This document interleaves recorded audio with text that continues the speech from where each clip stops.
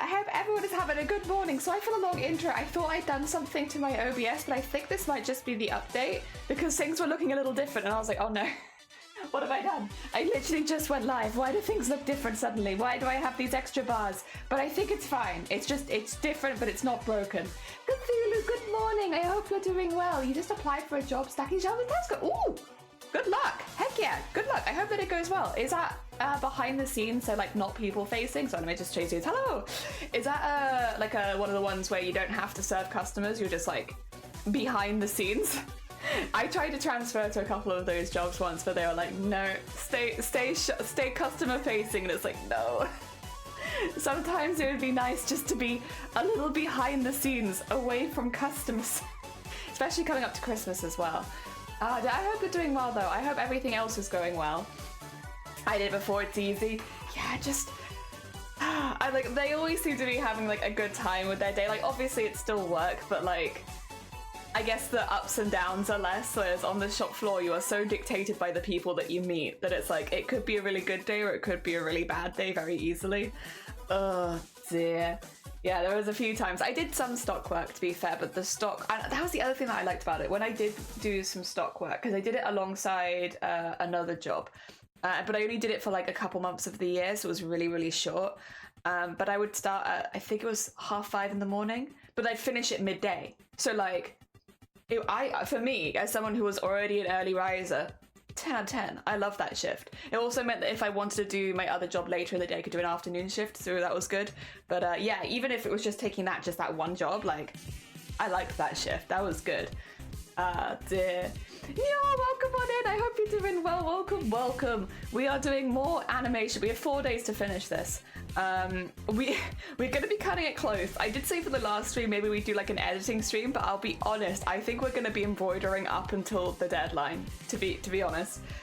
Because I did forget one bit. That's my fault. It only adds like a day. It's 4 embroideries. We've done this a few times. We've done 4 embroideries in a day. I know I can do it in a day, but I did forget that I needed to keep that in, and I was like, well, we have a little bit more to do than I thought, but we've got time, and I think we can do it.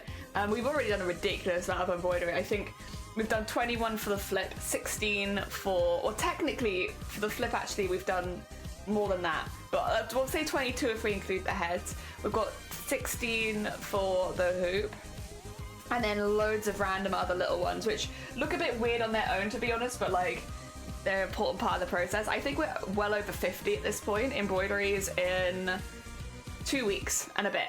2 weeks and a bit. Oh, my brain hasn't woken up completely. It makes it hard to do school stuff. I am well, thank you. I am well. Yeah, the edit, I should show you this actually. I'll have to switch to top down so you can see it. But look at the flip. Look at this. Again, this is so you can see like the outside of the embroidery. Don't worry about that. That goes away when I take it into the editing software because I'm doing that there. But look at our little flip. I'm so pleased with it. I think it's like very stop motion-y, but I really like it. I think it's turned out really good. I'm so glad we did the head separately because there's just no way I would have been able to do that as part, like my brain wouldn't have worked. It would not have functioned. But we did it. We did the big one. That's the biggest one, easily. So I'm pretty happy with that.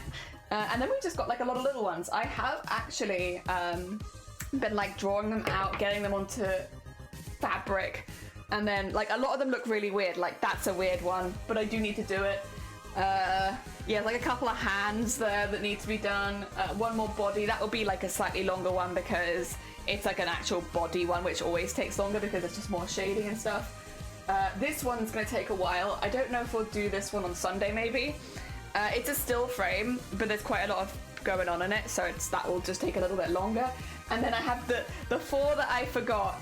It's the same thing over and over again, kind of similar to the other ones, like the stuff for this, but yes, I need 4 of it because it's just like a little like, it's like literally just that action, but yeah, that's gonna take me a second because that's 4 different embroideries of 4 people. Yes, so I need to work that out, and then we have the other character that needs to get embroidered as well, but otherwise, okay, it sounds like a lot, and it is quite a lot to still do, but I think we've got it. I did actually find a Twitch streamer that is also doing the animation competition, and oh my god, their stuff was so good. I can't remember their name. I know that everyone was calling them Pup. And it was like a real pup, I think was their name. Let me double check. if I'm not going to do a real shout out on them, like the one where it shows up on their end because I'm shy, but I can do like the other shout out. Yeah, a real pup. All right. The one that they can't see and they have no idea about. I'll do that one. See, I would love if I was a more confident person, I would love to do like the proper like slash shout out, but then they see it on their end and I'm like, I don't know if I want to do that. That's kind of spooky. But yeah, if you want to see somebody else who is doing this competition, they do pixel style, kind of like pixel video game-ish style art. It's very, very cool. And from the frames I've seen them been doing so far, it looks fantastic. So I think they'll do, I hope they do well. I hope they show it on screen because I think what they've been making is really cool. And they're the only person that I found so far that is also entering this competition at Twitch. Again, I think that makes sense. It's a very short deadline for an animation thing. I think most people are just like doing it themselves and getting it sorted because it is a lot. Oh, you can see someone does a shout out thing. Yeah, when you do like a slash shout out. So Neil, I'll show you if I do you now. 2 secs. Neil. If you open your OBS, you'll see that on your OBS. Yeah. Also, if you haven't checked out Nyor before, they're a very sweet bean. They do stream. You can go follow them if you haven't followed them before. But yes, if you go onto your OBS, you should see it as like a crafty jellyfish shouted you out to however many viewers you have at that time. Yes. So it's not a secret shout out. It means if you shout people out like that, they know about it later. Which is why, so accidentally getting myself a shout out. Yeah, but you know what, listen, it's the easiest way of showing you what it looks like on your end. The only downside with those shout outs is they actually have a quite a long cooldown because they stay at the top of the screen, so I can't do another shout out like that for like a minute now or two, which is fine, but like Nightbot has a much quicker cooldown, so if like 3 people popped in and I wanted a shout out, I wouldn't always do the top one because I'd have to wait like 3 minutes in between. Symphony, welcome on in. I hope you're doing well. Welcome. We have a little flip. Now. It does have frames on either side because obviously that is quite a quick cut at the end where they go back down to the ground. Don't worry about that. It's because I'm only using that bit in the middle and then I have some to start and some to end. So don't worry about the weird quick cut.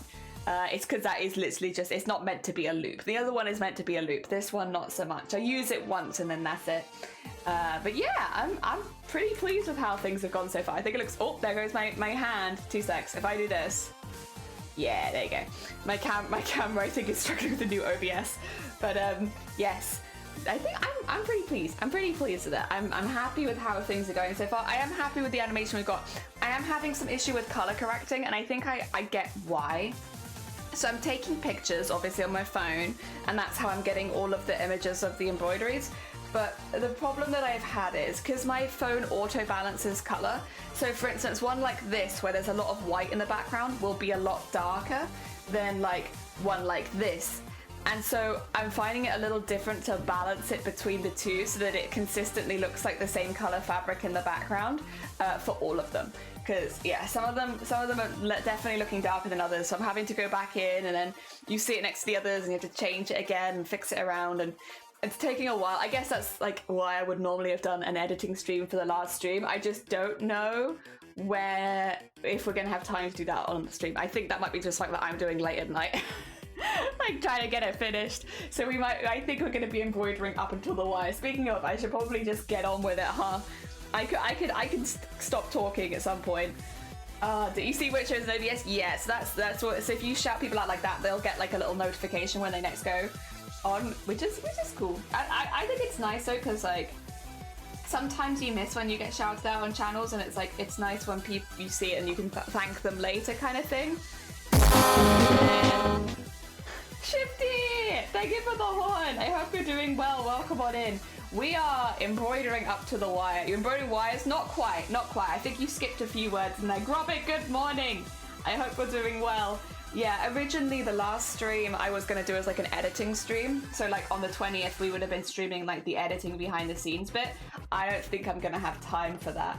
I think it's going to be we embroider it until, you know, I have to edit at like 10 at night or something and then edit till midnight kind of thing. I think it's going to be one of those. We're very much cutting it very, very late, but that's okay. Because I still think we have the time to finish it. It's just going to be a little slapdash at the end. Voting the horn would have helped me wake up. Did it not help you wake up? I'm sorry. I will say, I do get a little used to the horn because we've like had it for so many years. So it doesn't have quite the same effect as it used to most of the time.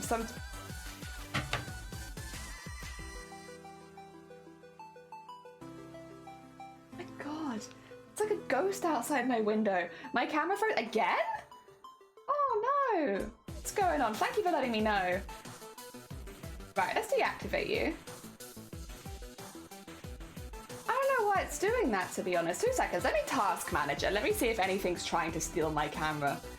I wouldn't be surprised, it's happened before. It could also be because, again, OBS, I have just updated yesterday, technically, not today, but I did just update to 3.0 or 30.0, whatever it is. So maybe that's what's causing it. All right, get rid of that, we don't need that. Oh, yeah, I see it, okay.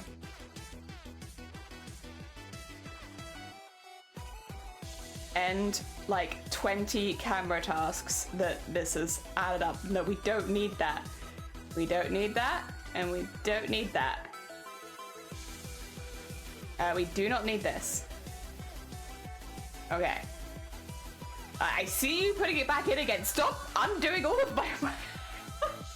I'm watching you. I am literally watching you. Oh my God. Wow, heckin' rude, dude. I literally watched you put it back in again. I said no, we don't need that going right now. In fact, we never need that going. Why are you running? Get out of here. Sorry, excuse me, welcome to the I'm ending all the tasks on my computer stream. Get out of here. Okay, maybe that will help. I don't know, could also be a driver thing. Oh dear. I skip a lot of words you say. It's instinct. I get it, you know, like safety, you know, a human instinct to keep yourself safe. Oh dear. Well, you have 4 hands. I do have 4 hands, but don't tell anyone. That's my secret. Dear. Sorry I popped by. No. Oh, outside my window? You did. How dare. Although in reality, I think that was an airplane, but that's like kind of a concerning noise for an airplane to be making. I don't know. I guess it is kind of windy and there's a lot of rain. I hope it's okay. Whenever I hear noise like that, I'm always terrified that I'm gonna like look at the news post-stream and be like, oh my God, oh no. Stealing camera? Crime. Is crime. For sure. Trying to hack in. Why of all the people would you want to hack me? I have so little of interest on it. What's up, Matrix and Desmond? Welcome on in. How are you both doing? How's the week treating ya? I hope that it's going well. We've been busy beans here, but for good stuff. A window impression? Oh, an airplane impression. Yeah. Airplane impression, yes. Well, if that was your airplane impression, though, I worry. Because I feel like that's not the sound of a healthy airplane. Oh dear. I'm doing an impression of an airplane with the flu. That's what I'm doing. Oh dear. Yes, it's been good. How about you? Good. Busy. Very busy. And I was talking to Mama Jelly the other day because we're trying to organize like seeing each other because, you know, it's been quite an intense month. There's been a lot of stuff going on behind the scenes, and, you know, during these kind of times it's nice to be around family, right? So I've been trying to organize seeing them, and I looked at my calendar and I was like, I'm busy this day. I have a couple of days free here when Mama Jelly was not free, and then I think that I have for like the next 3 or 4 weeks booked up nearly every day with either something scheduled or that I'm seeing other people, which I guess is really nice. You know, it's lovely, but Jesus, my God, heckin', I don't know how this has happened. Luckily, I'm not someone who loses too much on social battery, so I should be okay. I'm just a little worried that I'm going to get maybe... The problem is, for what I have in social battery, I do worry that I'm going to destroy myself with migraine. But we'll see. I'm gonna just fingers crossed that everything goes okay, and everything's gonna be fine, and there'll be no worries, and I'm worrying about nothing. It'll be okay. Oh dear. But yeah, busy. But it's all busy with, well, mostly good stuff. There's a few things in there I'm not super looking forward to, but for the most part, it's okay. Oh dear. It's seeing people I like and having a nice time. Yeah. Oh dear. Seeing each other on Christmas? No. We are! And this will be the first time that I spent Christmas with my family for about 8 years, if memory serves. It's been a really long time because, again, Christmas for us is more about getting together and eating food and stuff, but it's been very, very difficult for us to plan. And the problem is if I travel, because like near Christmas, I often will get COVID near Christmas just by getting on a bus. So there's been times where I've intended to spend Christmas with family and I've had to cancel last minute. But yeah, so hopefully if everything goes well, this will be the first time I see my family on Christmas for about 8 years. Yeah, it's been a minute. Oh, busy bee, yeah! Freaking busy bee. Oh, dear. Even if it's mostly good stuff, I hope you can get a breather in somewhere. Have it, yeah. I think because we've got. Well, I can't really say a few of the things I've got going on because it's like a little private. But we've got this, and then I wasn't going to stream on the 21st because we had like a really busy day, but I now have something scheduled later in the day on the 21st, which I think it'd be nice to be a bit distracted from. So I might end up streaming on the 21st and then taking the next day off. Because yes, otherwise that's the thing, it's like it's a toss-up sometimes, isn't it, when it comes to stuff like hobbies, like because streaming is very much a hobby for me. Like if do I take a day off completely and do nothing but then be stressed about what I'm worried about in the afternoon, or do I stream in the morning and then also go to it's difficult. I'll work out on the day, I'm sure, but originally I was going to take the 21st off just because obviously we've been embroidering so much every single day. It's like, well, we should probably take a day off. But now I might not take it off.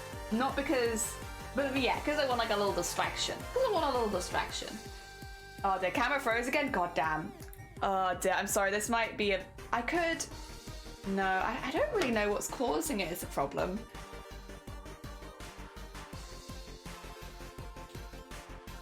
How frustrating. I wonder if it is the new OBS thing. Oh dear. Like, weird. Has any other streamers had any similar issues? I guess a lot of the streamers I know don't use cameras, but has anyone had anything similar? It would be very, very helpful if anyone had a solution to this on the fly. I don't think that's what's going to happen, but if anyone does... Oh dear.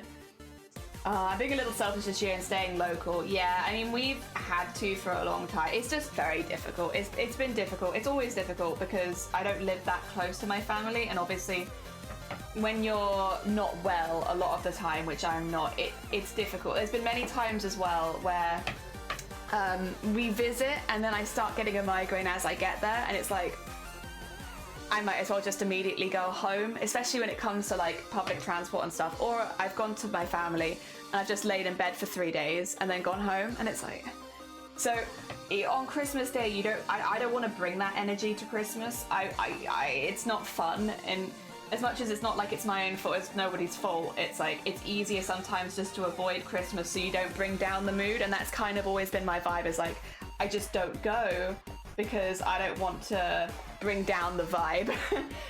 So this year though, because we have a car now and I'm a little more stable with my migraines than I used to be. It's still pretty bad, but it's like a lot better than it used to be. We're gonna give it a go and hope. We're only going for the day, so worst comes to worst, if I have a migraine, we were going for just the day anyway. So fingers crossed, that'd be nice. Yeah, it's a difficult one. It's not one I like to talk about too much because it's obviously quite, yeah. It's just like one of those ones where it's like, it is what it is, but it's not the most fun to talk about. Yeah. But I am excited to try this year to go see them for Christmas. Ah dear. Also, I love the idea of the stop motion embroidery. I think that is what it's called. I think I am submitting a stop motion piece. Like, while it is embroidered animation, I think stop motion is the best way of describing it because, yeah, I mean, it looks very stop motion to me at least.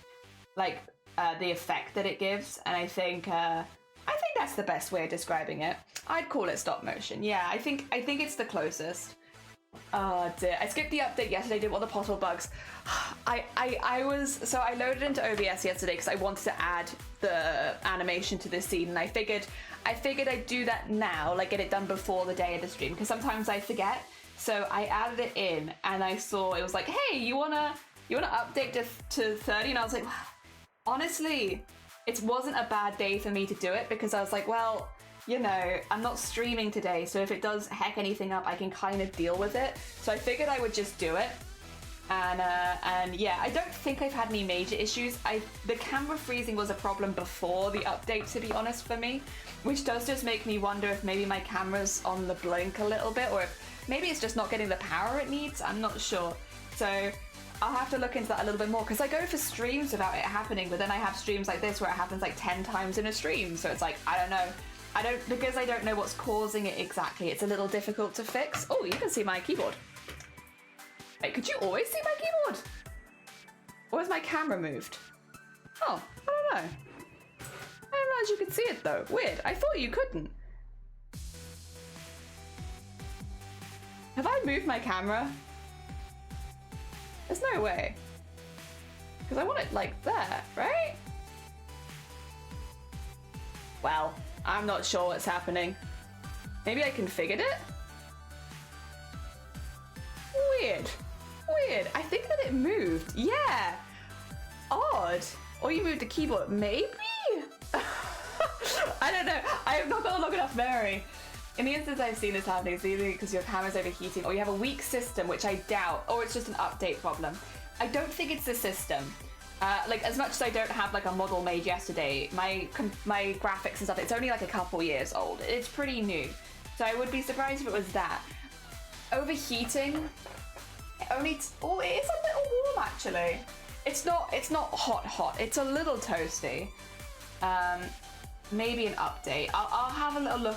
Obviously, I'm not going to update live on stream because I think that would probably remove my camera, and then you wouldn't be able to see what I was doing. But I can have a little look after stream and see if there's any sneaky updates it's not told me about that I need to run. Maybe. Probably talk to my migraines because yeah, you have to be around mortal commoners. Yeah, it's hard. It's hard being around the mortals. Oh dear. Nah, I'm just one of those people that getting tired triggers my migraines, and so like catching a bus and like 3 trains is I think that would tire anyone out a little bit, right? Like traveling for hours and hours, especially because like one of the changes in particular is normally quite long as well. So even if you're only on a train for like 3 hours, you're also stuck at stations and stuff like that. So like that, I think it's like the whole mixture of everything that is, and also, I know this won't make maybe as much sense to people that are outside, but like it could say that your train's arriving in 10 minutes, but your train will probably arrive in like 2 hours. Like the British public transport system is something, and it's definitely worse in Wales, but it's not exactly great when you get to England either. It moved. Odd, yeah. I might be either overheating or update stuff then. Yeah, there is a ghost, I think. I did hear one earlier, which I thought it was an airplane, but maybe it was actually a legitimate ghost coming in and screwing up my stuff. Oh dear, it's a mess. Yeah, it is. It's like the you could have everything scheduled out to a T and still not arrive when you think you're going to arrive. It's pretty bad. It's pretty bad. And again, it is definitely worse in Wales, I'm not gonna deny that, but like it's still not good in England either. And like I'm in a position of, I guess, better now because we have a car, but like yeah, before it was like if the trains just didn't turn up, I'm stuck for hours at times. I remember one year when I went to visit them, this was before they moved because they're a little closer than they used to be, but before they moved, I remember getting stuck on a platform, and like there was a changeover I needed to make, but they weren't running any trains to it because there'd been an incident, right? So they hadn't planned ahead, like obviously because it was an incident that had just happened. And I remember getting stuck for about 3 hours, and it was like 10 at night, and I was on my own, and I was just like, and also I had all of my stuff with me, so I had all these bags, and I was just like outside because like a lot of the stations in the UK do not have like basically any cover, so you're just stood in the elements waiting for 3 hours. And I was like, yeah, I was absolutely miserable kind of waiting for the train a lot of the times. Oh dear. And like, I don't know again what it's like outside of the UK, but in the UK they really want more people to catch trains and buses because they're like, you know, it's better for the environment, like, you know, we'll do all this stuff to make the infrastructure better. But it's like, I'll be honest, I think it only takes one really bad experience like that to put people off catching them for a long time. Because I know after that I didn't do that train journey for a while. Like, unless I had to, I was like, I'm not doing it. Because I remember, like, that was already a really long journey for me. I think that took like 4 hours, 5 hours of traveling. So it was already a long journey for me. And then to add like an extra 3 hours stood in the cold outside with no shelter at like 10 p.m., not even knowing if I was going to be able to get home that night.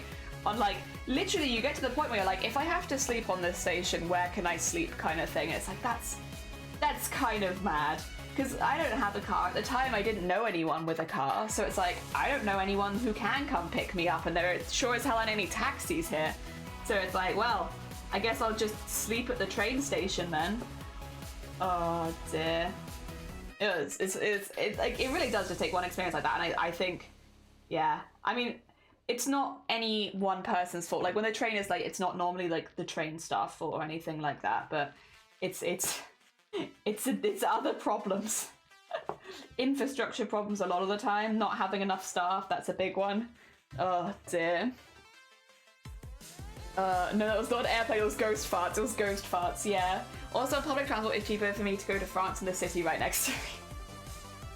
That is absolute madness. It is cheaper to go abroad than it is to, like, travel within the country. You're not wrong. I thought Europe's public transport was pretty good. I can't speak for the rest of Europe. I can only speak for the UK. In the UK, no. It's not so bad. Like, there are pockets in the UK where it's better.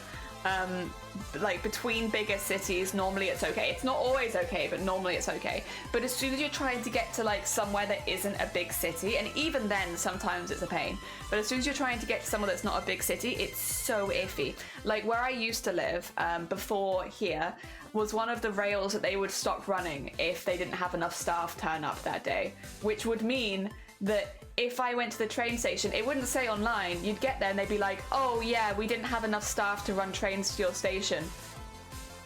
Okay, so I can't go to work then.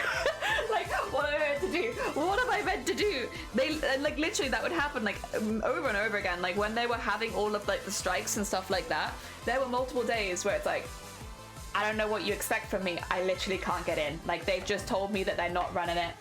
So it's like, I don't know. You want me to go into work? Come get me. Oh, yeah. I was like, it's like, it really depends where you live. And like, I would say I didn't live in that small of a place, but yeah. The city, major towns and cities, yeah, they'll have it a bit better. It's still expensive, but at least they have it. There's 27 people worse and they have to commute on sheep. Man, I wish. I wouldn't mind that. I wouldn't mind like commuting with sheep. That honestly sounds pretty good. Just like I get to pet sheep. Easy GG's, but we're all nah. Yeah, we're all nah. Dear, but I've always enjoyed living rurally. Like, I am not really a city person, to be honest. If you are a city person, power to you, but I am not really a city person. I am a give me long walks in the forest kind of vibes, and not too many people. Dear. Damn, that's what you're saying. They break the backs of sheep. No, I would never hurt a sheep. I love them. They're so cute. I love their little faces. I love their little ears. I love lambs as well. Lambs are adorable. Yeah, so cute. And I think sheep are just really, really cute. Oh dear. They're just heckin' adorable. They are easily one of my favorite animals. I really like sheep. I do honestly wish I saw sheep more often, because yeah, where I live there aren't really any sheep. Not that kind of place. Oh dear, but they are so cute. Not bred for transport, just regular sheep. Regular sheep, so cute. I am a bigger seaside town person. I do like the smell of the sea. Like when you start feeling like the sea breeze, that is nice. I do like that. I don't know if maybe that's something you'd get used to if you live there, but like, because although I have lived near the sea, I've never lived near the beach. I lived like near, not the beach, just the sea, like cliffs and stuff. You still get the sea breeze and stuff though, and I did like it. You also get a lot of seagulls. Oh dear. No! Don't dox yourself. Oh, I'm not, don't worry. This was also like a place that I lived over 10 years ago. But I will still not dox where I lived 10 years ago. But yes, I lived closer to the edge. Yep. Oh dear. Hey, that's false advertising? Wait, what's false advertising? What have I falsely advertised? Oh dear. I feel like this is one of the more accurate titles that I've had in a long time. Oh dear. You're not a jellyfish at all? Yes, I am. I'm piloting a human being, but I'm a jellyfish. Oh dear. I'm living inside of the brain goo. You love lambs too? Tasty? Yeah, but also adorable. Oh dear, so heckin' cute. I love them. I love them. I wish, because, you know, there are trains from here. We don't catch them super often, but they do exist. I kind of wish some of the trains went through more fields and stuff. They don't. Sad times. It's weird, I can't smell it at the time, and my partner has lived there for so long I can still smell it. I wonder if what if Brain is not jellyfish? Brain is jellyfish. Brain is honestly this morning has been big jellyfish. I had a morning where I woke up and nah. Oh dear. Oi, oi, grub it. Oh, sorry, are you okay? My bad. Didn't mean to smack you like that. I got mad, I got angry, I had a moment of rage. It's also probably a sign to move my tea out of my arm's width. Just in case I get angry and bop it. Skadoosh. Oh dear. Oh. There we go. Blah. Imagine being able to speak and type in English. I hate spelling. Like, I hate typing in English. I literally, the amount of time people are coming to my streams, because we obviously talk about a lot of unusual subjects here, and they're like, oh my god, your Google search history must be mad, and it's like, no. My Google search history is me typing the same 10 words in over and over again because I consistently forget how to spell them.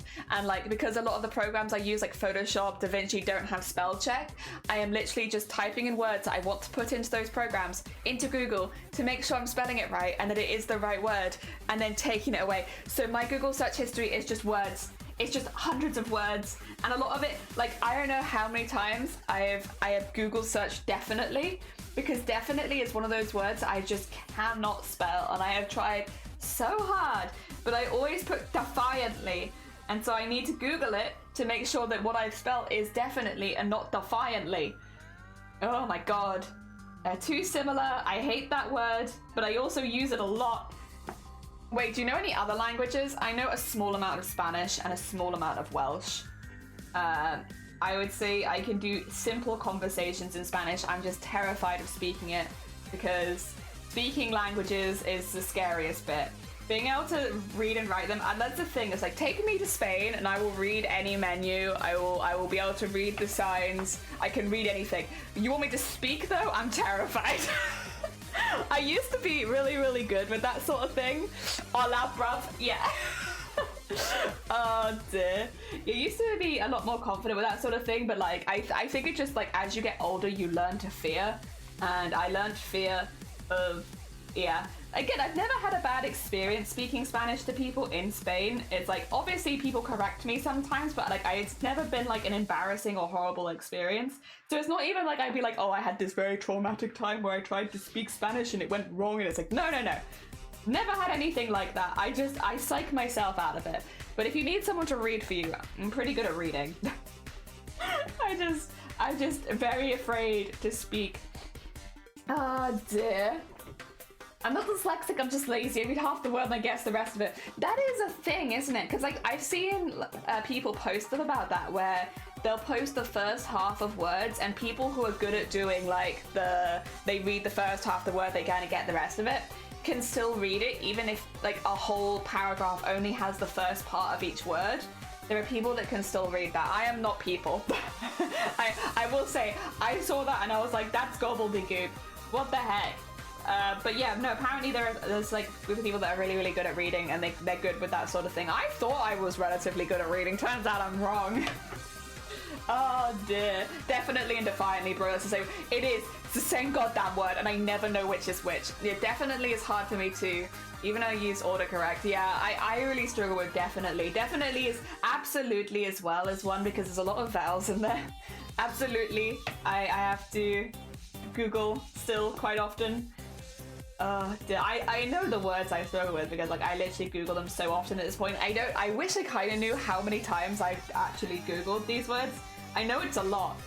Quote human. I decided I want to sew human veins. Yes, human veins. Not other veins, just human. Ah, dear. Okay. Ooh, we're getting there either way. This sort of stuff takes a really long time because there's a lot of building up color. I don't know if maybe I want to do like the, you know, in like film and like stuff where like they have the big black bar at the top and the bottom. I kind of want to do like the big black bar at the top and the bottom. So these are going to be more like little rectangles rather than circles, because I kind of want to do that effect. I don't know how you do it, but that's kind of what my brain is. That's what I've decided I want to add for this bit. So yeah. So they're going to be kind of like weird brick looking embroideries rather than like what we've been doing before where it's like more square because they've been used to going into a circle. Do your parents ever visit you? Yeah they do, when they can. I mean, they're both very busy. They have a heck and a lot of stuff going on, but they sometimes visit. Yeah, it's always nice when they do, to be fair. It's nice as well because before we had a car, whenever my parents would visit, it'd mean that we'd get to go out for a bit, which was nice. Because obviously it's quite hard, especially after having long COVID, it's been a lot harder to get out on my own. So yeah, it's been nice. They take me out for coffee and it's just nice. I enjoy it. I have a good time. I mean, I'm always like this kind of person who like, you know, I'm happy. Like, you're like, are you sure you just want to go out for coffee? And I'm like, yeah. Coffee places are my happy place. Take me just to a cafe and I'm happy days. Oh dear, they're Doctors Who bake and juggle. Yeah, they're honestly very, very busy. They're very, very busy beans. Like, when I say we were trying to like organize, I was on the phone for like a full half an hour where we were just shooting dates at each other, like, this date, no. This date, no. Like, they had so much going on. Oh dear. Heckin' busy beans. Yeah, you think I'm busy. I'm not even that busy. Oh dear. Coffee is the best. Yeah, I love going to coffee houses and just like chilling for a while. But before like I got sick, that was like whenever I had a day off work and I just needed to like refuel basically. Like you know when you're like having those days where you're like burnt out, you're tired, you feel like you have a lot of bad days one after the other at work. I would take myself to a coffee shop and I would just sit there without my phone or anything like that and just relax for a bit. And it always made me feel amazing, like afterwards. Like I'd feel 10 times better. And I was lucky because at the time we had a really, really nice local coffee place. You don't call that a cafe? I guess I do call that a cafe. What have I been calling it? Coffee shop? No, you're right. I do call that a cafe. I don't know why I just started calling it coffee shop. Oh dear. Coffee house, cafe, either, yeah. Same thing, I guess, but yeah, no, I would normally call it a cafe. And yeah, cafe. I love just hanging out in cafes. And yeah, this year I haven't been able to do it. Well, to be fair, the last couple years it's been a bit difficult to go. I don't think I've taken myself to a cafe for years at this point, but I would like to. Again, I'd like to get myself to a point where I can go take myself to a cafe. The Americanism was bothering me, my bad. Oh dear. Gas station. I go to gas station coffee. Oh dear. Hell yeah. I'm gonna get my gas station coffee. I mean, it would be weird to see me at a gas station, I guess, unless... Wait, we don't call them that though. We call them petrol stations here, right? I'm pretty sure we don't call them gas stations. No. Oh dear. Are you not sure? I'm not sure. I think I just... What do I call them? I don't really call them anything. It's like, oh, we need to go get petrol. So I wouldn't necessarily say we were going to the petrol station. What do I call... I have literally completely forgotten what I call them. What do I call them? Do I call them petrol station? Because that's not rolling off the tongue for me right now. But I wouldn't call them gas either, because we don't drive on gas. Oh god. What? I don't remember what I call them. It's gone. It's gone. I've lost a word. A word in my dictionary has just disappeared today. Rip. Rip word. Goodbye. How long have you lived in the UK? Yes. Your point? What point are you making here? The answer is yes. Oh dear. Alright, we got one that is coloured. I'm not going to colour the skin because it seems like a bit of a waste of time. So I'm just going to focus on getting everything else nice and detailed and pretty. But I do want to get all of the like big bulky bits of colour in, so the pink and the browns first, just so that I have them. I can see liquid. Let's call it gas. I mean, though, I could see me doing that same thing. I could see it. Okay, let me have this one. Oh dear. Happy November, Dex, how you doing? Welcome on in. I hope you're doing well. We are trying to zoom. We are doing our very best to zoom because we do not have a whole lot of time left with this. In fact, specifically, we have like 4 days. 4 days to finish this. It's really weird because I feel like if we were doing regular animation, like all digital and stuff, it'd be like, oh, like, okay, time to start editing at this point. We need to get everything together. Whereas it's like, nope, still need to make frames. Still like so many frames to make. This is Super Hexagon. Also Open Hexagon, which is the sequel to Super Hexagon. B-Move. No, it's not B-Move. It's Super Hexagon. Oh dear. Super Hexagon is a fun game. I do like Super Hexagon. You need like a little silly game to fill in like 10 minutes of your life every now and again. It's a lot of flashing lights and moving images, but it's pretty fun. Oh dear. B-movie. No, B-move. Just sounds like you're yelling at a bee. Like, bee! Move! Oh dear. There we go. Now I'm gonna try an 8-bit rendition of the Seinfeld, which probably does exist. That sounds like something you could maybe find in the corners of the internet. I don't know. I feel like you can get that. This gives me seizures. It is fun. Yeah, that's a vibe. Oh dear. Yeah, we have quite a bit to do. I can actually pretty much show you everything we have left to do except for one because I haven't printed it out yet, and I do kind of need to print it out, but I haven't. So the goal at the moment, because we've done most of the ones where it's like, you know, we like the 21 frames with the flip, we've done stuff like that. We're kind of finished on those. So now we're just getting a lot of the in-betweeny bits and stuff done. And yes, there is quite a few, but at least they're all like, I think having them all be one-offs makes it feel a little less intimidating, because when you're doing like 20 something of the same thing, it does feel like quite a lot, whereas this doesn't feel quite so bad, because it's like, well, once I've done these faces are done, which it was not the case with everything else we've done so far. So I'm not too worried. Oh dear. As I thought, I read a different word. Oh, I do like jazz. Oh, you like jazz? Hell yeah. I do like the whole B-movie meme stuff. I will say though, I unironically enjoy the B-movie. And you can, I know it's a trash movie. I'm aware of it. I know that it's hot garbage. But I also, I do actually like it. I think it's actually kind of funny. And you know, yeah. Does it deserve its meme status? Yes, absolutely. It's pretty bad, but I do actually really like it. I think it's great.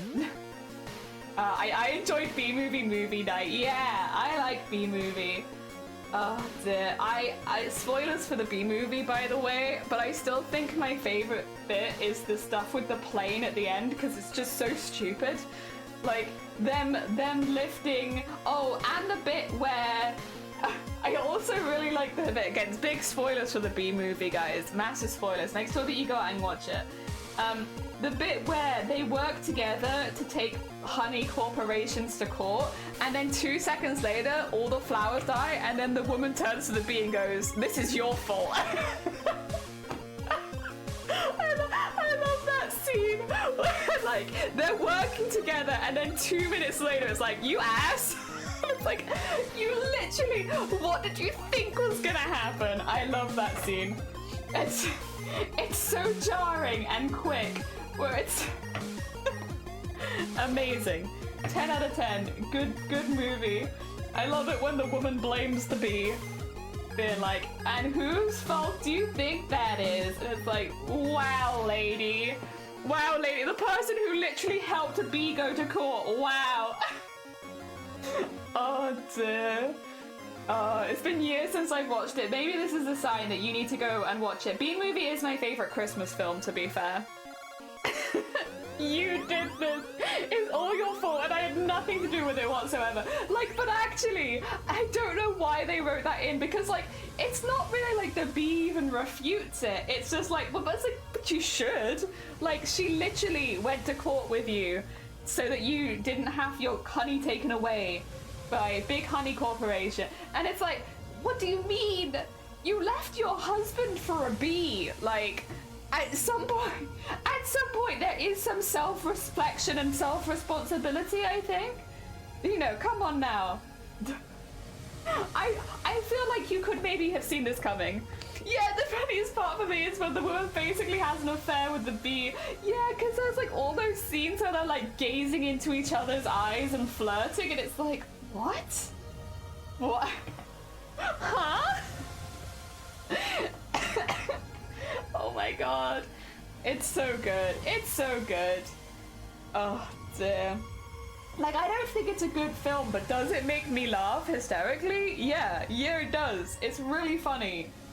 It's not funny because I think that it means to be funny necessarily, but it is funny. It's a funny film. Also, you can just turn your brain off, because I don't think anyone in that film has a brain on. So you can just turn your brain off and enjoy it. And I do like that's a good vibe. It's a good vibe. Turn brain off, head empty, only bees. Oh dear. Oh. Yeah.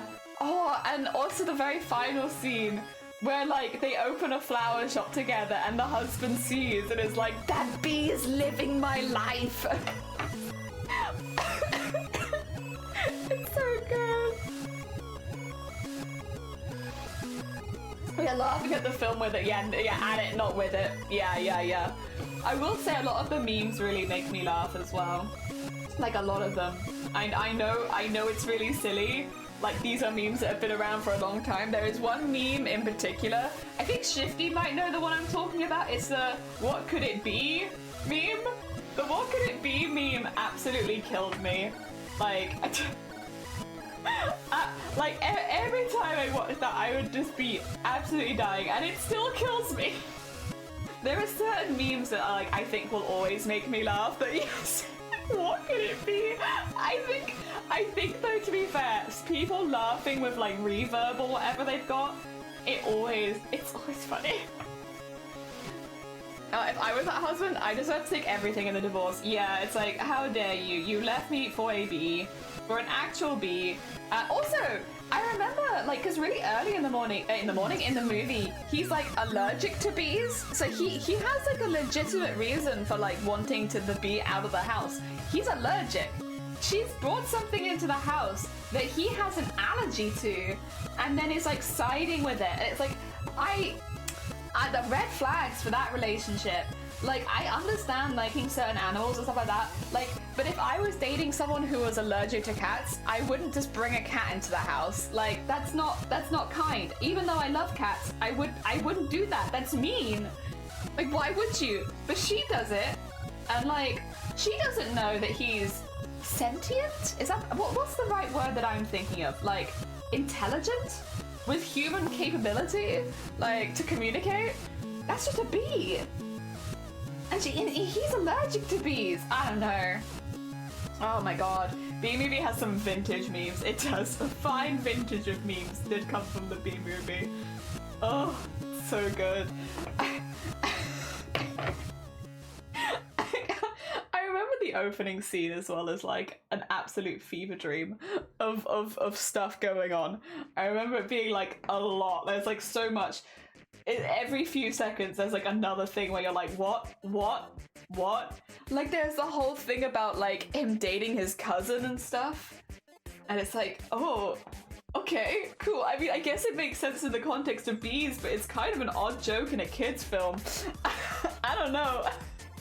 Maybe it wasn't a kid's film. Also, Scott, welcome on in. We're talking about Bee Movie, my favorite film. The only film that I've ever watched actually is Bee Movie. Oh dear. And then they have a romantic relationship with an animal. Yeah, they go on picnics together. She demolished that bee. I mean, yeah, I just literally, this is the birds and the bees I learned as a kid. Yeah, it's so odd. I like the dream sequence. Weird choice to have it end in a horrific explosion. I just, man, it's a treasure. It's a real treasure of a film. Oh dear, hell yeah. Oh my god. It's just, there's so many scenes that I remember from that film being like, yeah, that's funny. Yeah, that made me laugh. That made me, like, I know it's not necessarily always intentionally funny. I think a lot of the intentionally funny bits don't hit at all. But like, just the whole movie, it does hit pretty good. Oh, the animation as well is so jarring. I like the use of jarring as well, considering that the whole court case in Bee Movie is to do with selling jars of honey. Very good, very on topic there. Very nice. Oh dear, we like that. Oh. Doesn't someone have like a sword fight with one of the bees? I feel like somebody does at one point. I don't remember the context. I just remember this guy like fighting a bee with a pin or something. And then like having like a little sword battle with, but like one of them's using their butt and the other one's using a pin. It gives me dick energy, but not the good kind. Oh dear. What, like as the person or as the bee? Because I really only know them as the bee, unfortunately. Although, is that the same person that goes like, ugh? Is that the bee person? Is it the guy? Oh dear. I'm just now putting 2 and 2 together. Are these the same person? Oh no, that's Tim Allen. Alright, oh dear. The person, but that's what I think when I see the bee. Oh my god.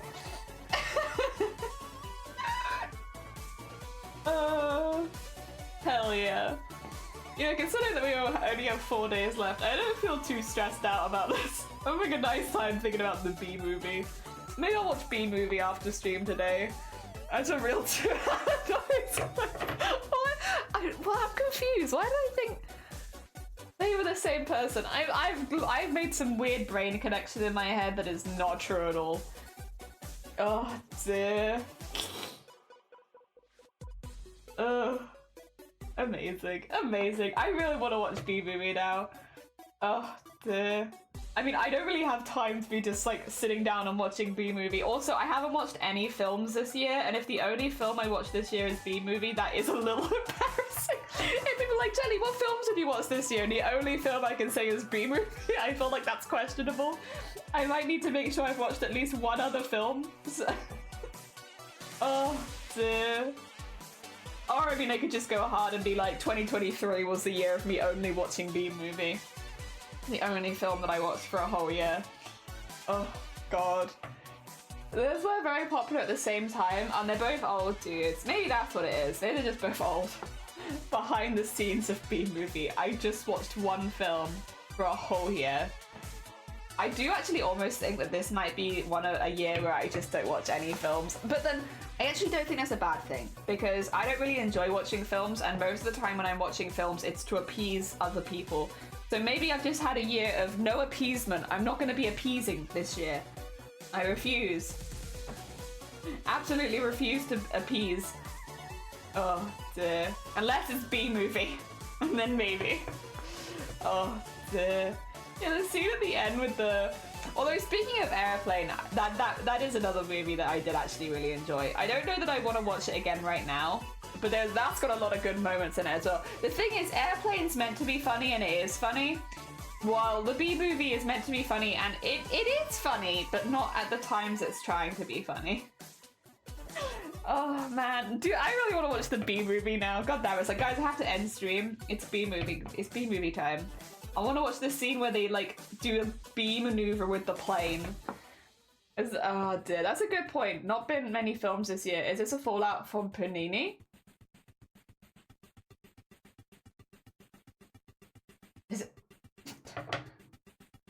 Is this the fallout from the panini?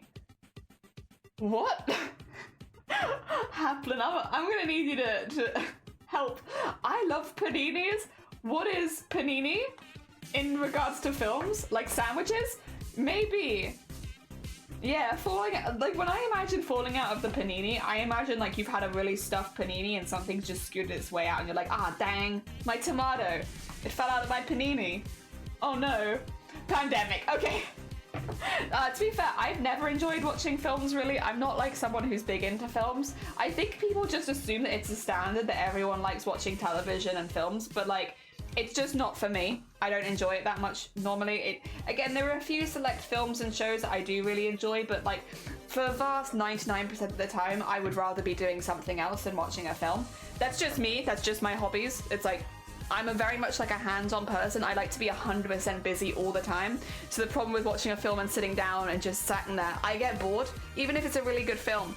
And also like these days as well, I find it very overstimulating and I feel very overwhelmed and like, I don't like it. It just doesn't make me feel comfortable. If there's a lot of movement, I get motion sick.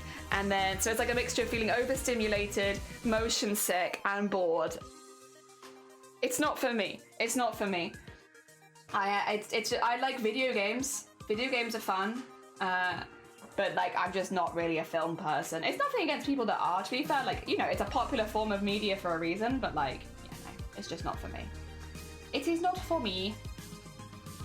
Oh dear, probably to do with the strike. No, no, I think it's to do with the panini. And at this point, you cannot. No, I will take no other narrative. It's the panini. The panini is the big reason. We'll all go. It all comes back to panini. I used to really like paninis.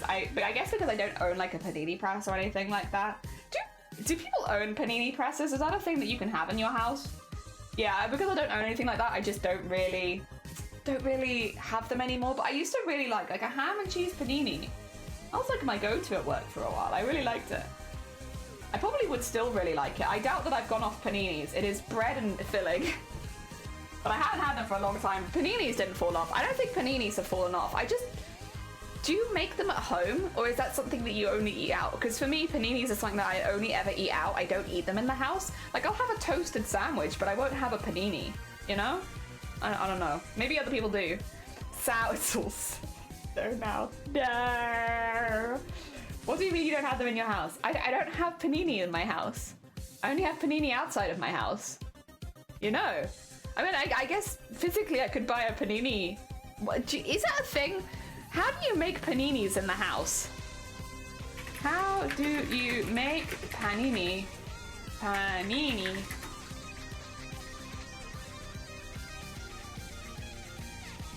Is it just a grilled sandwich? Is a panini? I have always had them in that thick bread, so like maybe I'm adding something in that's not true. You dare bring that panini in here. Paninis are for outside. I know you can't have the machine that makes them. So you do have a machine that makes them. How do you make paninis? How is a panini made? I thought you needed some kind of grill, right? Am I wrong? Have I overcomplicated panini in my brain? Stop the spread of panini. Keep the house panini free. No, I do like panini, but I've always been under the that you need some kind of like grill, like a waffle maker sort of thing, but for the panini. Do you not need that? Is that not true? Heat of toasted sandwich maker. Yeah, I don't have a toasted sandwich maker, and that's what I thought. Oh dear. Panini is the type of sandwich, or is it how it's pressed? I don't know. Panini is just a sandwich. It's Italian. It just means sandwich. It's actually just a plural. Panini. It's basically a sandwich. Well, I mean, I can make a sandwich. I can make a grilled sandwich. Like, I can make a grilled cheese. Maybe. I see it's a ciabatta roll. Yeah, I think I'm the same, and I also see it with grill marks, which is the bit that's throwing me off, because like that's what I would struggle to achieve. But if that's not necessary, then yeah, I can absolutely make a panini. If the grill marks are optional. Because like, yeah, I imagine it being like flattened a little bit. I don't know. The anime, welcome on in. Film about paninis. I'm in as long as it's... My next animation will be me learning how to make a panini. Paint the grill marks on. I could. Get some like liquid smoke, water it down and just... Oh yeah, that's burnt. That's definitely burnt. Anime, good morning. I hope we're doing well. We're talking about paninis and how to make paninis. And whether or not you can make panini at home or if you have to get panini out. How easy is it to make paninis? I don't know. Oh dear. Grill marks are very easy to make on the bread. Really? In like a pan? Because like my pan doesn't have any ridges, so like I get toasty bread, but it's not like grill marked, you know? I get a panini out of cake. Oh, like those people that make like handbags out of cake? Hell yeah. Oh, dig. Had a free day yesterday, it was nice. Oh, I'm glad. You know, you're always so busy. It's good to hear that you've managed to get some time off. Oh, dear. Panini movie? A woman leaves her partner for panini? I mean, would you not leave your partner for panini? It's okay, I won't tell. As long as you don't tell on me. For a good panini? Oh, dear, there's a very sort of thing that's coming. No, it's not in a pan. Ah, okay. Right. Woman helps the panini go to court? Yeah, we're good. You guys ready to fight for panini? It's about time. We all stood up and fought for panini.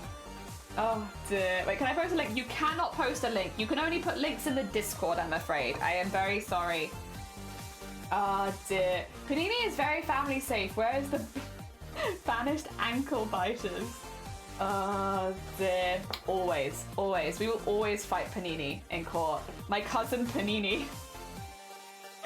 See, now you're all gonna make me hungry because I do like paninis. Out of interest, what is your favorite panini? They did one at the Costa near my work where it was like a tomato and mozzarella and like pesto. And it's simple, but it is good. And I feel like that's one way you could, you know, like make that at home relatively easily because you just need tomato, mozzarella and pesto. But I do really like tomato, pesto, mozzarella, panini at Costa. Yeah. Whenever that one was out, I was always very sad. That's the only panini for me. I play favorites. My favorite panini, and that's my favorite. Tomato pesto mozzarella. I'm also tomato pesto mozzarella. It's so good. Oh dear. I'm always a bit afraid to have the tuna ones. I think I would like a tuna panini, but like I always worry that it's gonna stink up the staff room. Or at least I did worry that it'd stink up the staff room. I guess now would be a better time since I work at home more. I could afford to do it. Yeah, I was always worried about getting the fish ones in case they were like really smelly or something. But I think I would like it. Oh dear. Chicken mozzarella barbecue. That is also a very strong combo. Hell yeah. A tuta panini stinking up the room. Yeah, like I worry about fish because you never know. Fish might be really mild and not too bad, but it might be really strong. And if somebody doesn't like fish, that's like a really intense smell, you know? Oh dear. I'm sure Shiny wouldn't mind. I think Shiny actually would mind quite a bit because Shiny hates fish smell. It's like one of the few things that I like that Shiny really does not like. I think actually Shiny would mind quite a bit. Oh dear. I mean, it's for panini, so I do, you know, we have our priorities here, and I do see where you're coming from, but yeah. Oh dear. It's like whenever I eat sardines, I have to be really careful and clean the tin out basically immediately to make sure I don't leave a fish smell in the kitchen. And be very careful. No fish smell. Fish smell stays with my fish. Oh, Disco, there it is! Oh dear. Yeah. But yeah, there was always a tuna melt panini, which I do not know what the melt indicates, but it was often called a tuna melt. Maybe just the tuna was very soft. That's the only thing I could think of. I don't know why else you'd call it a tuna melt. Maybe the tuna is so hot that it melts your mouth. That could be it. Oh yeah, delicious melting in the mouth tuna. Cheese. Oh, it's cheese! That would make more sense, yes. You know what? That does logically make more sense. I'm like, oh yeah, the tuna just melts. Melted fish, delicious. I love good melted fish. Oh, I will say the idea of being cheese is a little less exciting, but still exciting. I do like cheese. comes from the added fish cheese. That is a very intense combo. I mean, it's probably nice. I expect, because they always sell it. But yeah, it's an intense combo. Fish and cheese, two pretty smelly things next to each other. Although I guess a lot of cheese, like mozzarella, is not that smelly. Yeah, change the mozzarella or the gorgonzola and then also add the tuna, and I think it'd be like, oh,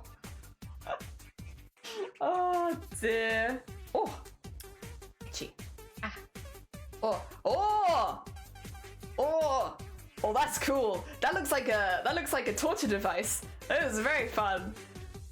You could like wave that at someone and they'd feel threatened. Hell yeah. Oh wait, you guys can't see what I'm looking at, sorry. I'm just imagining threatening someone with this. Yeah. Like, doesn't it kind of look like a medieval torture device? I can imagine threatening someone with that. Oh dear. Like, you go into the kitchen and they're waving that thing around, it's like, oh my god. Oh my god. Fish and cheese, no thanks? I think I'd like fish and cheese. I think the fish and the cheese would make a difference, but yeah, I think I'd like fish and cheese. Oh dear. Very heckin' nice. Very heckin' nice. I'm ready to torture people with my sandwich press. Oh dear. Oh, there we go. Fish and cheese is the new fish and chips. Oh, controversial, but maybe fair take. I mean, I do like cheesy chips as well. That's buddy pie. You've never seen that before? No? Have you? Wait, is that something you just have lying around in your kitchen? Whenever I'm like making like a toasty cheese, I just use the pan. Oh dear. Threat amount of putting the pee-pee into— no! Even I would not. Even I would not. That'd be mean. Oh dear. That kind of thing looks like one of those chimney things. Yeah, no, I know. Yeah. Like, it looks like the— yeah. I had the electric one, though. Oh. Okay. Oh, damn. What do you mean even? I've been eating them my whole— what the hell? You lucky bug. You've been able to have so many paninis. I am feeling— this stream has opened my eyes and I have been missing out on paninis. To be fair, Christmas is coming. And people have been asking, Jelly, what you want for Christmas? I could say— whatever that is. What is the name of it? Is it just like a sandwich press? Oh dear. Whatever this thing is. One of these, please. I would like this. Oh dear. I've had over 15 years. I've missed out on so many paninis. I could have been making paninis at home. Dang it. Oh my god. That would have elevated my sandwich game if I could— oh, god dang. Heck. Oh my god, I've missed out on so many years of paninis. Oh, sad times. We call it a sandwich maker, a sandwich toaster. Okay.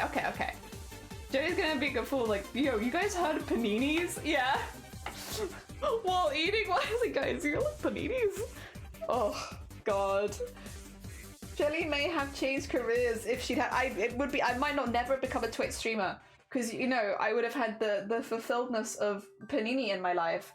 So maybe I would have never started streaming on Twitch. It would have been completely different. Things would have changed. Oh dear.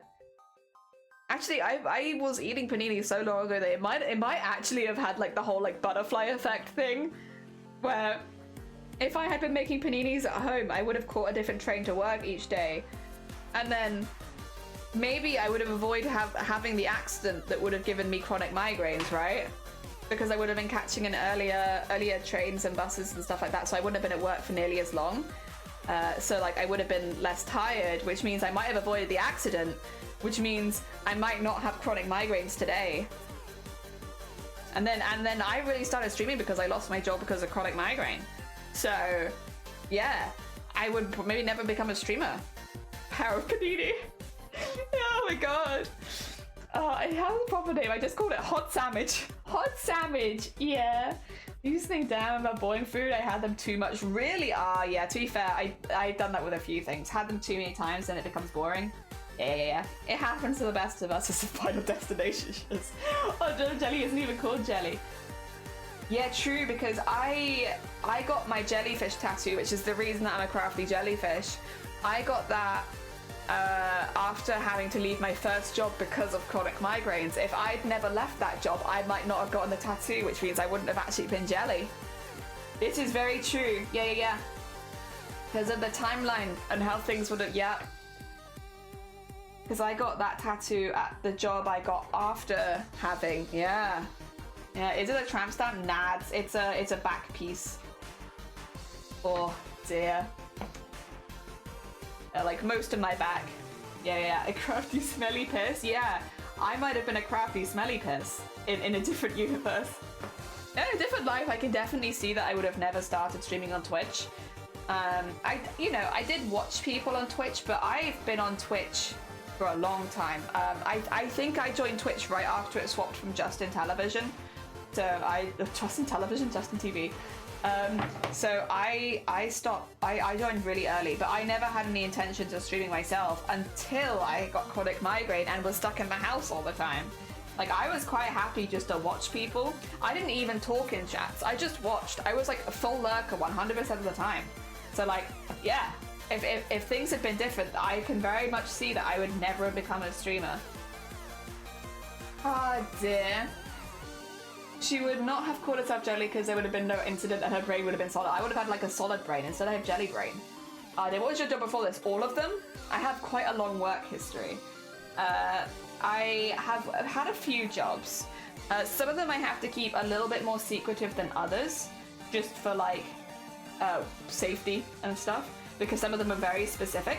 But the main one that people know is that I worked I basically did post-surgery fittings for people who had breast cancer or were doing enlargements or reductions or transitional surgeries. So like when people had tubes and drainage and all that kind of stuff, we would help fit them for binders after that. And then also like going forward as well. So it's like a bra fitter, but a little bit more medical. That's the main job that I've held, but I've also worked in a call center. I've also worked in smaller family run businesses. I've worked as a sewing machine repair person. I've worked in call centers. I've worked in curtain making. I've had quite a few jobs. Yeah, so while I can't be super specific about like the places that I've worked, I have worked in quite a few places and done quite a few different things. I didn't work at a morgue. That's not true. They are making that up. That is a lie. I've never worked at a morgue. Oh dear. My philosophy is that there's an ever-increasing infinite number of parallel universes wherever possible. Exactly. I like that. Yeah. I will say though, this isn't my job. Twitch is not my job, and I don't really want to view Twitch as my job, to be honest. Like, unless I ended up becoming like a very, very big streamer, I would rather Twitch be my little hideaway in the mornings where I have like a nice time and chat with people. It's not really a job. But I do commissions for art, and I also have been selling my embroideries, and that's a little closer to a job. Yes.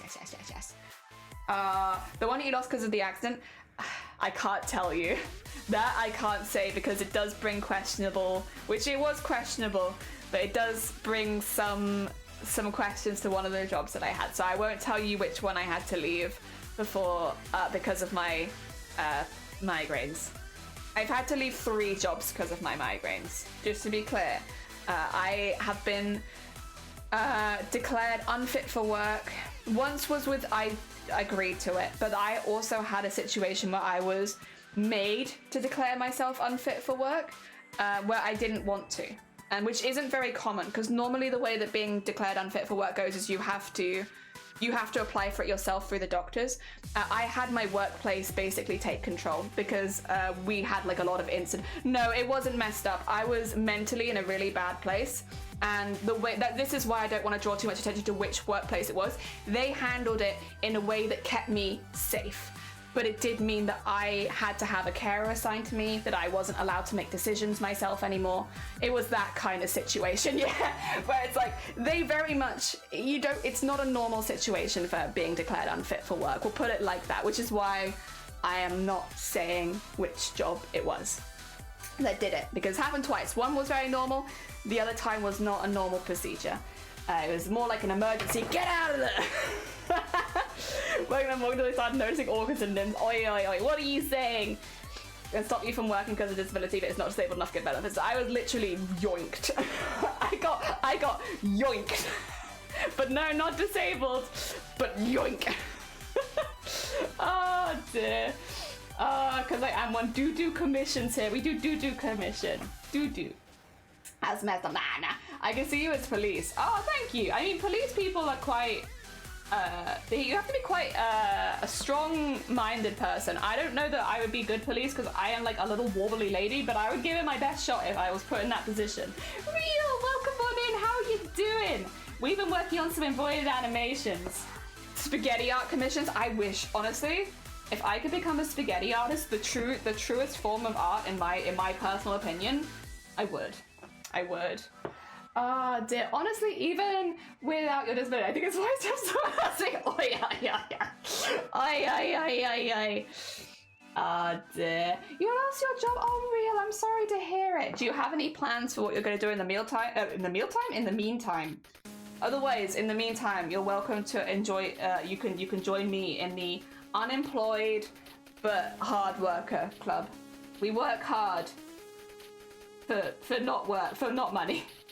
You can join me. Oh dear. For as long as you would like, which could be 5 minutes or 5 years, whichever you would prefer. Yeah. Oh dear. Jelly would be employed as part of the Panini Police. I would be in the Panini Police. Hell yeah. Spaghetti. Oh dear. Pesto Police. The pesto, that actually does sound pretty good. But you know what? That sounds mildly legit. I was also okay, so it's been a minute. Dear, mealtime? Yes, please. Honestly, after all of this talk of panini, I don't know. I would be up for it. From the mine in the Discord. Oh, nice. Hell yeah. Oh dear, I will say I don't often click links in the Discord just because I live with someone who's heavy on security and it's made me paranoid. But unless somebody tells me exactly what the link is, I'm a very paranoid being. But it means that other people who don't suffer with paranoia like me can see it. Oh dear. Get to the sugar daddy at Glucose Guardian. Glucose Guardians, hell yeah. Oh dear. There we go. YouTube videos? Nice. Have you been enjoying that? I hope you have. I hope it's been good. I know what it's like losing the job. Heckin' sucks. But it's really hard. I hope that it's been filling the gap nicely for you. Hell yeah. Oh dear. Honestly, more people need to be paranoid about security. Yeah, I also had... I'm not going to go into detail about this because I'm not going to give them the happiness that they want of acknowledgement. But we did have an incident earlier this year where someone, we'll put it as a mild case of identity theft. So I have been on guard for most of this year, where I do not click links. I'm being very, very careful because as far as I'm concerned, there is somebody who is probably watching at times who is pretending to be me. So I have to be really, really careful. But it's not, it is what it is. We live with it. I love it. It's my favorite. Yeah. Ah, dear. There we go. Our police called head in Welsh to it. Yeah. It's just a Welsh word for police though. Yeah. What Shifty said, but like 2 times slower. That's what I said. Yeah. Oh dear. Yeah, it's just the Welsh word for police. Oh dear. I don't see the police very often. Well, I do also live really rurally, so I guess it makes sense. Although I feel like if you live rurally, it's more like the Midsummer Murders style kind of stuff, but not really around us. Which is a good thing, to be fair. I shouldn't sound disappointed because you know what? I don't want people to be murdered in my area. Madness, you know, I actually would like people, you know, to live in a safe space. Oh dear, but yes. And laptop does not charge when it's open anymore? Oh no. To be fair, yeah, we had that with poor Bob as well. Poor Bob. Andrew, welcome on in. I hope you're doing well. Welcome. That's why I keep my important things on a fun computer, so things like this do not happen. Yeah. Well, what I had, this is the annoying thing. Again, I don't want to go too much into it because I don't want to give this person any satisfaction, so I'm going to be quite vague. But I was part of a Google leak a while ago, which was completely out of my control. Like I did nothing wrong in that situation, but Google leaked some of my information. It's been on the market. It was on the market to be sold at the time, and somebody purchased it and has used it to pretend to be me for a while now. So it wasn't even hacked. Like, I wasn't hacked. That's not what happened to me. What happened to me was completely, like, not that, you know, being hacked is also out of your control, but like, yeah, I wasn't hacked. It's not the same. So, yeah, it's just one of those situations. This also, by the way, just for context of why I was having such a bad week back then, this started around the same time that I ate the rocks. That week, I don't know what I did that week, to what god, of what religion, but someone really had it out for me that week. Dear. The village in sounds like a crime hotspot. Yeah, like, I totally don't want that to be where I live. Getting called about jelly about birds in the house again. Honestly, for real. Oh dear. Police probably just came to the word policy and then just collected my brain. Yeah, that could be it, to be fair. Oh dear, it's rough. Modern day problems, you live, you learn. Yeah, you ate what? A rock? A rock? You eat rock? I ate a rock. This was early in the year though. I've lived and I have learned, and I now know that you should not eat stones. It's really bad for you, bad for your teeth, bad for your digestion.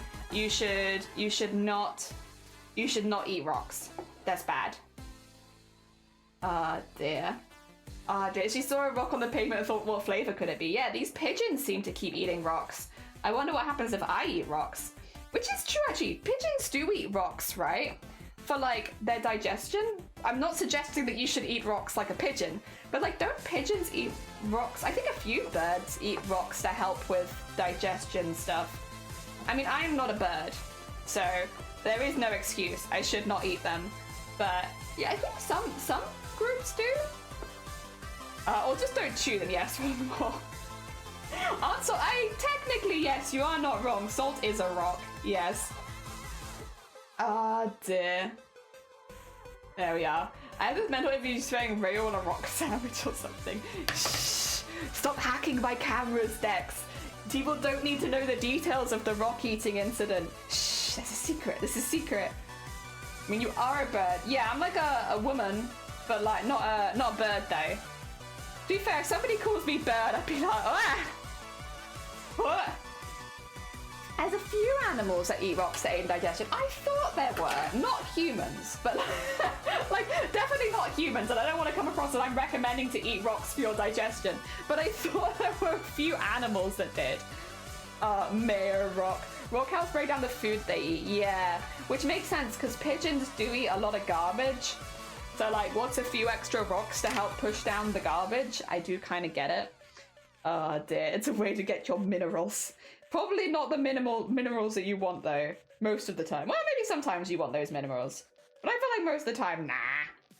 I'm in East London, a bird is commonly used. Really? People just be like, hey bird? As I make a bird noise. I probably wouldn't respond to bird if someone was like, hey bird, I just wouldn't think they were talking to me. Please excuse me. Bad timing hick. Oh dear, me being a dad. And there is pigeon. Oh dear. Oh dear, how many rocks would they need to hinder flight? Probably like a few. Nobody says, hey woman, not true. Once again, working in retail. Girl, serving girl, hey, girl. I didn't get hey woman very often, but I got a lot of hey girl. Oh dear. And it'd always be, girl, serving girl, the girl over there who's serving. Can you come over here and help me, please? Oh dear. Oi, you! I do say oi a lot now. I'll be like, you! Oi! Oi! You! Oh dear. Someone calls you a bird, just make her. It's like, hey, but that'll definitely go down well in public. It said miss. Oh yeah, miss I think's alright, but like it's girl that gets me, got me. Oh dear. B! Welcome on in. We were talking about you and your movie earlier. I said I specifically like the bit where you lifted the airplane into the air with your pure muscles. How are you doing? I hope you're doing well. We're making an animation out of embroidery. Oh dear. Oh you, Streamer Gill, come hither. Oh, thank you for shouting out, B. B is a very sweet bean. They stream Apex. They've now hosted their own tournaments. They're a very, very sweet bean. If you haven't checked them out before, they do really chill vibes while playing really fun games. Sorry for people calling you woman. We're talking about how you address women. And it's like, people are like, oh yeah, hey bird. And it's like, nobody ever calls me bird, but I've been called girl. And then we've had hey woman.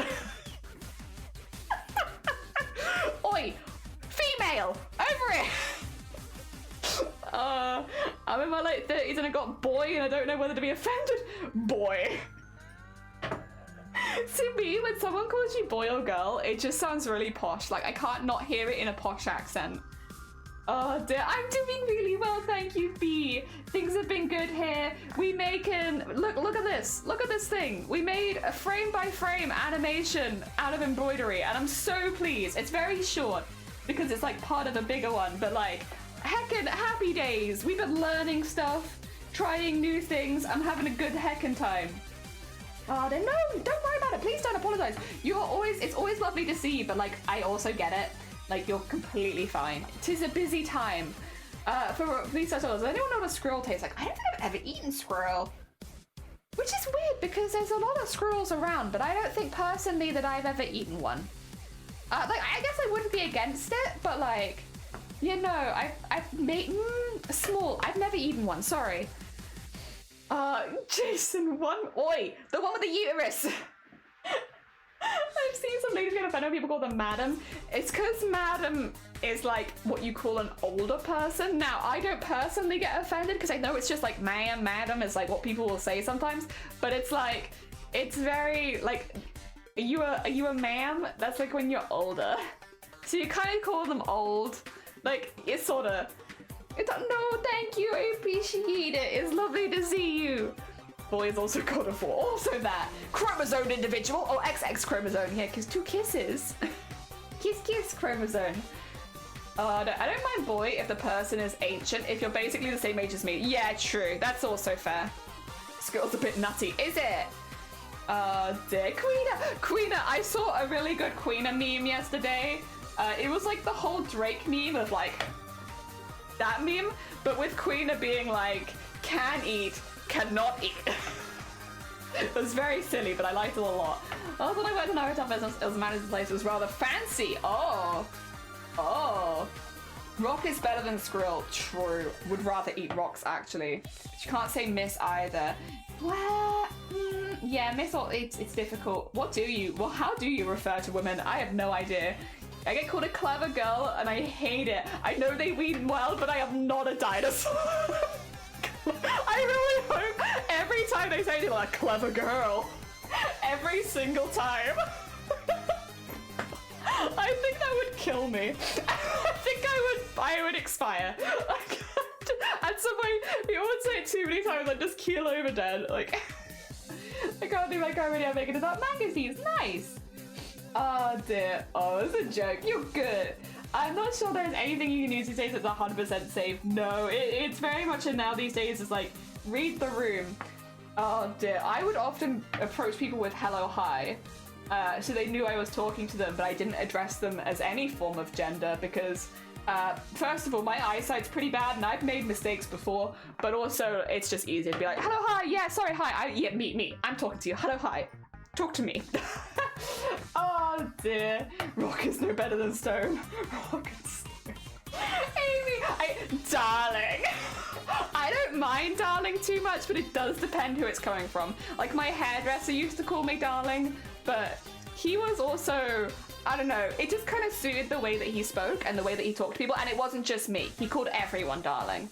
I think that's the other thing, is like, are you just calling me darling, or are you calling everyone darling? And if you're calling everyone darling, it's fine. I don't know. It kind of gave me villain vibes, which I kind of liked, which is a weird thing to want from your hairdresser, but I enjoyed it. Oh dear. Boob human, I summon thee. Excuse me. Sorry to bother you. I know. Alright, yeah. Anyway, folks. Hello. Welcome on in, Sonny. How you doing? Oh dear, folk. Yeah. Oh, and I just say good morning, non-conforming darlings. Call you darling for Essex. Oh dear, how do folks feel about being called love? Don't like it. Do not like being called love. Because love here, where I am, if you call me love, it's always condescending. They don't say love in a nice way. So if I get called love, it's because they think I've done something stupid, and full stop. So like, whenever someone calls me love, I'm like, you think I'm an idiot? You calling me an idiot? Huh? You got something to say? Darling. Definitely situation dependent. Yeah, for sure. I think I need a darling. Do you ever have, they did have a maniacal love. They were really nice. I loved my hairdresser. They were really sweet where I used to live. But God, yes. Oi, fat lumps on chest, get over here. Me being a man, it makes me happy when people call me darling. I probably feel different if I was a woman. It depends on the person. Blink twice if you need help. What about fool? I don't like being called fool outside of D&D campaigns. I think personally, I think it suits a D&D, but otherwise it's like, eh. It's not as bad as love though. Oh my god, it's hard to beat love. Sweetie, actually no, sweetie does beat love. Sweetie, you get that out of here. Are we dating? You stay out of there. Oh dear. It's definitely 50-50, like Crafty says. You can kind of tell when someone means well or sexist. For sure. Yeah, like there's like a vibe. It depends on how you say it, and because Twitch, for instance, there's no tone of voice on Twitch. It's best, I think, just to avoid. Like on like in person, yeah, sure, probably you can get away with it easier, because if you have a certain tone to your voice, it doesn't seem condescending. On Twitch, it's always condescending. Dear. Yeah. Maybe just hit on something here. Maybe it's not the word, maybe it's the tone. It's definitely the tone. It is definitely the tone, 100%. But there is no tone on Twitch. I love that we're off to a good start today, yeah. I had one guy tell me, calm down, love. Calm down, oh my god. A combination only meant for hell. Life or less is used by a Disney villain, exactly. It's like D&D talk. Dear, full spell than love. Oh yeah, but then the idea of you going around calling people love would be so weird. Like, so weird. Like, that's so out of your regular speech patterns. I think if you called me love, I think I wouldn't even be angry. I would just be like, are you okay? Blink twice, Shifty. Who's making you speak like this? Who's in your ear? Do you have an earpiece in right now? No, I don't want to update my goddamn antivirus. Thank you anyway, I'm good. Oh, no, I do not want to turn my VPN on. Thank you anyway, I'm good. No, I'm not, that's not true. Get out of here. No, I do not want to run a smart scan. Please, oh my god, I cannot get rid of it. Please, no, I know. Get out, oh my god. Jesus Christ, get out of here. For my partner, neither. Both have purposes. That's fair. You're so right. Love can be super condescending. Yeah, and again, like for me, where I live, it just is. Like, it just is. What is worse, clever girl or good girl? God, they're both pretty bad. Good girl. The thing is it weird? Good girl sounds kind of kinky. I don't know. Like, these feel like different situations. Like, it sounds like if you said good girl to another adult, you know what I mean? Like, I feel like you're diving into a different territory there, which I would still be very uncomfortable with from a stranger. Oh, sweetums. Unless you're like 100 years old, get that out of here. Oh, I'm joking, man. You gotta add XD. Yeah, it's important. The XD is important, or the KEKW. Human. Yeah, just human. Hello, human. Oh dear. I'm on the board of Essex and Babes is common. Yeah, Babes I think is one of those ones where if someone calls me Babe with no context, like get out. But if I've been to your streams, it's another one. Because like for instance, Bear Boo calls me Babe. So I understand why though, because I can watch Bear Boo stream. Once again, if Shifty called me Babe, I think I'd feel very differently about it. I'd also be very confused. Too antisocial to call someone like that. Yeah. Shifty coming into stream like, all right, Babe. I'd be like, oh my god, Shifty, who are you? Who's taking control of your PC? Oh, Dane friends only. Run so the guys can. Just want to shut you down, Jelly. No, that's fair. Babe, I use for the ladies I love. Yeah, that's fair. Shifty, blink twice if you need to activate your antivirus. I call Zero language it is no tone, it's all words. It's a very simple language that always has multiple reasons for the same thing. That's nice. You know what? Maybe we all just need to learn that. Good girl is for dogs. And for dogs. Also for dogs. Oh, dude. She's just a friend. When I hear clever girl, I feel like I'm ambushed in a forest. Clever girl. I know my language for locals and non-locals. Oh my god, this is kind of killing me. Oh my god, another woman babe. Man can't do that unless they're dating. Oh dear. I kind of regret googling Sweetums. I use Missy a lot. It's a Danish expression. Sweetums is a muppet. I'm sorry. I completely forgot that you would use good girl for a dog. I have to ignore my brain. Yeah, no, you're right. Good girl is what you would call your dog. Oh dear. Clever girl is what you call your dinosaur. My bad. I have gotten confused. Oh dear. I call my mates babes all the time. I do not call people babe, but it's just not really in my link. If I called you babes, it would be weird. It wouldn't work for me. Do not Google any of these terms. Yeah, good, cool there. Don't Google any of this. Don't want to drag the conversation away, but wondering what you're using for colouring the background. I am not colouring the... but the ones that I have coloured, it's Sharpies and coloured pencils. So like, coloured pencil, you can kind of rub into it, and then as long as you don't run it through the washing, it will stay. And then Sharpies for like background colours. Yes. We're breaking the girl here. Excuse me, did you just call me girl? Sorry, I prefer to be called the clever girl Sweetums baby. Sorry. Let me just make sure that you're calling me the right thing. That's my appropriate way to address a woman. Oh my god. Clever good girl. Good girl. I said the girl. Oh, the what? Oh, sorry, you're right. It's just me. I am the girl. Do I mind being called the girl? I kind of like that. I am the girl. The girl. It is me. The girl. I think I prefer that to just girl. Clever sweetie babe is 69 XX chromosome X booby holder. That's me. Thank you for doing more full backgrounds. Oh, hell yeah. Good luck. Once you've done it, I would love to see it. If you want to share any pictures, I'd love to see. I prefer to be called a sentient blob. Thank you very much. Yeah, excuse me. I am blob, as in the noun. I kind of like the girl, actually. It's powerful. Why don't you have a pen name for me? Hashtag it's just me. I am the girl. You're it. Yeah, I kind of like that. That feels very powerful. Like, if one of my friends saw me coming, like, around the corner, be like, oh my god, it's the girl, I'd be like, oh, it's me, the girl? Amazing. It's me, I am the one, the girl. It girl, yeah. Like, actually kind of a compliment. Weirdly.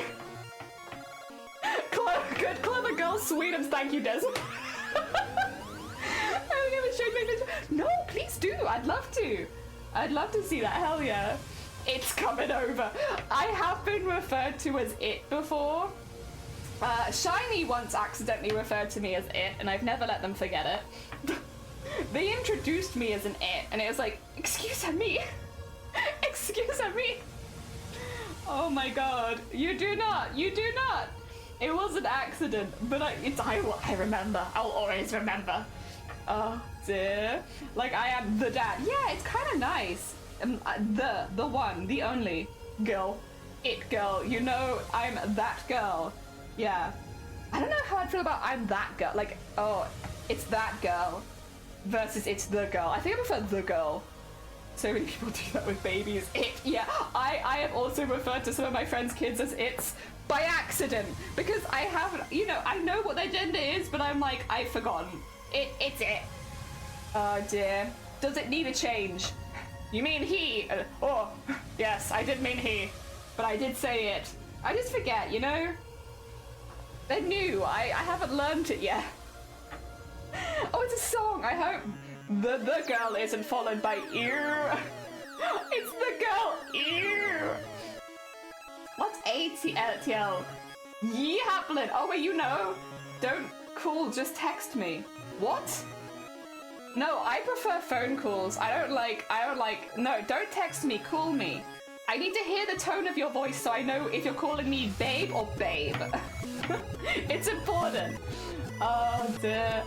I also want people to say, see, I don't like tech. I prefer call. If we need to have a full conversation, call me. Yeah, it's just easier. I need to know the tone of your voice. Oh dear. We're forgetting there is a important one. Here comes the girl. Watch out, girl. Wait, for what? These people, they don't say a shit about self but we call them opposite forever to see how they care. Yeah, I remember like one of my mates being like, can you stop calling my baby an it? And it's like, I'm so sorry. It's new. I mean, she's new. I've forgotten. Oh dear. I don't mean anything bad by it. It just takes me a moment to remember, you know? Oh dear. Female. Female, yes? That's me, I've been summoned. What? Female? Yes? How can I help? Oh dear. Eden, welcome on in! We're talking about how you address women, but like, if say there was a woman that you needed to get the attention of, what would you call them? Would you say hello miss, hello ma'am, hello female, hello woman? Clever girl, good girl. XX booba haver. What would you call her? Oh dear. Female. Feet got in there. Sorry. My bad. My bad. Sounds like the rest of Here Comes the Girl. It reminds me of the song on TikTok there. Here comes the boy. Hello, boy. Welcome. There he is. He is here. That's what it reminds me of. It reminds me of that, but girl. Good lady. My good lady. No. Is it? Hell yeah. Let me get rid of my GIF. No GIF. No time for GIF. And then if I go to Discord, there it is, and I go into embroidery. Oh my god! Oh, that's so cute! That's so cute, Queen! Oh my god! Wait, first of all, let me just, I'm gonna heart on there so people can heart away with it. Oh my god! That's so cute! The frame around it is so sweet, and the berries. Oh my god! Wench! Oi, wench! Oh my god, it's such a great meme, yeah. Thou ankle showeth, and I must do the jig to impress thy father, for thou's hand despite my stage 4 syphilis. Thank you, Sonic. Oh my god, that's so good. That's so pretty. Heckin' amazing, Queen. And my little rat lives in a tree. Hell yeah, as they deserve. Hell yeah. I use mate for men and miss for women. I use mate for everyone. But I normally use it in a derogatory way. Is that the way of putting it? I only call people mate if they've been stupid. Mate. Oh dear, the black one feels like a real one with all the beads. Hell yeah. Oh, I love that. Greetings, ungaying device. Oh, ungaying device? I don't know if I would turn people not gay. I'm sorry. I hate to break it to you, Eden. I think I'm more likely to make men question. I'm more likely to make straight men question whether that was a good idea or not. I don't think I'm going to be turning anyone ungay anytime soon. I'm like a worst case scenario. Oh dear. I hate getting called mate. I literally only call people mate if they've been stupid. So I normally only do it to good friends. Because I wouldn't call a stranger stupid. I'm not that. I'm not that intense. Oh dear. My go-to is greetings, mortal. I do like it. It's strong. It's a strong opener. I like it. Very nice. Stupid heckin' idiot, yeah. It's like the heckin', the way that you talk to your friends when they've done something really stupid. You still love them, but they are dumb in that moment. Mate. Oh, mate. Oh dear. We need more frog water. We do need more frog water. Hell yeah. What if I'm not mortal? Then instead of having a regular greeting, I think you have to have a fight to the death? Right.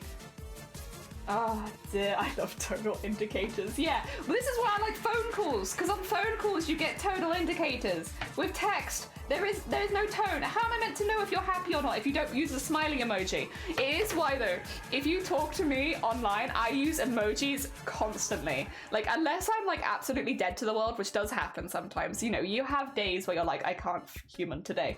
But unless I'm absolutely dead to the world, I use emojis constantly because I don't want to be misunderstood. I don't want people to think that I'm angry, so I use the smiley face constantly. Like at the end of every sentence, I'm like, just so you know, I'm smiling. I'm still smiling. I'm XDing all over the place so that people know that I'm happy. I remember saying, I don't want anyone to think that I'm mad. Let me just constantly spam emotes at you. Ah, dear. Greetings programs. Yes. Now that I have greetings fellow humans, how do you do fellow kids? How do you do fellow kids? Oh dear, good thanks. How do you do, ma'am? How you doing, ma'am? Oh dear. Right, that's like, oh dear. Only so many people use emotes constantly. Well, no, I know people that don't use emotes at all. Like a lot of people I know don't use any emotes, but I use them constantly because I'm just terrified of being misunderstood. I notice myself doing like /JK a lot because I don't want to upset people. Yeah, it's like, let me just constantly backpedal everything that I'm saying to make sure that you know that I'm not angry or upset or anything. Constantly. I call stupid regardless of length of the friendship. That's fair. I like Mark who like to use words. I don't use emotes much when I use phone. It's tedious. Yeah, that's fair. I only have like a very small selection of things that I can actually see as well. Like with phones, I get you. I get you with that. A craft 2 dance, a craft 2 dance, a craft 2 dance, 12-month Patty, so much love, a craft 2 dance, a craft 2 dance. A whole year of sub. Also, I've just noticed my camera is frozen. Thank you. Oh my god, you subbed so hard, you froze my camera. Amazing. Thank you so much. That's very heckin' kind of you. There you go. Hello. What the hell is happening? Why? Thank you so much. It's very heckin' kind of you. How do you do, fellow atoms? I like that one as well. Ah, dear. One more layer. How do you do, fellow voids? Yep. Oh dear. Happy birthday, bee. Oh dear. I use it all the time. It's frozen. Let it go. No, I'm not gonna let it go. I don't know what's happening to my camera though. It's definitely moving around, but I don't know why. Happy birthday. It got cold all of a sudden. You need a lap blanket. Get yourself a lap blanket so you can cuddle in. Hell yeah. Now what about done female? What about old? What? Now that we've done females, what about old people? I kind of refer to old people as the same as young people. How do you do, fellow kids? Oh, but yeah, don't talk about age. You get out. Now that we know that B's 1 year old, they're 2 year old for the stream. Ban them. Oh wait, Stardust, how's your corporal existence? If someone called me I think I'd be so lost. That you know the meme of like the maths going on in front of the woman's face? That'd be me. I'd be like, what? No, we need to ban B now. Finally, I can legit drive. Yay! I can't. Wait, you're not allowed to bring your black. Really, anime?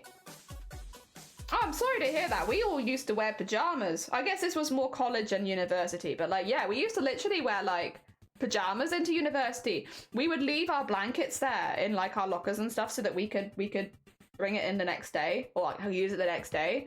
Like, people did not get dressed in my class. Everyone gave up, came in pajamas, unless they had work after, and just was like, ah, dear. My deepest greetings, most wise one. You get slapped. You're gonna get slapped by someone if you do that. Do you remember to drink? Oh, yeah? Oh, dear. I've never tried. You could always ask. I always brought stuff with me, so I was very comfy. People literally came to like, in, like, Christmas onesies. Oh dear. What even contradiction is what is this? I don't even. Oh god. So when you're too stupid find for words. Don't be confused. It's like, yeah. Well, 10 years experience, B is what every employer is looking for. True. The most employable among us right now. Dear. Last burning embers. Oh my god. No. Oh no. I'm into being slapped. Oh hell yeah. Oh dear. Do you also like being called clever girl or good girl? Because that's definitely not what you call dogs and dinosaurs. It's what you call other human women for sure. My school required the full-on uniform. Oh, no exceptions? Dang. I've never worn a blazer to like school. Never.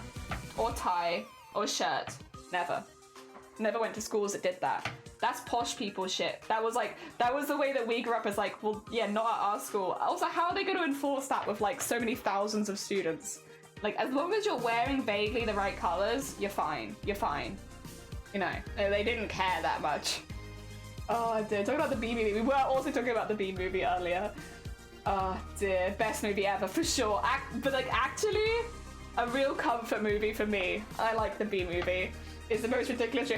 It is legitimately a comfort film for me. It's so stupid, and it always makes me smile. Other human woman, yes, yes, yes. That is how I review to other human women. Of like, oh, a female. Hello, greetings, human woman. How are you doing?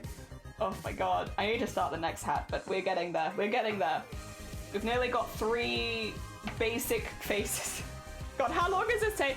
God, it looks so... Has anyone else updated OBS to 30.0 or whatever the update was? Because the bit where I see how long I've been going for looks different, and it's throwing me off. Is it just me? Am I the only person who updated on like day 1? I made a mistake probably, but... Would it have been Jerry Seinfeld showed up? 100%. Yes. How do you say no to that? But no rules required to get schools I went to. Nice. Oh dear. I had to wear a tie and blazer. Yeah, see, I've never had that. I never had that. Oh dear. I envy the no uniform schools here. I think 95% of them. We have always been like one of the more lax ones. And then when we went to college, one of the main motivations for me to go to college was because I could dye my hair blue. So at age 16, I started dyeing my hair, like, you know? Oh dear.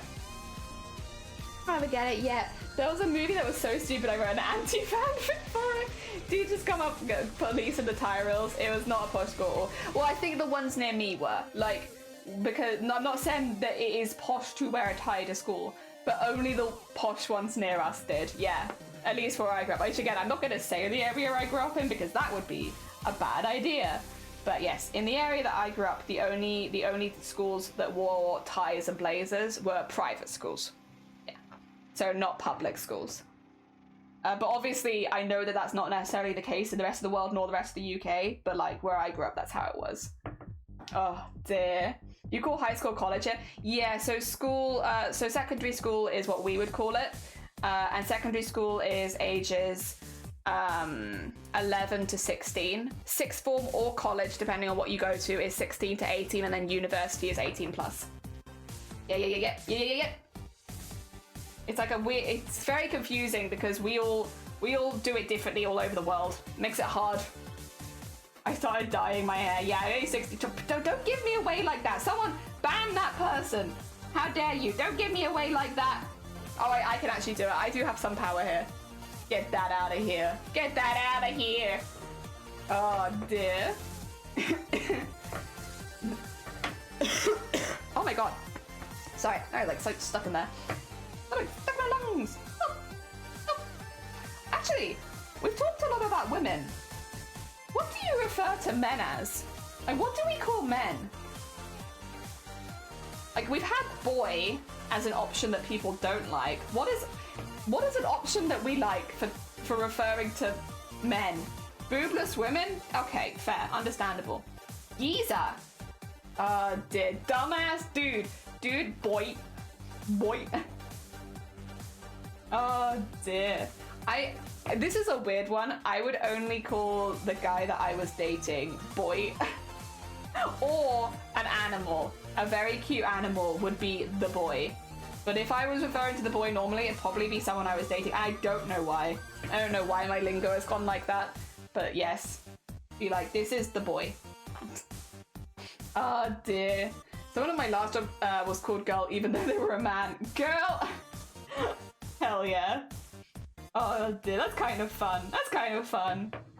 Bud. I don't know if bud would necessarily fall off my mouth very good. Bud. I can imagine it. Oh dear. Why no sweetie? Why no pumpkins? What the hell? You mean no one's calling you sweetie and pumpkin? I'm so sorry, the men of this chat. Don't worry, I got you. I'll call you... What was it? Sweetie, pumpkin, XY, boy, bumble, dude? Yeah. Please call me pumpkin. Pumpkin. Oh dear. I saw the views when I was joking about if he is my friend. Yeah, only if they're friends though. Of course. That's how it goes. The meanest of friends. Oh dear. I don't know, people here mostly say excuse me or can I ask a question? True, we don't normally refer to people by gender here either. Pumpkin is a sweet name. See, I don't like being called pumpkin. Again, for me, pumpkin is within relationships, but if you guys want to be called pumpkin, I can try. Pumpkin. Oh, straight guys say mate, not straight guys say sweetie. I am a straight man then, I think. Because I say mate a lot more than sweetie. Dude, I knew it. I knew it all along. Damn it. Oh dear, pumpkin is great. You like hun?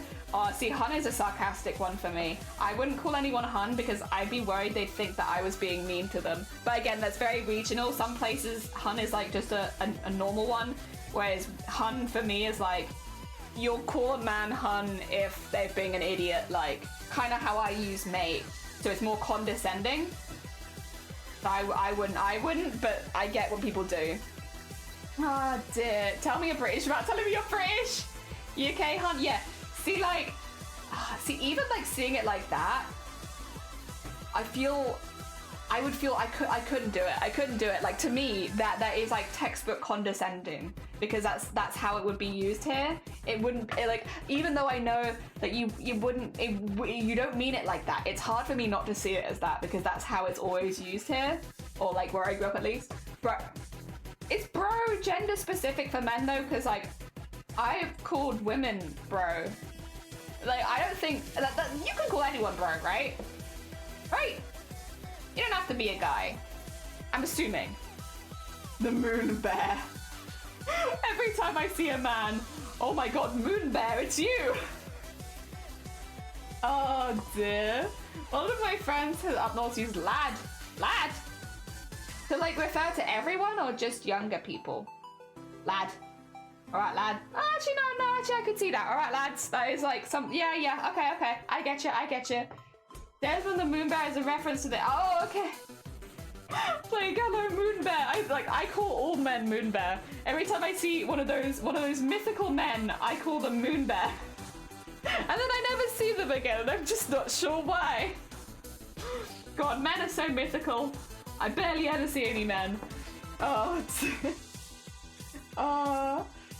so anyone not from where you are, you wouldn't know. Yeah, it's a very difficult one of like, you need to hear it in person, I think, which is why like on Twitch I wouldn't encourage it for me personally, at least I wouldn't do it. But like, if I heard it in person when you can hear the tone, it would be different. Yeah, I think it's one of those ones I'd need to hear to kind of be okay with. And if I can't hear it, then I'll generally assume condescending. And my dates call me mate and it's such a turn off. I would ruin the date in seconds then. I'm terrible for that. It's like my panic button is mate. Oh dear. Isn't that dear? I have no idea, Amy. No idea. How did I get here? Good question. Me too. How did I get here? Oh dear. I never knew it. The last 6 months, like, so many people said to me, and I just don't know. They keep calling me Desmond the Moon Bear. What the hell? Get educated, Desmond. Oh dear. I legit named my Ursulina Desmond. Aww. Hell yeah. Oh dear. Yeah. I'm trying to think, like, what do I call? I don't don't think I refer to my male friends any differently to my female friends personally. But then I also have a lot of good friends who don't care about that sort of thing. Like, no one's, like, my female friends are not gonna care if I call them dude. Like, they're not gonna be like, we've known each other for 10 years and yet you called me dude? Like, they're not gonna care. They're not gonna care. Guarantee. And same with, like, yeah, I kind of just refer to them the same. And I haven't had any issues so far. If anything, I think if one of my friends did have an issue, that might actually be kind of a red flag to me. If, like, one of my friends was like, unless they were, like, polite about it, like, hey, can you stop calling me that? It has a bad association for me, and then I'd do my best. But if, like, any of my friends flipped out on being called dude, I'd be a bit like, whoa, okay. Weird, but sure. I don't know. And again, unless they really personally didn't like it, and then obviously respect, but, like, nah. If they just randomly flipped out and they were like, you misgendered me, I'd be like, what? Oh dear, your male friend good girl too. I call everyone in my life good girl. It really does just seem like a fetish thing to me. Am I wrong? Is good girl a fetish thing? I feel like it must be. I know it's something that you also call a dog, but if you call a human good girl, is that not like a kinky thing? I could be completely misunderstanding, but that sounds like a kink. So I feel like you need to ask for consent before someone's on a good girl, because that's like, it sounds like a kink thing. Oh dear. I saw that. The heckin' stop motion Pokemon thing looks so cute. It looks so heckin' cute. Good girl can be a fetish. It's a little kinky. It's a bit kinky. Oh dear. Anyway, I got this name for the video. Good girl. Assassin's Creed good girl? What does that mean? Oh my god. Probably is like when men say good boy. Yeah, it's like, it seems like good boy, good girl is like a kinky thing. Kinda. Yeah. You kink shaming me? We'd never shame you. No, we don't kink shame here. If you want to get called good boy and good girl, you're fine. As long as it's like within, I guess, a normal consensual relationship. Nasty. Wait, is that a nasty kink? Is that a bad one? No. I feel like that's kind of a wholesome kink, isn't it? Good boy, good girl. Isn't that kind of wholesome out of all of the kinks? I mean, we talk about piss fetishes all the time. I'm kind of putting it up against that. Being called good boy or good girl, ranked up against piss, I feel like it's pretty chill. Can you do...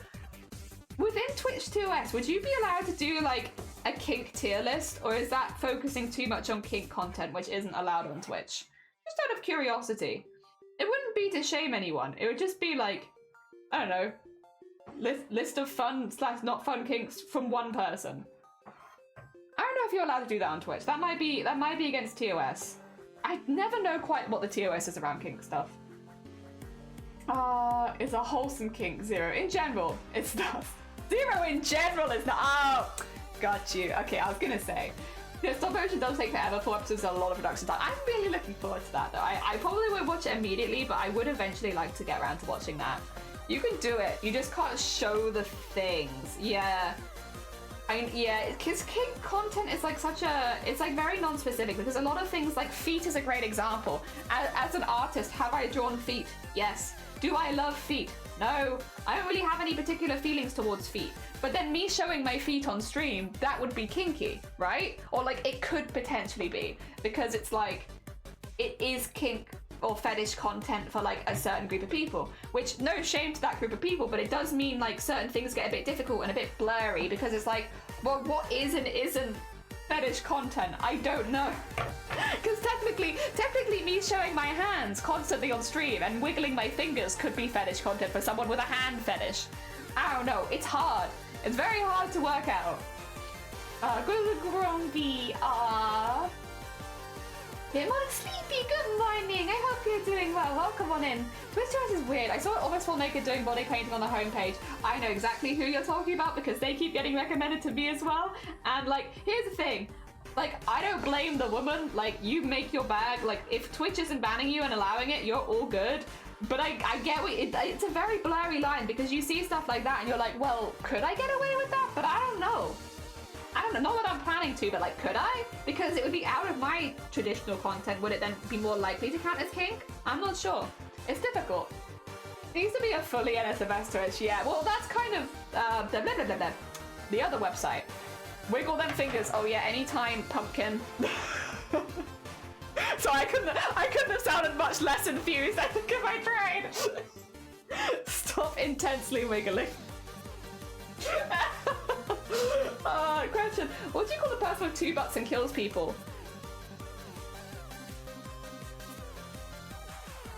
Double poopy. Don't kill people. It's bad. Oh, it says I'm not sure if it has a name here.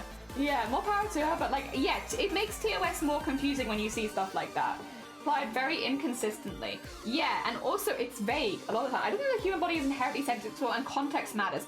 Yes, I think context is a very important bit, and that's an annoying thing because it's stuff like, I'm not allowed to touch my boob. Understood? Because under a lot of context, that's sexual context, right? But it also means I can't show you how to do a breast exam properly because I can't show you what you would need to do.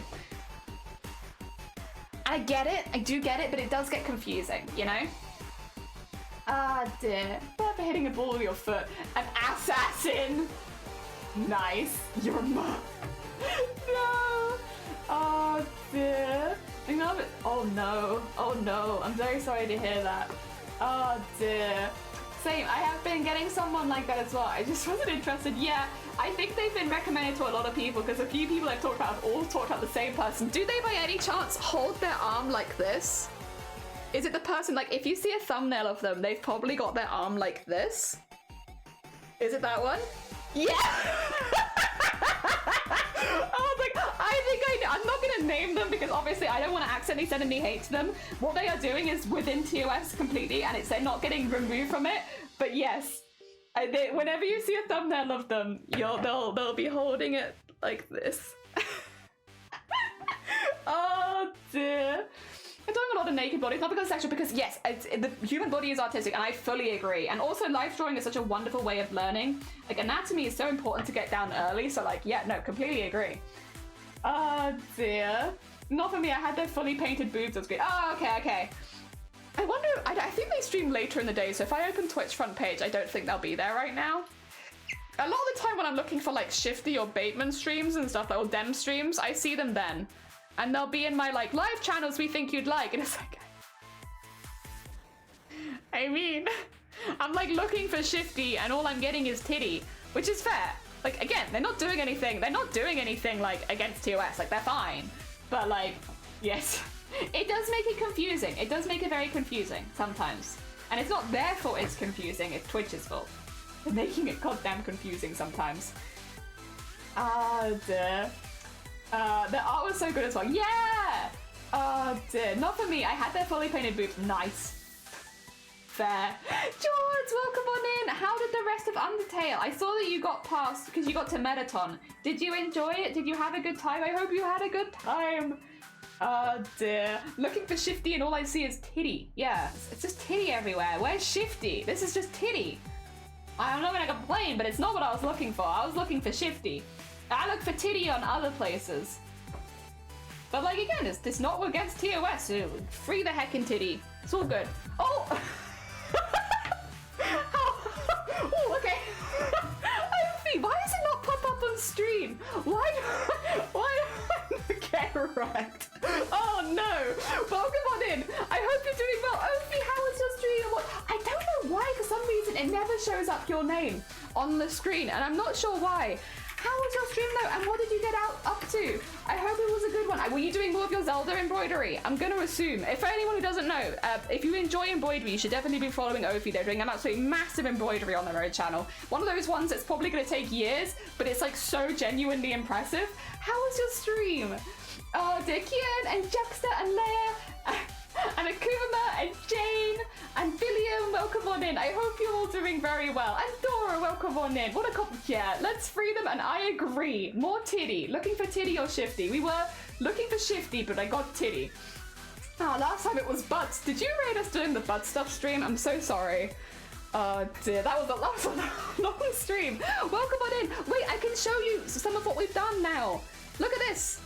Look at this. We have been making embroidered gifts. So this is, I can kind of show you off the side of the screen. These are all of the embroidery frames for this very, very short thing. All of these. This was technically 21 frames, but actually, well, no, it was technically 24, but we're saying 21 because it's 21 mainly. But yeah, all of these, all of these are all the frames for this. But we did it! It's GIFs. Oh, sorry, my bad. Yeah, so it's my GIF.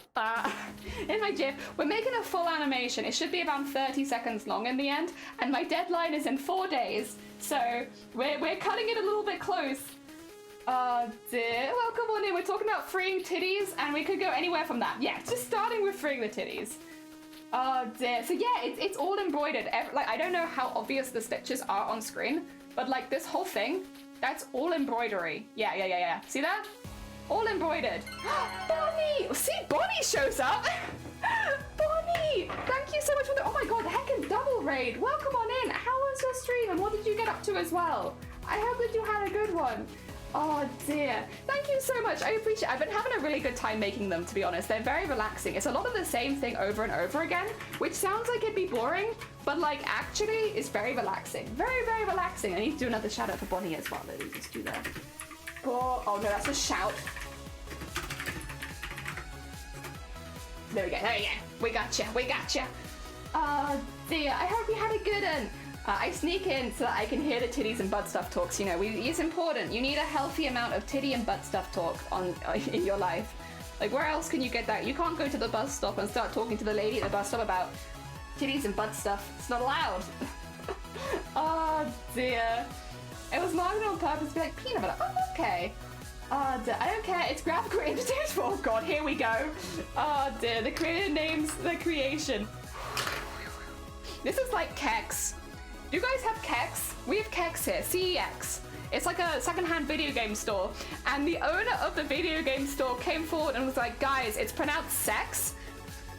No one is saying they're going to the sex store. Like, it's not gonna happen. It's Kex or it's CEX. It's not sex. But like literally the owner, like the person who's like the top of Kex was like, it's sex. This is how you pronounce it. It's pronounced sex. And it's like, I'm not doing it. I refuse. Kex. Untamed was good. The Muffet type. It's weird because you did so much quicker on Undyne, but I found Muffet easy, but I couldn't do Undyne. Oh my god. I can't, but that would also be more thrashing. Oh no. I'll just finish some painted wood slices. Oh, lovely. Hell yeah. That sounds really heckin' nice. Oh dear, the sex store's like 90% of the reason I go is to call it sex.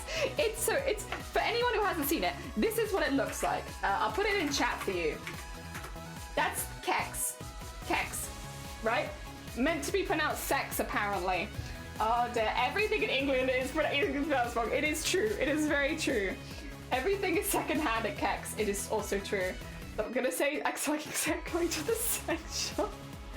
I was reading shops in the London Underground. Oh wait, are you in London? Oh my god, you enjoy London? I hope you enjoy London. Got all the good food there. Oh dear, that's one that I will not pronounce that way. Exactly.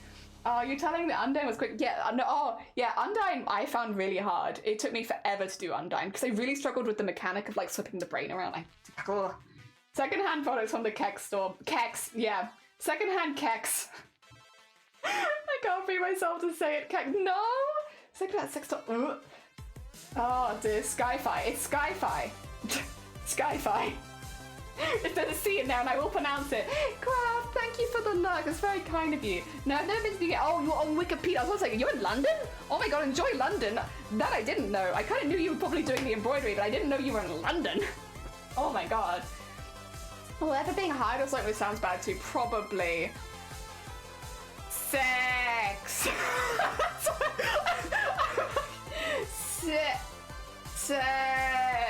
What? I am confused. Pastia. It's just a spread out. Oh my god. I should say to both Ophi and also Bonnie, if either of you need to go get a rest after stream, if you need to go look after yourself, please do so. Thank you so much for bringing your people here and trusting us with your community. I don't know why you trust us, but I do really appreciate it. Makes me feel good about myself. Thank you so much. Look at that, guys. We're trustworthy. We've been trusted with 2 whole communities today. We've immediately started talking about sex, but we were trusted with 2 whole communities today. Amazing. Skyfi? Actually, Skyfi is pronounced Skiffy. Oh, damn it. Skiffy. Oh, dear. I call it Skyfi, like sky high. Skyfi. Skyfi. Disgust me. Trust is a strong word. We will not do better than you. Absolutely not. Absolutely not. Oh dear. There's no way I could ever attempt a cross stitch as big as that. Ever. My brain would explode. Too much counting. Too many numbers. I'm not going to pronounce it compared to the men doing it. Damn it. Speaking of men, are we still on board with what do we call men again?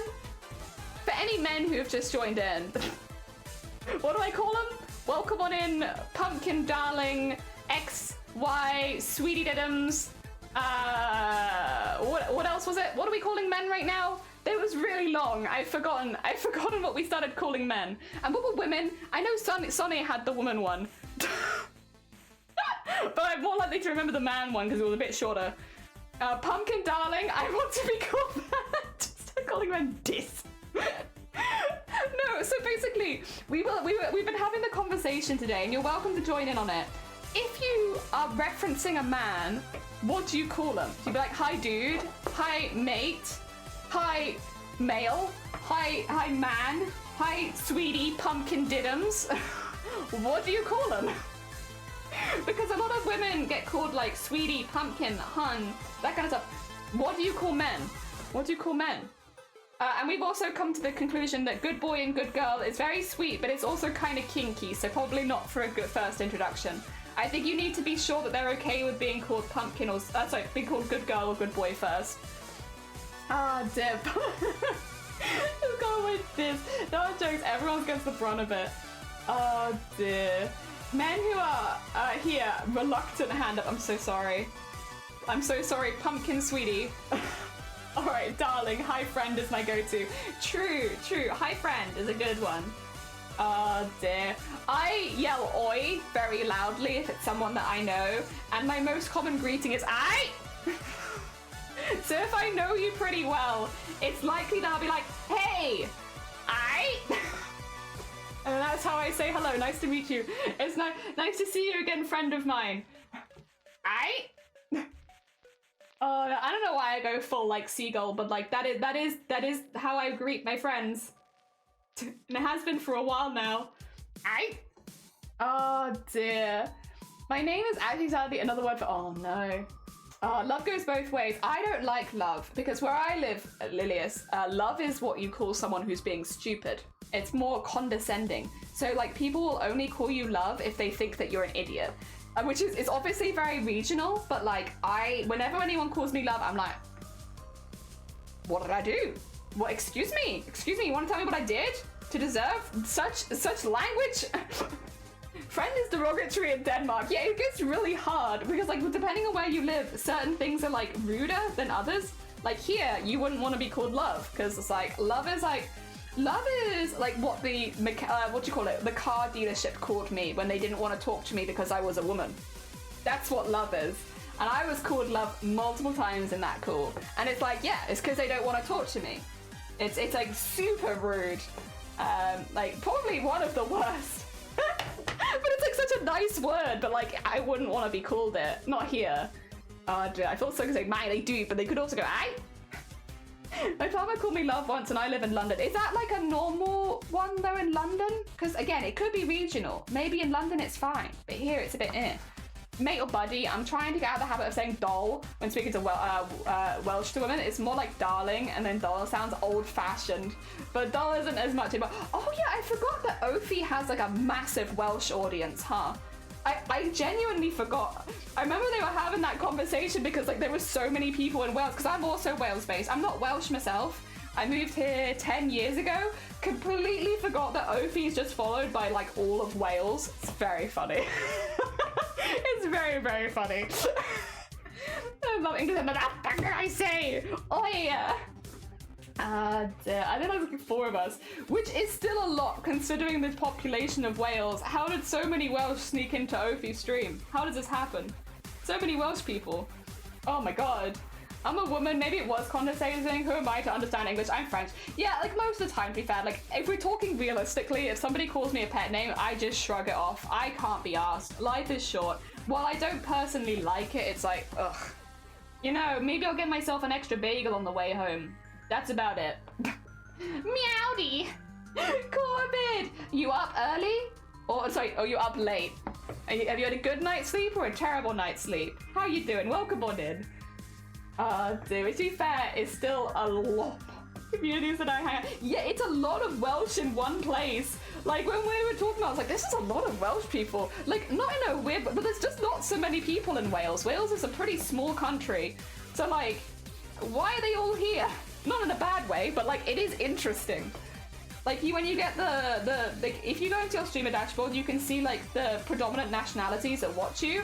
I'm kind of curious on how big the Welsh population is in Ophi stream, because I feel like it must be quite high. Because surely some people are Welsh in there and not saying as well, maybe. Oh, dear. We all meant to come back to ladies, yeah. Dear French fellow. Oh, yeah, sorry, yes, we also have a couple of French people in here. Oh, dear. Eoden is French. French. Well, actually, no, they're from Sheffield, but they are French. They say they're French. We're 99% sure they're from Sheffield, but it's what it is. I don't think it's my day with the brain cell. Oh, no, it's the north of England. Everyone gets called love or love to be like, yeah. Whereas down here, it's like, you get called love, you're an idiot. It's all bundled into UK-ish. Yeah, France is UK. Not France, whip. No, I take it back. France is in the UK. The French are gonna love that. All the French in here are gonna be like, oh, hell yeah. Get me in there. I pull out a baking tray and a coffee cup and I make cinnamon rolls and pour coffee and oh, no, nervous. It happens to the best of us. Listen, we've all been there before. Don't worry about it. Maybe your tray was thirsty. That's it. I'm going to bed day. Yeah. Oh, dear, nervous. Carlos, American. I'm sorry, friend. You didn't deserve that. You didn't deserve that. My bad. I got very confused. I forgot. If French is from Sheffield, it checks out. I mean, yeah, true, actually. And Eoden is from Sheffield, I think. Not France. So, you know, it checks out in the particular case of Eoden, for sure. Oh, dear.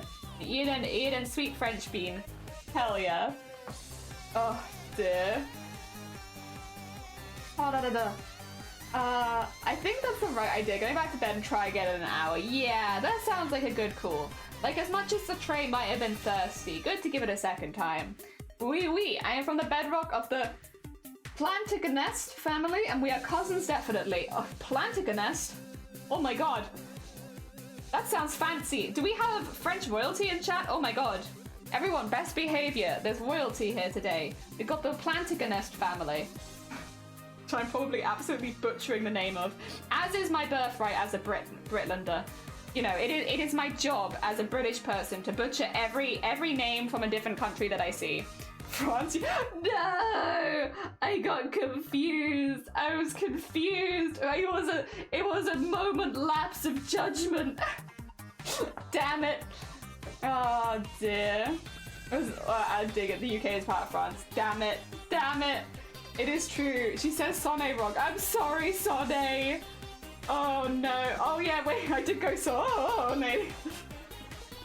Oh god. And it was after you've been like, yeah, I've had a bad day, you know. And I was like, oh no, Sonne. Oh god, it was like the worst timing. I was trying to like make sure that you felt okay, were doing better, and then I just like butchered your name at you.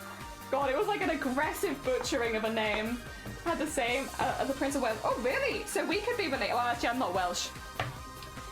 We could be related in location. Oh, I actually say it wrong. Oh God, Sonny, how long have I been saying it wrong for?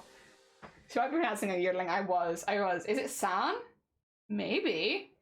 How is your name pronounced? Sun. Oh, is it Sweetie Pumpkin? Oh, no, it's... Oh, wait a minute, is this bringing it back to you want to be called Sweetie the Pumpkin? Because if so, like, completely understand. Oh, dear. Sonna. Oh, Sonna. Sorry. Yeah, you probably told me that before as well. Oh, the Prince of Wales in Welsh, I have a year, true. Oh, dear, Sonna. Neat. Sorry, Sonna. I apologize.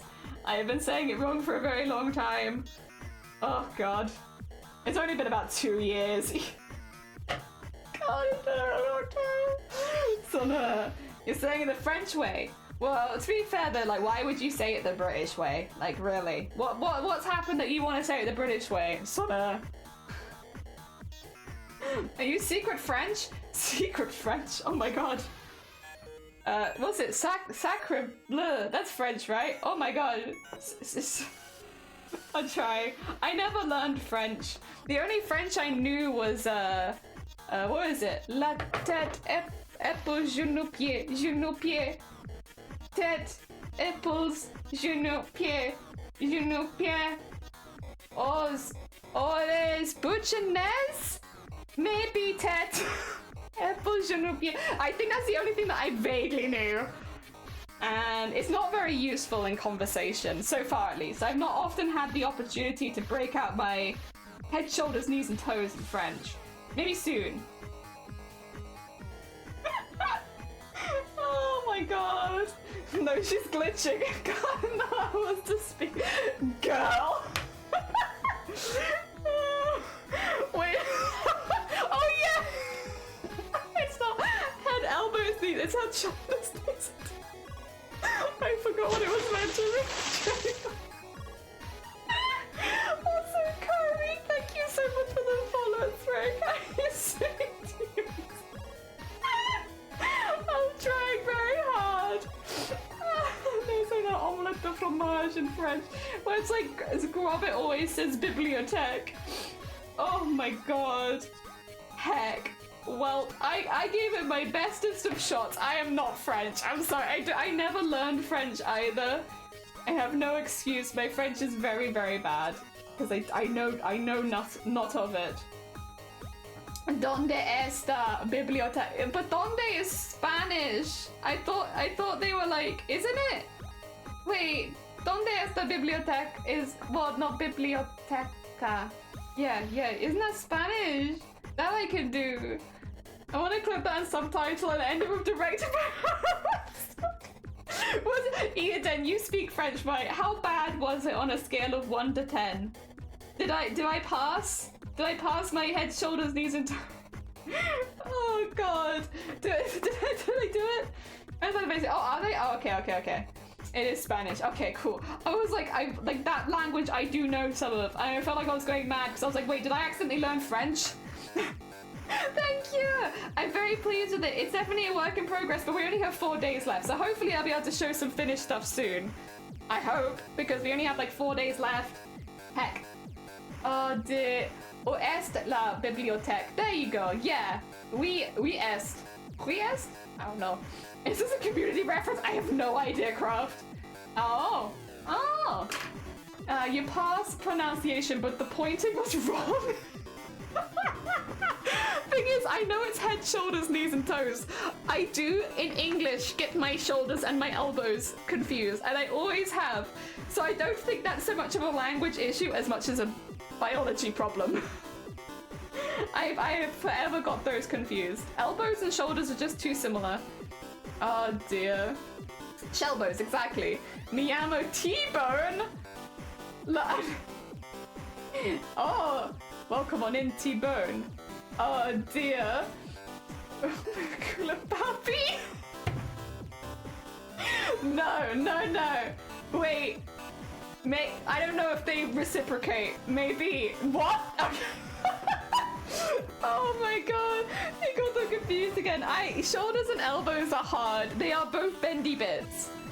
They should be the same thing. In my brain, they are the same thing. Oh dear. Sonny, have some dignity, I beg you. I asked if the flowers are beautiful. Yes, you did. Yes, definitely. Yes, definitely. Oh dear. Yeah. Don't tell them. They're fine.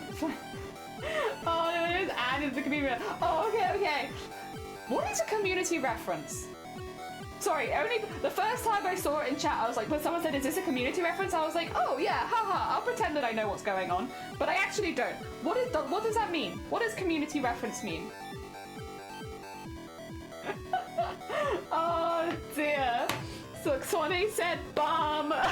I don't know why it happened, but that has the energy of like, Mom! Sonny said bum again. It's like, oh no. Oh dear. It's a show and it's awesome. Oh hell yeah. Okay. I wondered, I was like, now that I've seen it twice, what is this? What does community reference mean? Is this like something on Twitch I don't know? He's a little more than that, they did. Oh god, another good word for woman. Mum. I don't know if you can call all women mum though. I felt, well again, it could be kind of kinky I guess, but I think in a regular situation, calling someone mummy or mum is like, unless they are that, it's kind of, it's kind of an intense hello. Oh dear. Sorry, is she, sorry. It's because your name begins with S, so when I see he, I'm like, oh yeah, Sonny, he, she. Help. Sorry, Sonny, I know that. I've spoken to you. We've talked many a time. Oh my god. Help. Shoulders, elbows, but in reverse. Wait, was it that bad? Oh no. If an 80-year-old woman called you mum, you wouldn't be what, phased? I would be phased? Phased. Yeah, I would be phased. Talk. The first two characters are singing rap in Spanish to learn the lesson, and it starts with Donde está la biblioteca. Nice. Oh dear. Heck, my brain. It's disappeared. How quickly did we lose brain today? I feel like pretty quick. This was a pretty quick goodbye by brain. Funny is he, but I would still motorboat. Nice. Hell yeah. We love equality here. Regardless of the booba, regardless of the gender. With consent, they will be motorboated. Not by me, but probably by someone. Oh dear. There we go.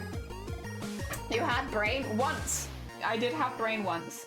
I have been, just for like the experiment of it, contemplating doing an IQ test, because I did an IQ test when I was pretty young, and I did pretty well at it. Like, I wasn't great, but I was like good enough. But that was when I was still in education, and I kind of want to see how much my IQ has dipped since leaving education. Like, genuinely, it's been a while. It's been a long time since I've been in any education, so I'm like, how much brain have I lost since being in school? Because that's the last time that I did it. I don't think it's gonna have gone up, because when I did my IQ test was when I was like doing like GCSEs and stuff like that, when I was studying like pretty frequently. So I think at the time when my brain would have been at the highest. So I want to see how low I've come. How low have I fallen? I would like to know. Rotom, thank you! Yeah, we did the flip and I'm so pleased with it. I really like it. No, I need to get the Dutch version of that song in my head. You got this, anime. Do it. You want to know how big brain you are? No, I want to know how much brain has shrunk. I want to know. I want to know if brain went smaller. At least you don't have walnuts for brain. Not yet, but who knows? Maybe I do though. Maybe I do. I haven't done an IQ test in like over 10 years. My brain might in fact be a walnut right now. But I'm also really lazy, and I remember, the one thing I remember about the IQ test is that it's long. And I'm like, do I really care that much? I'm curious about it. I'm curious to see how much it's gone down by. But I'm also like, it's kind of long though. It's kind of long. But like, it's just a silly thought experiment. Oh dear. From what I heard, you didn't receive much brain during school either. A lot of the times when I like actually studied something, it was not in school. It would have been out school. The things that I'm best at are the things that I didn't learn in school. Like, genuinely. I took classes outside of school to get good at those things. And then you want to do an IQ? Yeah, I had a rock this year, so I'm like I said, I'm not expecting it to have gone up. That's for sure. It would be a miracle if I maintained. I think down, but I want to see how much by. You weren't made to read English. I wasn't made to read. Oh dear, why the hell can't we have a Pokedex with a vote on my battle? Like, why not? I don't know if I ever did an IQ test. If I did, I never heard the score. So I did it separately. It would have been, I think like it came up with my family and we all decided, wouldn't it be fun if we all did an IQ test? What I do remember is me and my siblings were really similar. Like we had really similar scores, all of us. So, which I guess is kind of interesting, is like, I guess we were all different ages, but I guess the education we got was the same and we all had very similar scores. Like, I think I was just a tiny bit ahead and then like they were just a tiny bit ahead and then they were, so like it was, you could see us all reaching the same IQ at about the same times. It was interesting. But yeah, I just remember it being really, really long though and kind of boring. Which maybe is not boding well for me getting a higher score, but yes.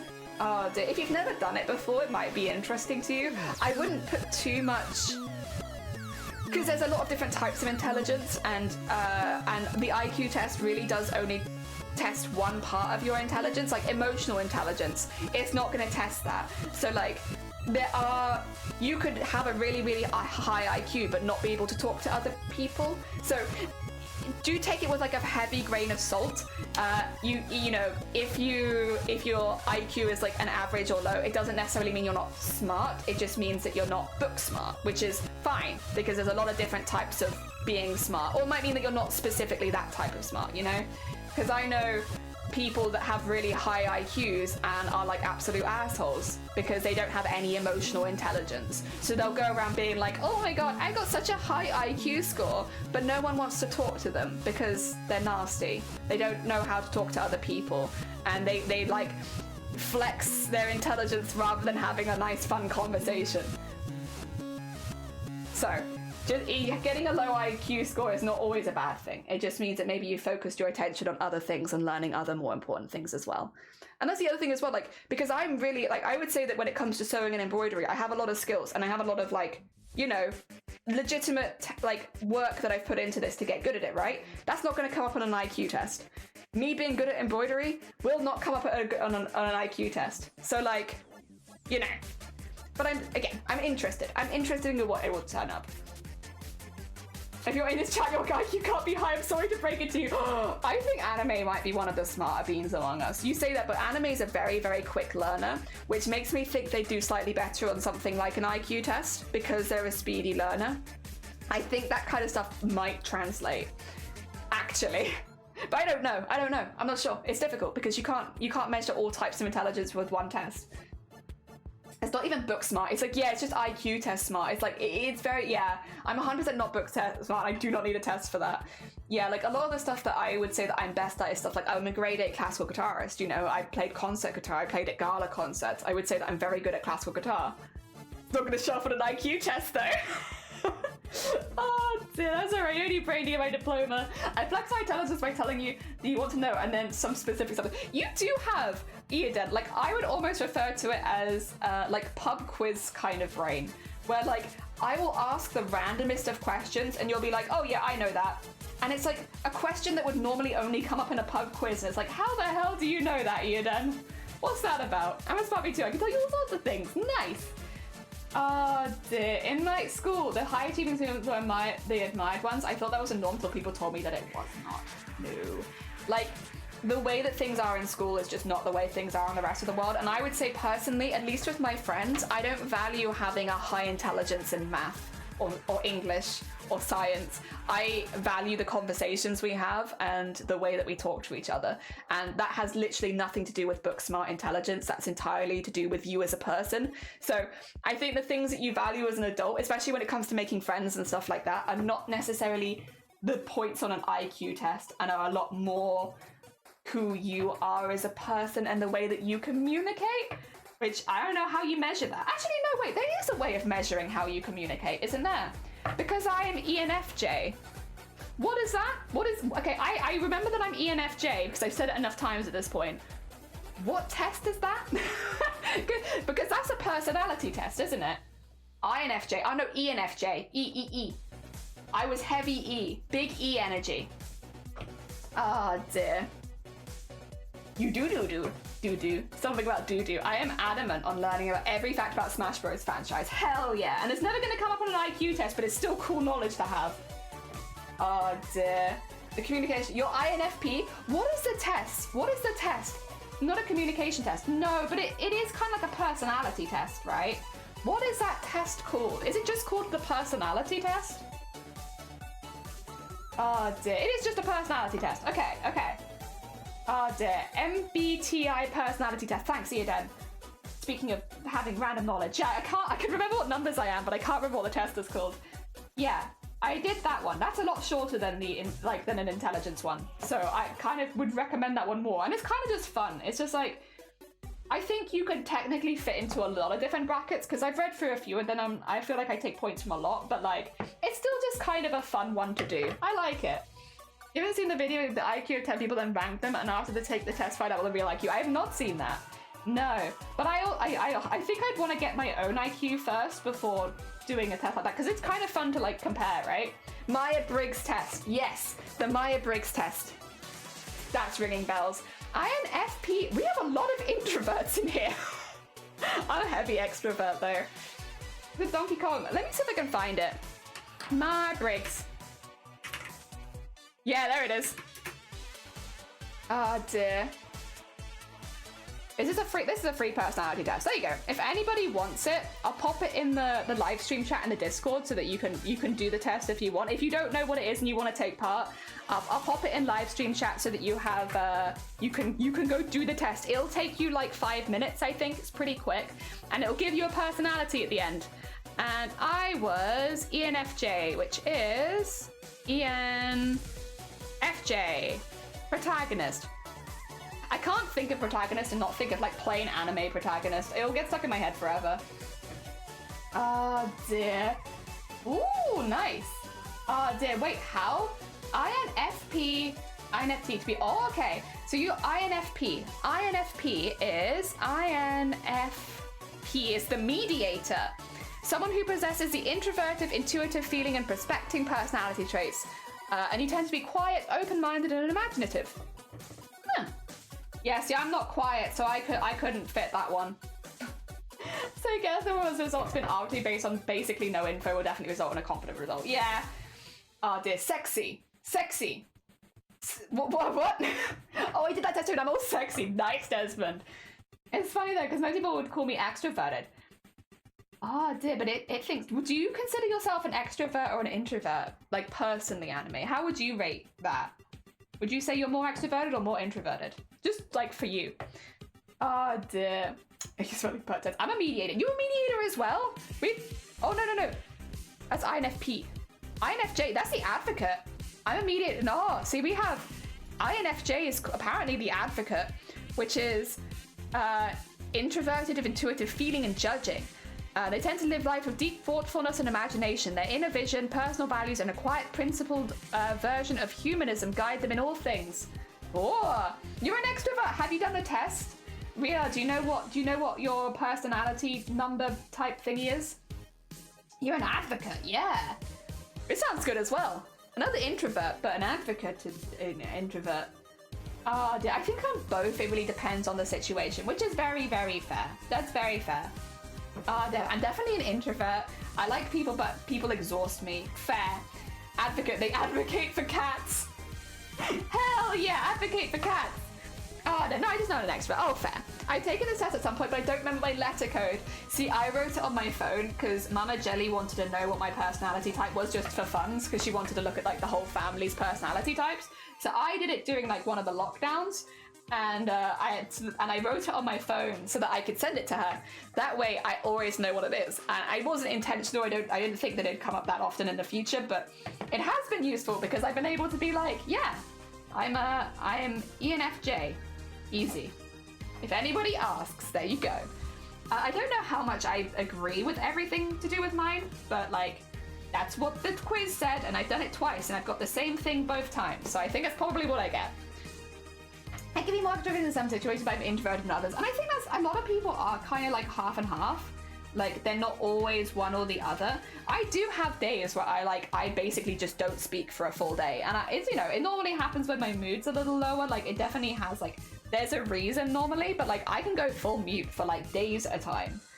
And that's always been the case. But generally, if I'm in, like, a normal state of mind, for me at least, I would say that I'm very, very extroverted.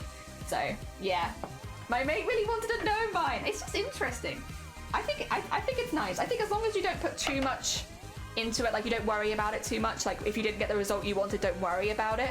I think it's still interesting. It's not accurate, but it's funny. Oh dear. Oh dear. When Jeff walked out, I thought Rotom was mythical legendary. Hell yeah. Oh dear. I don't know what else we have. Do we have any people that have taken the test that got an extroverted one? Because I don't want to be the only one here who has an extrovert set of letters. I want it to be just me. Anyone else? I want to come in and be like, me too. I also have like ESTP or ES. See, I think the one that I'd want would be, there's one of them is called the Entertainer. And I think from like a streaming perspective, that sounds like one you'd want to be. Yeah, that would sound like a good streaming one. I don't have that. That's not me. In fact, if I'm ENFJ, I am like pretty opposite of that, to be fair, even though it's another extroverted one. Well, you're the streamer. Yeah, but like, you could be not a streamer and still be extroverted. I don't think all streamers are extroverted either. Good 6 months. I must be barely spoken for my other day in bad days. Yeah, it's normally if I'm having a rough time. It's not healthy jelly behavior, but it does happen every now and again. Oh dear. I'm trying to write my novel. Go write your novel then. Have a lovely rest of your day. Take care. Oh dear. Wow. There we are. Hell yeah. I'm looking at all of them and it's like, what am I close to? If I was an introvert version of myself, if I was INFJ. If I was INFJ, then I would also be an advocate. Same as Eoden. But no, I am a protagonist, unfortunately. I'm sorry. Oh dear. There we go. Yeah, I don't think it's interesting. Again, I don't put too much stuff in it. I just think it's kind of a cool one. And again, it's a little easier than an IQ test because an IQ test is really long. You have to hold your attention for a while there, and I'm just like, nah. Oh dear. But not use that one. She is my buddy. Am I? I'm your streamer. I'm not your, what is it? What's the meme? I'm not your buddy, pal. I'm not your pal, friend. I'm not your friend. Main character syndrome. Is that what my one is? Do I have main character syndrome? Shoot. Honestly, yeah, true. It's just me. Whenever I turn off the stream, none of you guys exist anymore. You only exist while I'm live, right, guys? Oh dear. There we go. Wow. I'm just having a little look, like, what am I actually? What does it actually say about me? I remember I didn't agree 100%. Tend to have strong ideas and values. Yeah, okay. Yeah, okay. Fair enough. Yeah. Do you react to videos on stream too? If yes, I'd recommend you watch the video. I do not. I actually very specifically do not react to videos on stream. I refuse to. For me personally, it's just not for me. It's not the kind of content I want to create, personally. Yes, I would only ever do it in very specific situations where I'm either included in the video or someone I know is included and we're celebrating them. Like, for instance, if somebody was in a video where they'd done something really good and they were like being celebrated and they were in this community, I'd probably watch it then as part of the celebration for them, but not from like, not for reaction content per se. Yeah, it's not for me. It's nothing wrong with people that do. You're all good. But I don't enjoy it, personally. And because streaming is just a hobby, you know. Is this skin or is this white? I think that's skin. I think that is too. Hey. Oh dear. Yo! Zero! How goes the move? How is everything going? Is it all going alright? Is all the decisioning? I hope everything is going good for you. Oh dear. Be cool if she looked at my video. Yeah, but to be honest, Realtor, you've just kind of come in asking me to watch your videos all day, and that is a vibe that I'm not super keen on. Yeah, like it's not, I don't know, it's just very self-promo-y. Whether you intended it or not, it's a vibe, you know? Especially because we've been talking about other things. Ah, that is true. I have no real existence. Yeah, like as soon as I turn it off. Oh dear. I wish I wasn't real. No, Haplin! It's lovely having you here. Oh dear, fair, yeah. It's so easy though, you just play someone else's content and say hat every few seconds. I think there are people that do legitimately good reactions. I don't think every person who does reactions is shitty. But I also am like, yeah, I'm not into it really. You know, it's not for me. I do crafting content as well, so like, it really would be a bit out there. Oh dear. Oh. I didn't talk about Ask all day, no, but you've talked about it constantly.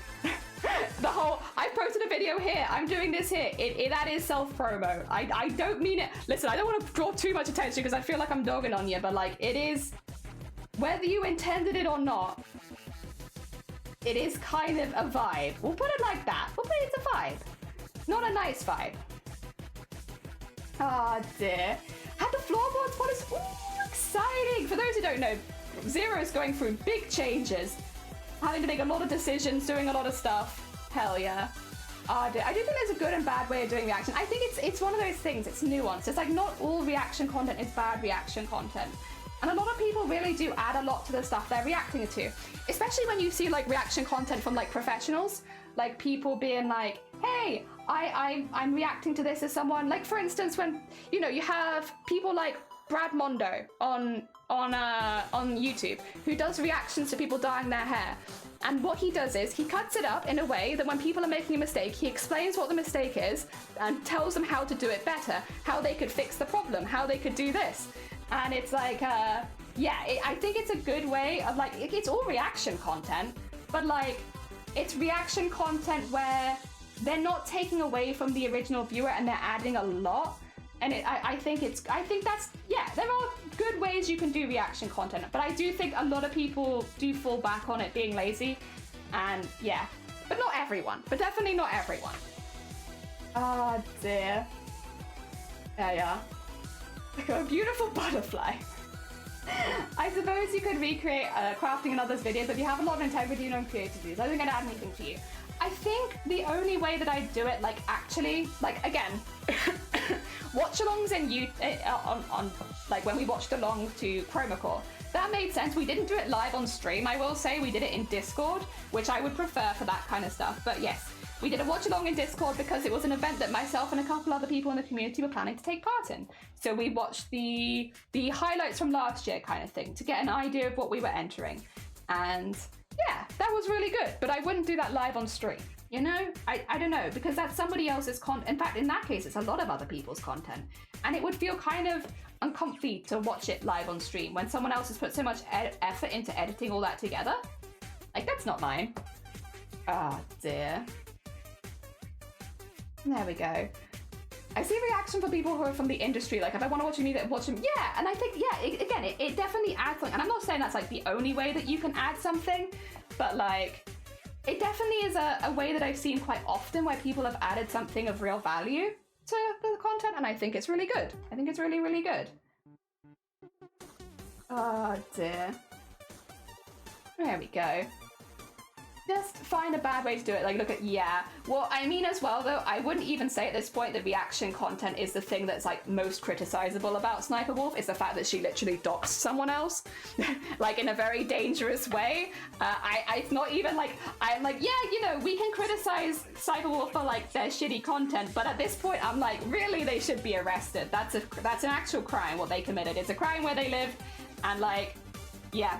You know, it goes from then petty drama to like being a criminal, and yeah, I think that's a, yep, that's a whole other thing. That's a whole other thing. Like, oh dear. Not crediting is very poopy. Not crediting is super poopy. Like very, very poopy. And especially like, again, I don't do traditional art, but I do art. It would suck to see someone repost my stuff without crediting it. Because, like, you spend so much time and effort working on videos or working on art or working on your music and stuff like that, to not have someone even bother crediting you is like, why do I work so hard? Oh dear. Reaction videos like Brad Mondo is actually fun to watch. Most people just do reaction videos and don't add anything. Yeah, I think Brad Mondo is a really good example of someone who has a niche for sure. Like has a niche for sure, but like they're very well knowledgeable in that niche, and because of that, all their reaction videos make a lot of sense because they're reacting to people who are doing it wrong a lot of the time. Or occasionally doing it right and giving tips and pointers to people who might be popping around. I'll be honest, I found Brad Mondo because I was looking to dye my hair grey, and I was like, I want to see, like, has anyone got any tutorials for how to do that at home? And I watched Brad Mondo, and they were like telling you, like, basically the do's and don'ts and why it can be so difficult and things to avoid. And I was like, perfect, that's exactly what I needed. That's exactly what I needed. I just needed someone to do all that, and they did it as part of a reaction. So I was like, hell yeah. Sammy, welcome on in. I hope you're doing well. Welcome, welcome. Look. We have a whole flip now. Look at this big old flip. Look at this big old flip. We've been zooming. It does need to be finished in 4 days, but you know, other than that, we've been zooming. And one person started using it without crediting me, and yeah, that sucks.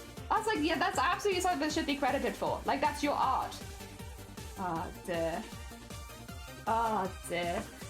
Brad's doing something right. They're a brand now and stuff. Oh yeah. Oh, I'm sure they're also very successful in general, which they do deserve to be. But yes, I'd say that's like a way that you can do it where it's like, yeah. Oh, I bet there's mugshots are online. People still choose to ignore that because hot women. If you're hot, you can get away with a lot. So guys, I think that, you know, I was thinking about trying to become a really, really good seamstress, but I think actually I might just try and become hot. How about that? I think that might work. If I want to get away with future crime members, maybe the best way of getting away from it is just to become exponentially hot. And yeah, go for that. Oh dear. There's a lot of reaction because I like them, but they add knowledge to the topic, and that's why I do much about. Yeah, I think adding something is important. I'm just one of the games at GT Live, and they do react to stuff, and they're just good in my opinion. Hell yeah. Also, Nut, welcome on in. Hello, Curse Peeps, and everyone. I thought for the smallest second, and I was like, oh my god. Wait, is Nut being nice to me? What? Oh my god, Nut being nice? No, no way. Oh my god. Oh dear. I got it. Unfortunately, I have work. Oh no, you're fine. Take care, Eden. Look after yourself. Oh dear, you're all good. Your whole brand is being repulsive though. Yeah, it would be a pretty intense rebrand. I want to do like the sparkly eye thing, but I don't know how easy that's going to be. How easy that's going to be. Other types of reactions I like to watch are reactions to things like in a show. It's very important things happen, and I like the personality of people. Yeah, which is fair. It's just very fair. Oh dear. How would the duck in the sky feel about this? I don't know. I'm not sure. I'd have to ask them, I think. Sometimes it's difficult to know if you don't ask. Oh dear. I think in some reading, Peanut just called you not cursed. Really? Oh, that would be a first. Hell yeah. Peanut, did you actually mean that I am a blessed being? Because I'm ready to hear about you talking about how blessed I am. Oh dear. What do you mean by the definition of it? I guess like conventionally attractive. Yes. And not always talking about piss. Too. That might be important also. The conventionally attractive and not always talking about piss. Which I just don't think I can do it, to be honest. That just doesn't sound like a very fun life. Everyone's different, everyone enjoys different things. The idea of never being oh, I don't like this actually. Oh, no. That's not the stitching that I want to see.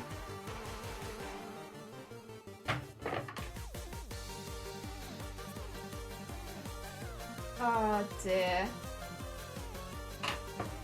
There we go. And so I'm picking that. I don't like it. I was gonna do like a sparkly eye moment, but I just don't think it works. Not in this, because I haven't got skin or anything to back it. It just looks kind of vague and weird. Oh dear, I'm definitely not conventional. You are hot, and I don't want anyone to tell you any differently. Hell yeah. How dare, how dare. Oh dear. That reminds me, isn't pit a good, pit? Not pit, oh my god. Pit a good fertilizer? Hell yeah. Pierce. Thank you for the generous donation of Pierce. I never understood those people who got their lips done up like a blow-up doll. Like, people find that attractive.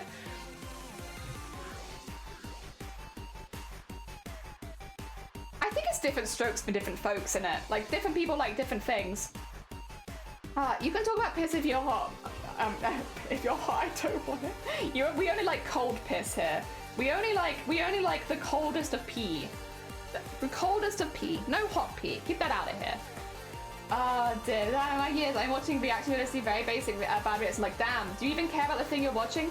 Yeah, like this is a thing of like, I personally am not keen when people put videos on when they're taking breaks on Twitch. It's nothing against, like, I'm not here to attack any specific streamers or anything like that.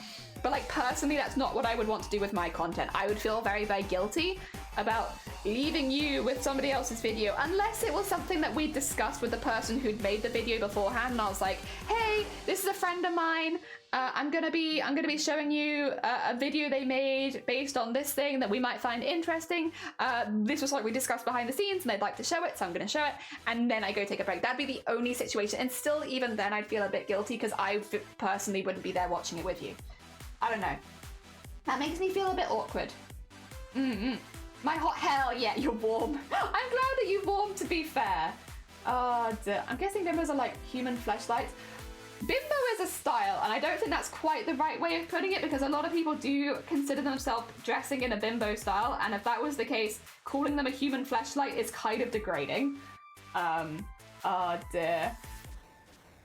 Yeah, I think it's an over-the-top look. I don't think it's always necessarily that look. Ice piss, jellies American. It's only one that's I think it's more like they have some mental insecurity since they go overboard. And yeah, like it definitely, there's a lot of pressure to look a certain way and be a certain way. And I think a lot of it has to do with societal pressure and stuff like that. It sucks. It is what it is though. Dear. You're saying in the kink. Oh, okay, fair enough. Did you post into Discord because you did it? Oh yeah, I did it a while ago. I'm ENFJ. But if anyone else wanted to get their result, because we were talking about it a while ago, I put the link there so that people could do the test if they wanted to take part in the conversation but hadn't already got a result. So I posted it there for those people. Because yeah, I already knew what I was. I'm an ENFJ. Hell yeah. Oh dear. Do you know what you are? 0. Or BE. We're looking for people that have extroverted results, because at the moment I'm the only extrovert person who's done the test. Oh dear. I understand societal pressure. I'm more questioning if that's what's popular in society. I think that it was for a while. I don't know that it is anymore, but I think that it was. I could see that. I probably would have guessed ENFP. What's ENFP? ENFP. Campaigner. Okay, based on the name, yeah, I can kind of see where you're coming from there. Oh dear, true.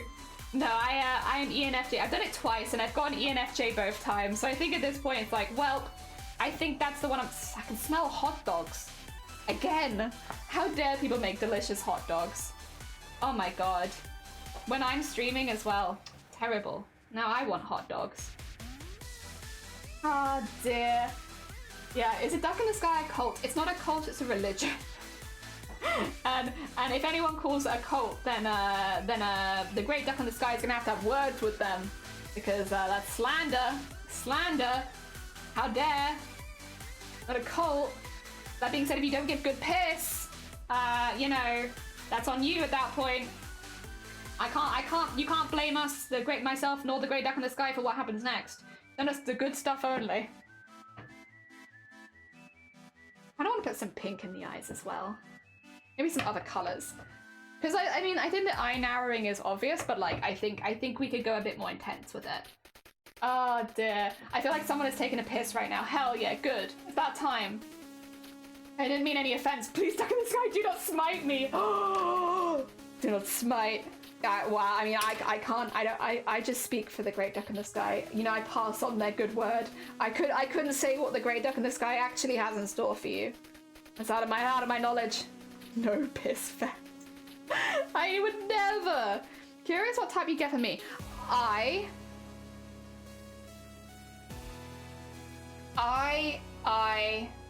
Wait.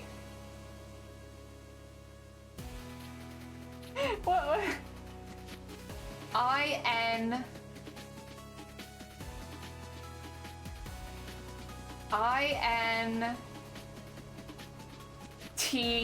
INTJ. I would guess.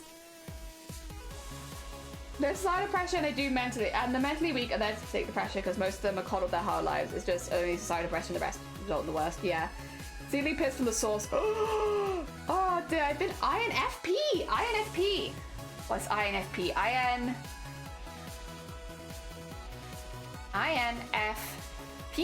Oh, you're another mediator. You're INFJ. Oh, damn it. Oh, thank you. 2 seconds. I will open the ready. Okay, you can come in. You can come in.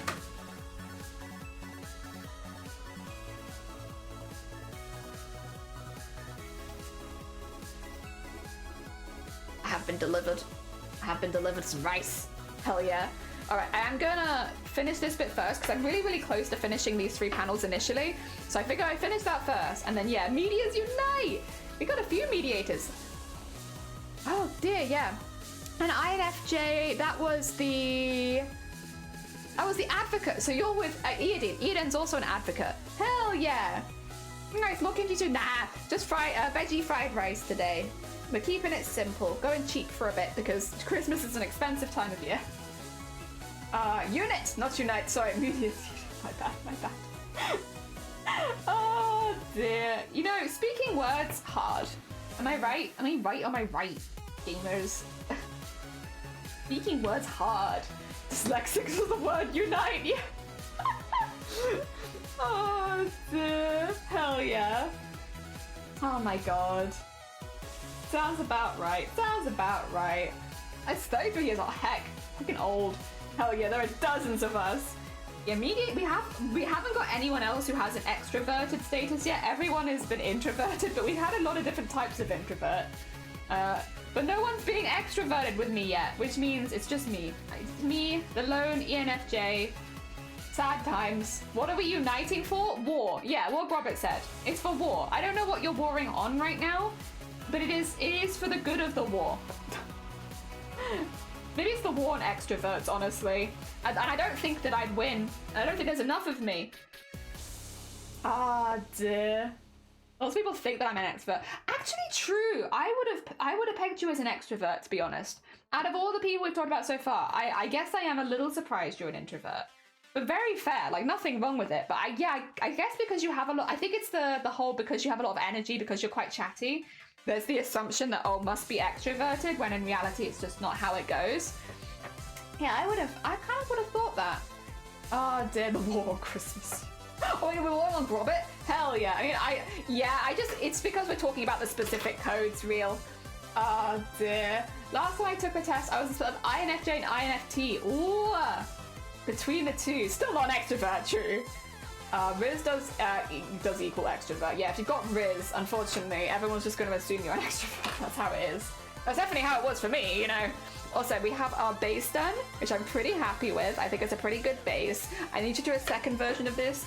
It's taking a little longer than I thought, but not honestly that much longer than I thought. In the meantime, though, I do have some rice to eat, which means I'm going to get words on stream up for all of you so that we can eat and I don't have to worry about you guys getting too bored. There we go. I'm getting some words on stream. Oh, sorry, I had to scream again. It's because I'm hungry. It's because I can smell food right now. Let's see, oh my god, sorry. Where is it? Here. Here? Nah! Oh, we don't want the GIF on here though. Get rid of the GIF. I love social energy, but I need to be alone to recover it. Introvert mostly means that interacting with others. Yeah. Yeah, it's like it's like the confusion because whenever you see someone, they have like a lot of energy, but then it's like, yeah, they need time to recover, so you forget that bit. Oh no, words, my worst enigma, which means it is time. Spoon of peanut butter for a hiccup. It's not technically it. Well, we call it hiccup, but it's not quite the same. Some words on Screech. Are you all ready for some words on Screech? I will mute when I start eating so that you guys don't have to hear me eat, but I want to get one word in first. I want to be on the board. There you go, I'm on the board, now I shall mute. Good luck, everyone.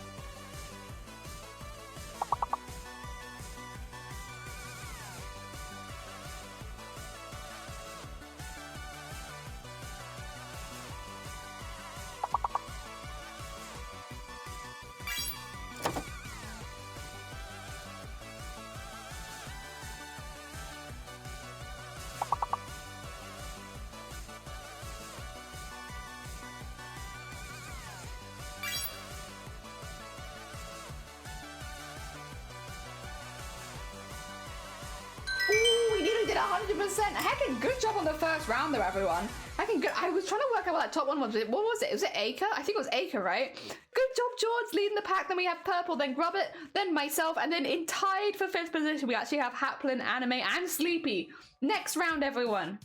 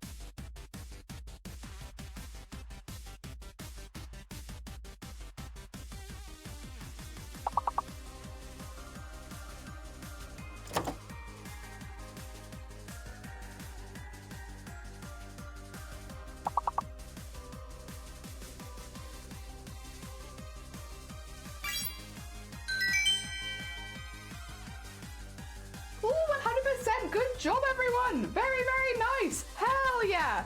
We have Purple in the lead. Oh, no, wait. George's in the lead. Why did I say that? George's in the lead. Oh, no, wait, because you're both tied for first.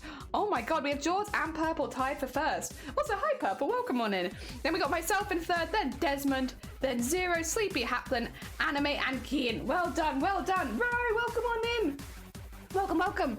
We are on level 10 now. Next round. Let's go. I'm still eating rice.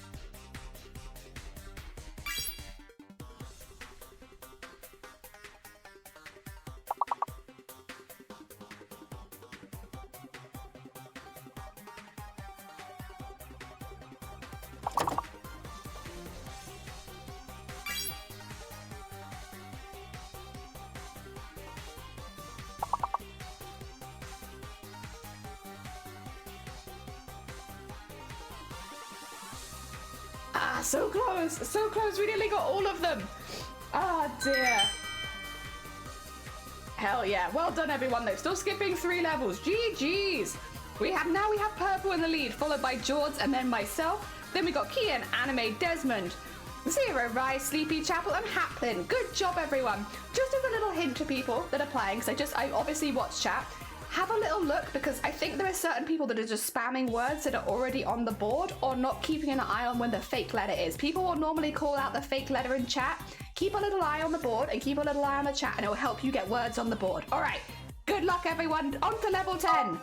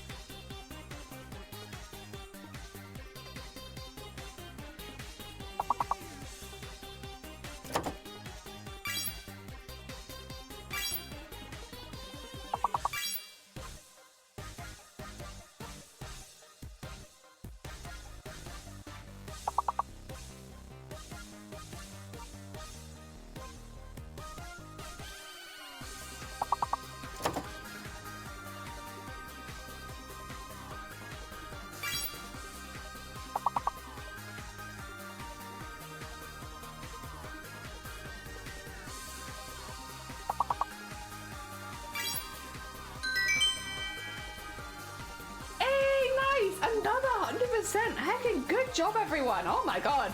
All right, we have Purple nearly at 100, then followed by George, and myself and Kane's is joint third.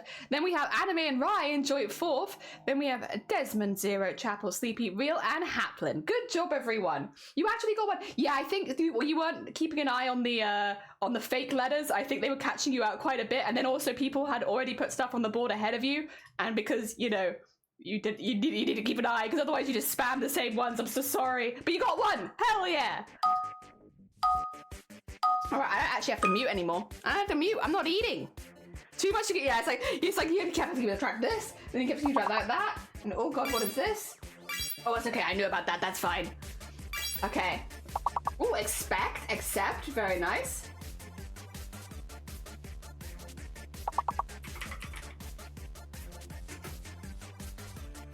Ooh.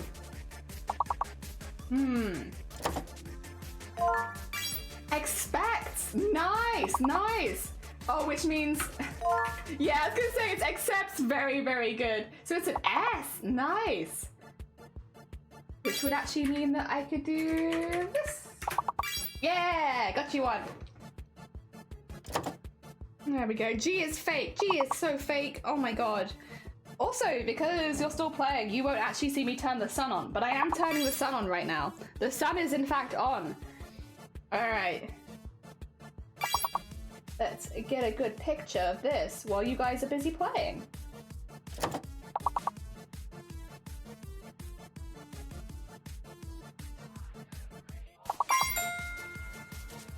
There we go. Nice, we have one good picture. I will need to do the second bit, but we'll do that afterwards. How is everyone doing? I know I'm late, but I got Ian. You got ENTJ? Oh, I'll have a look at all that is in that second book. That's an extrovert one. Hell yeah, we got a second one. Steep, nice.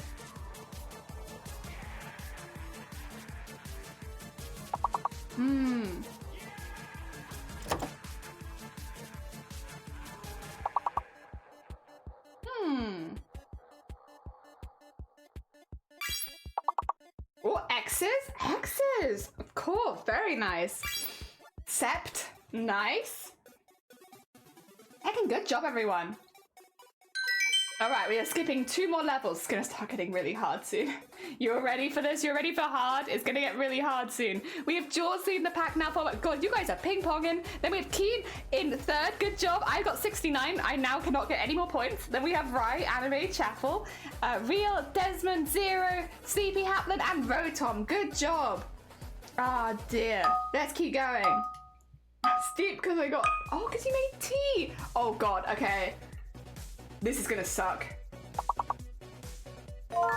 Oh, weird. Oh my god, Kate. Wow. That means... Wired? Yep. Oh my god, amazing. Good job, Keen. Good job. Oh dear. So good. I got what? Nice. Got Dire, Drew, Weird. Nice.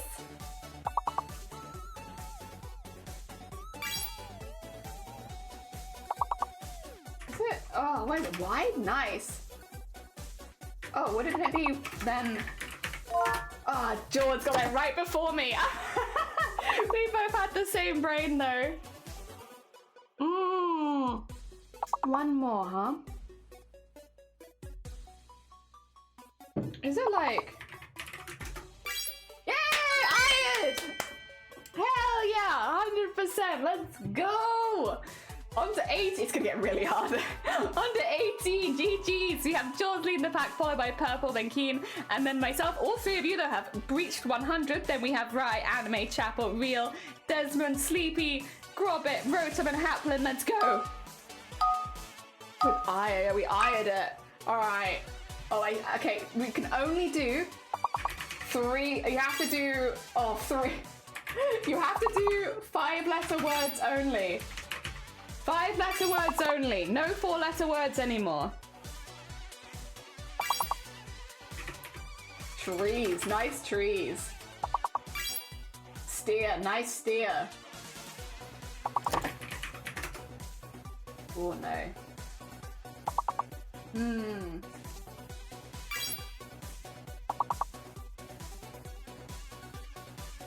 Reset. Nice reset. I was also thinking Serene for a second. And the N is fake. We haven't used it at all so far, so probably... Get sheer.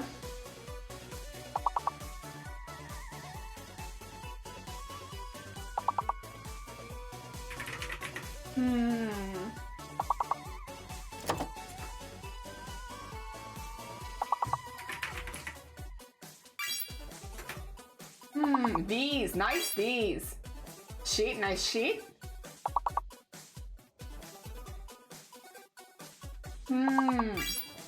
Esther.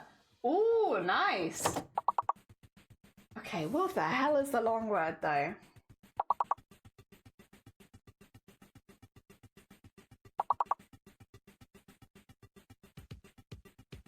We're about to find out. You ready? There you go. Oh.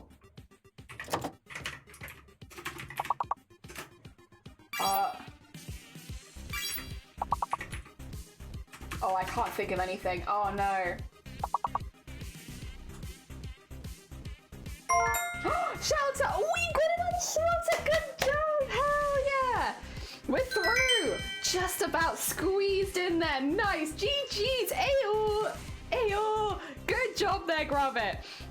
We still have Jaws in the lead, followed by Purple and Keen, then myself, Rye, Chapel, Anime, Real, Rotom, Grobbit, Desert, Sleepy, and Haplin. We are now on to level 19. Let's go! Okay, we have... Oh, God. Okay. Ooh.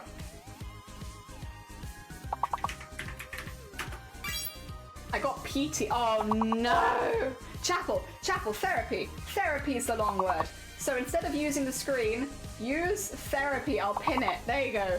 Use therapy. I pinned it. Use that word to think about what you want. Okay, yeah. Because otherwise it's really, really hard. It's therapy. Therapy. Thank you. Is sleepy? Nope.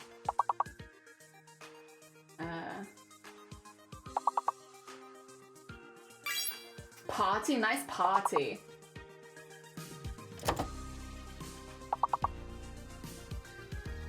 Wasn't this the guess what you say? We all just need therapy. Therapy everywhere. Oh, good heart. Good hearty. Oh dear, this is hard. Is this how you spell wreath? Teary, good teary. Harry? Nope. Harp? How do you spell harpy? Is it like...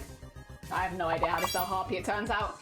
Earthy, good earthy. Oh, but that would mean that there is earth, right? Yeah, the earth was on the board. I grab earth. Harpy. Yeah, I thought that was how you spelled harpy as well. Apparently no.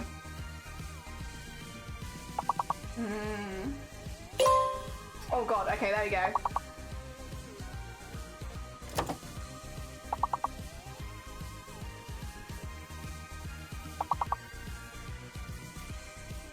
Oh no. Oh, repay, good repay. No, I don't think so. I don't think so. Oh, good payer though. Dang it. That was so good. You all did very, very well. GG's everyone. GG's all around. Oh dear, level 19 is solid. Yeah, GG's. GG's. Final scores on the boards. We have George in first place, then followed by Purple, and then myself snuck in there. Then we have Kian, then Chapel, Rye, 0, Anime, Rotom, Real, Desmond, Sleepy, and Haplin. Good hecking job, everyone. Well, now I know how to play. Yeah, we do it on lunches because it means that I don't have to worry too much about, you know, taking like a 5-minute break. You can do that and then, yeah, it works pretty well. Time for lunch. Go get your lunch, Sleepy.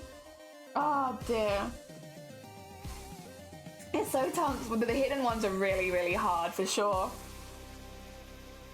Mukbang string? I mean, basically, it kind of is, but it's like, it's a mukbang string where you don't get to see any of the eating. I just eat, and you know that I've eaten, but I won't show you it.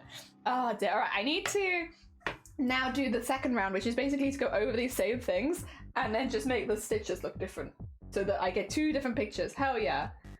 Oh, dear.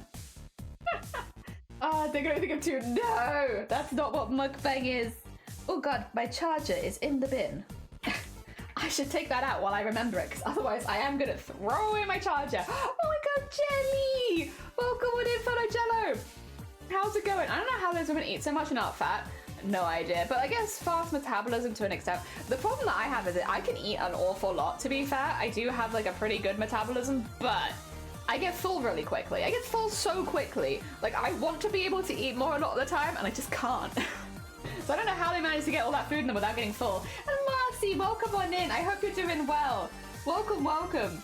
We are doing well. We've done some animations. I'm very proud of myself, to be honest. As a surprise to no one. I'm very heckin' proud of. Oh, not that one. Not that one. Wrong one. This one. I'm very heckin' proud. So we're doing frame by frame animation, but with embroidery, and it's been really fun. We only have 4 days left to finish this though, so we are definitely in like crunch time. But I'm really proud. I'm very pleased with what we've done. I'm really pleased with how it looks. It's also been really fun making it, to be honest. So like, I'm having a good time. I'm having a good hecking time. And yeah, it's good. It's like another thank you. I'm really pleased. I'm really hecking pleased. Ah, dear. Oh dear. Okay, the words will be out. No, you're fine, Kian. Take care. Have a lovely lurk. Thank you so much for helping out with words. It was lovely to have you. There you go. Put that back in the corner as well. As much as I really like it, it does take up a lot of the screen if I do that. How long has this taken?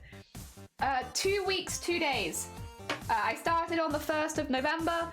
Technically, I did all the planning for it beforehand, so I did all the planning in October, but I started the embroideries at the beginning of the month. And yeah, so about just over 2 weeks. But it's been like 2 weeks of like balls to the walls embroidery non-stop every single day. No breaks. No breaks on the embroidery train. So far, all of my embroideries that I've done for this are here. These are all embroideries. There's a few more as well. That was a boring one. I'm not going to show you that one. All of these. Yep. That's what it looks like. That's what it looks like. It's a lot, but I'm enjoying it and I'm having a good time. I wouldn't have taken on this project, to be fair, if I didn't think I was going to enjoy it. God, I've got too many things. My heckin' My heckin' melody stuff falling all over the place. I've got so many embroideries. Help. I am overrun. How many did you make each day? 3 to 4 a day is kind of currently about. Some days I could do much more. If they're smaller, I can do a lot more. But I think 3 to 4 is a pretty good average estimate of how quick I can go. The toxic embroidery train, yeah. Toxic embroidery train. Probably shouldn't have done this much in such a short period of time. I will say though, actually, I'm feeling a lot better than I did the other day. The other day my arm was kind of aching, which is mad because so much of it is done in the hand, but my bicep was actually hurting. But it doesn't hurt anymore. So I don't know, I didn't stop, but it doesn't hurt anymore, so that's good. What are you doing with the embroideries once you've done? Good question. I was planning to make a jacket, but then Dem asked if I could send one to him because the whole hula hooping with the butt is Dem's idea. Well, it was an idea that was inspired by something Dem sent me. So I was like, yeah, I can do that. I could like sign it and send it to you. And then a couple people were like, I kind of want that. So I was like, well, I mean, I can. I have them if you want it. It's a very silly thing. They're very small. So with the butt hula hooping, because they're all numbered, I might, with those ones in particular, sign them and give them away during like the end of the year stream. Just for funsies. Like, you don't have to, you know, if you want one, you can enter it and maybe you get one kind of thing.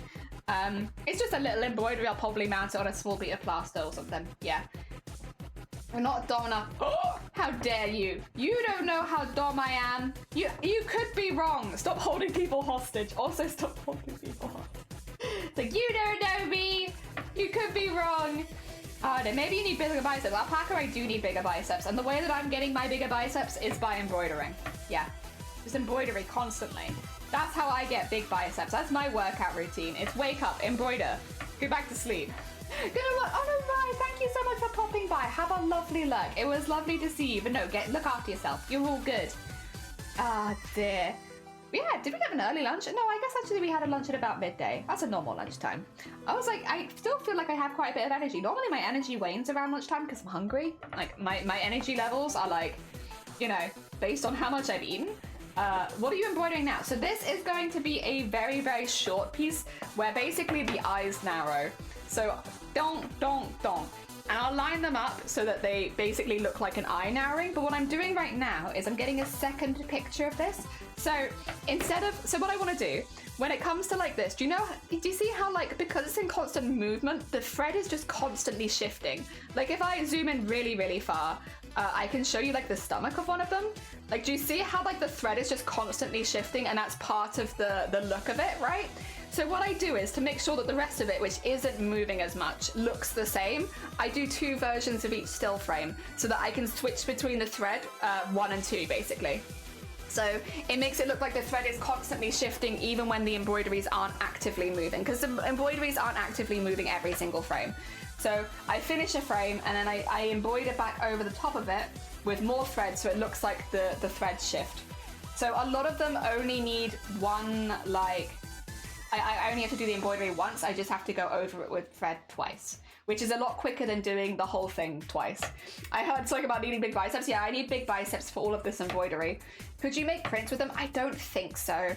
To be honest, they're not really very printable because they're all very random. Also, I should probably get the body off the screen. Sorry, it's gonna give some motion sickness, my bad. Oh dear. Oh dear, I am your mother, you listen to me. Oh, wait, we have a mum. Oh my god, amazing. About heck in time we had some supervision here. Oh dear, how do you all make this? Like, you are so wonderful. Oh, we do get sewing ones sometimes, but like, I'll be honest, the puns these days have gone a lot more in the piss direction. Oh dear. This is very zoomed in. It is very zoomed in. Did you get motion sick? I'm sorry. By visibility, wait with longer, so biceps. Shoot, you're right. Back to invisibility. Let me like change my camera. Oh dear. Well, speaking of, it hasn't broken for a while, touch wood. I don't know why it was breaking, but whatever was causing the problem seems to have been fixed. Yeah, I had to zoom in all the way so you could see the thread moving. It's very important, you know, it's an important part of the process. Oh my god. But yeah, that's why we do this. We go over it with all the thread again so it looks like the thread all shifts without having to do the full embroidery twice, because doing the full embroidery twice would be a lot of work. And it probably wouldn't line up as well. Hell yeah. Also, that was, by the way, the doing embroidery over with it, just so that I don't accidentally claim credit, that was an idea by Vile Mods. Vile Mods was like, could you do one embroidery and then fill in the thread again separately and have it look like it's two and shifting? And I was like, I could give it a go. So we did some tests and it worked out fine. So that was actually not my idea. That was Vile Mods' idea. And it works really, really well to mean that I don't have to do because originally I was going to do 2 of every single embroidery. And I was like, this is a lot. I don't know if I physically have the time to do 2 of every single embroidery. And Vile was like, let's try and find some ways we can work around this so that you don't need to. And we came up with a few ideas, but that was the one that worked the best for what I wanted it to look like. Yeah, because the other ones were a bit more edity, and it's like, which is fine, there's nothing wrong with that, but I don't really want to lose the charm of it being hand-stitched, so yeah. Oh, Dad, that's because I've been lurking. Expect technical No! We were doing so good! Oh, dear. Damn it. Technical difficulties o'clock. To be fair, I do not like technical difficulties. I don't think any streamer does, but there are less these days that completely stop me streaming. When I first started streaming, I remember there was like a lot of days where like I'd have a technical difficulty that I just couldn't solve in the middle of stream, and I'd be like, well, that's my stream over there. But we now end stream for stupider reasons, like eating rocks and snorting rice and stuff, you know, other reasons. Not normally tech. It's occasionally tech. Like when my camera had like a full-on crack in it, I did end stream there. I could have kept going, but it's one of those things that once you notice it, it's really annoying to look at, and it would be really annoying if every time I looked over at like my stream, I'd be like, there's a hecking crack on the screen. I still to this day do not know how that happened to that camera. That camera was in the same place, out of arm's reach for ages. And then like one day we just went live and it had a massive crack down the lens, and like not even like the inside bit of the lens. I don't know. I don't know how that happened. Because it's like my camera, I like cannot reach it. Like it's like too far. So I would really have had to go for it to damage that, and I don't know. I don't know. I mean, obviously it happened, so maybe I did, but I don't remember doing anything that would have done that. Oh dear. Weird hacking times. Replace more of my technical difficulties with wardrobe malfunction, it'd be so much better. I don't have too many wardrobe malfunctions, but yeah, tech difficulties, it can definitely make you lose steam during a stream, but these days I'm not so bothered. Like the camera breaking and freezing, it's like, someone will be like, Jelly, your camera's frozen, and I can be like, oh no, you're right, and then I can fix it. It's not super bad. I guess it also depends on what tech issues we have. Speaking of tech issues, who's updated to OBS? Who's updated their OBS to 30.0? This person has, and is very, very nervous about it, because I never normally do updates this soon to like when the update comes out. But I was like, I have a day off yesterday. I don't know when I'll have the next chance to do it, so I guess I might as well. And I've been anxious about it ever since. I do not like doing them that early. I normally like waiting until some bugs come out. You didn't last night, you decided to wait. Is the update good? It's making this. I can show you, right? If I show you the behind the scenes here, you can see. Do you want to see it? If I capture it. Yeah? And then if it's making the bit down here. This bit looks weird to me. This looks different to me, and it keeps throwing me off. So yeah, not sure about that one. Yeah. Yeah, looks like this. About the same as before. I do have a really weird setup. You wanna say hi to yourself? You wanna say hi? You can say hi to yourself over here. Let me just, there you go. Hello, Twitch. Oh dear. Yeah, it looks like this. Smile. Oh dear. Oh my god, hide that. Oh my god, hide that. Oh, none of that. Oh Jesus. But yeah, it's just like the bottom bit where like it says how many drop frames and stuff like that. That all looks a little different, and it's all quite separated, which I'm not used to. Which is why I was getting confused when I was like, how long have I been streaming? Wait, how long have I been streaming? Because it's not where I expect it to be. But yes. Oh dear. Now you get the behind the scenes of what I look at. It's a lot of grey. I could make it more colourful, but I kind of like it in the dark grey and everything. It's nice and easy to read. I like that. I like having a nice easy time streaming, not too much stress. Twitchception, yeah. I like bringing it up, but it's like, it's also, I always worry that something could pop up and that could accidentally dox me. I don't think I have anything specifically doxy around, but you know, you always worry. You always worry. It's like, what if I've accidentally put my full name, date of birth, address for the last 5 years, and then also maybe some other documents that you could catch me on. What if I've accidentally got them all minimized and I suddenly maximize it? What then? Like, the likelihood of it happening is very small, but still, what if? Oh dear. I have technically, I think, very, very mildly doxed myself, but like nothing too bad. Nothing like that bad. And this was a very long time ago, and also someone let me know within seconds that that was like slightly risky, and I immediately ended stream, deleted VOD, and restarted. So it was fine. I think because if you ever do have like stuff to get out, the best thing you can do is end your stream, delete the VOD immediately, and then come back, kind of thing. Obviously, it could confuse people that might have been lurking and stuff, but at least then you know that the information isn't gonna be hanging around. Oh dear. Luckily it's been a minute though. It's been a minute. I'm pretty good these days. I work hard to never accidentally dox myself, if possible. Oh dear. There you go. And... oh, the music reminds me of Scott Pilgrim anime coming out? Hell yeah. Oh dear. That'll be fun. That'll be a fun thing. It's been a minute since any new Scott Pilgrim content, so I'm sure people will be very excited about it. Oh dear. Oh, okay, that looks better. So yeah, I go quite messy with the second row of stitches so that there's an obvious difference. So I'm like not going in straight lines anymore. I'm like doing little diagonal stitches so that it shows up a little bit more. That way, when I take the pictures, because obviously I'm stitching in the same color, so it could look very, very similar. If I do a slightly diagonal stitch, it makes it stand out a little bit more from the other stitches, which means when I take a picture of it, it's more obvious that some of the stitches have like shifted and changed. So it looks more like two separate embroideries. Another thing, which I will do in a second, which really works well, which was another one of the Vile Mods' ideas, and I don't want to, you know, claim it wasn't mine, is to re-emphasize the black and take another picture after that. Because you see how like around like where the edge of the hat is, the black kind of disappears? If I go back in with more black thread in areas like that, it makes it look like it has a whole new outline. If I was to finish an embroidery, I would normally do that anyway, just so that the outline is nice and strong, because that's the style that I do. But yeah, if I do it for between the two frames, it makes them look really, really different, and it's really easy. Like out of all the ways to do that, it's like the easiest. Although I say that, but my black thread in here is kind of hecked. What's happened to you? You've all split up into weird bits. Can I use this bit? Yeah, I can. Oh dear. Yeah. I don't know, it's a really easy way of making it look like I've done more work than I have. The problem with embroidery is I still have had to do quite a bit, but like, it's all been pretty relaxing. It's all been pretty relaxing. The one I kind of wanted to do today, I don't actually have it set up to go, so it probably won't be till maybe tomorrow. There's one we're gonna do where we're gonna do a stop motion, which means that every time we've done like a certain amount of stitching, we're going to take a picture. And so it grows, because I think it would work for one particular scene, and it's in silhouette, which means that it shouldn't be too difficult to do.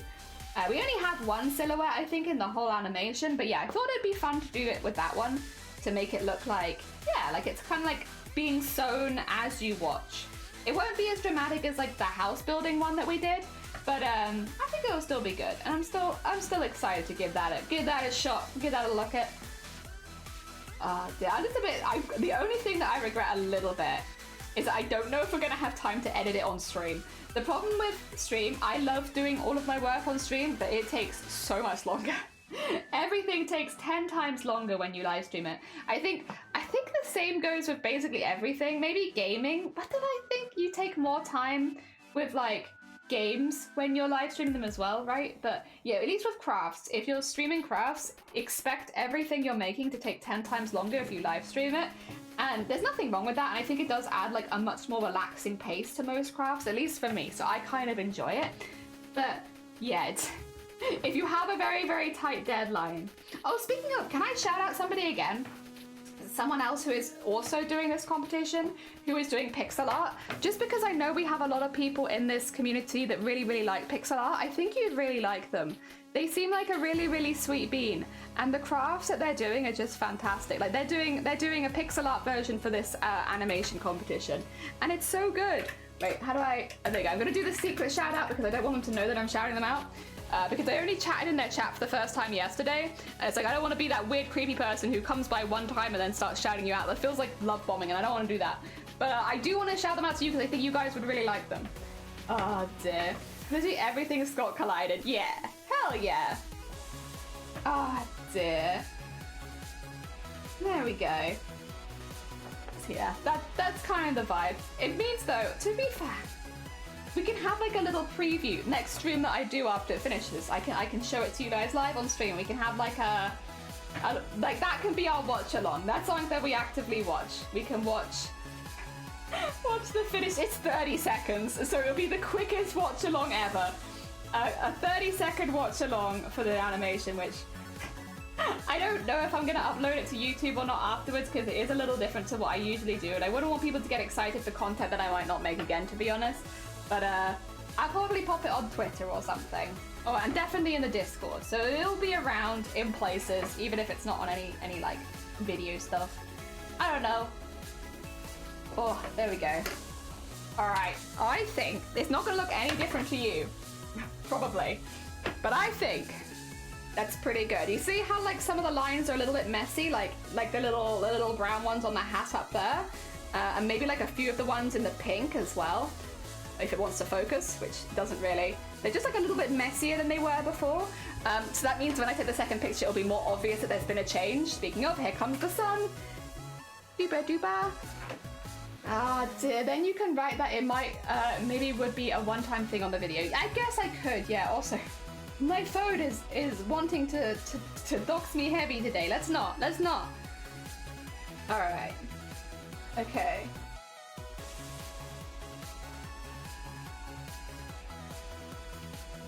And then, if I get that up, so I have 2. There we are. They look very, very similar, even to like my eye, but when you scoot them next to each other, they look like 2 different frames. Oh, that's just off. We don't want it off. We need some light. There we go. That's one done. One down today. Hell yeah. I'm not going to stop here. Well, no, I'm not going to stop here. I want to start our next one. I was like, I could stop, but I kind of still have energy, and while I still have energy, I think I'd rather keep going. There we go. And then...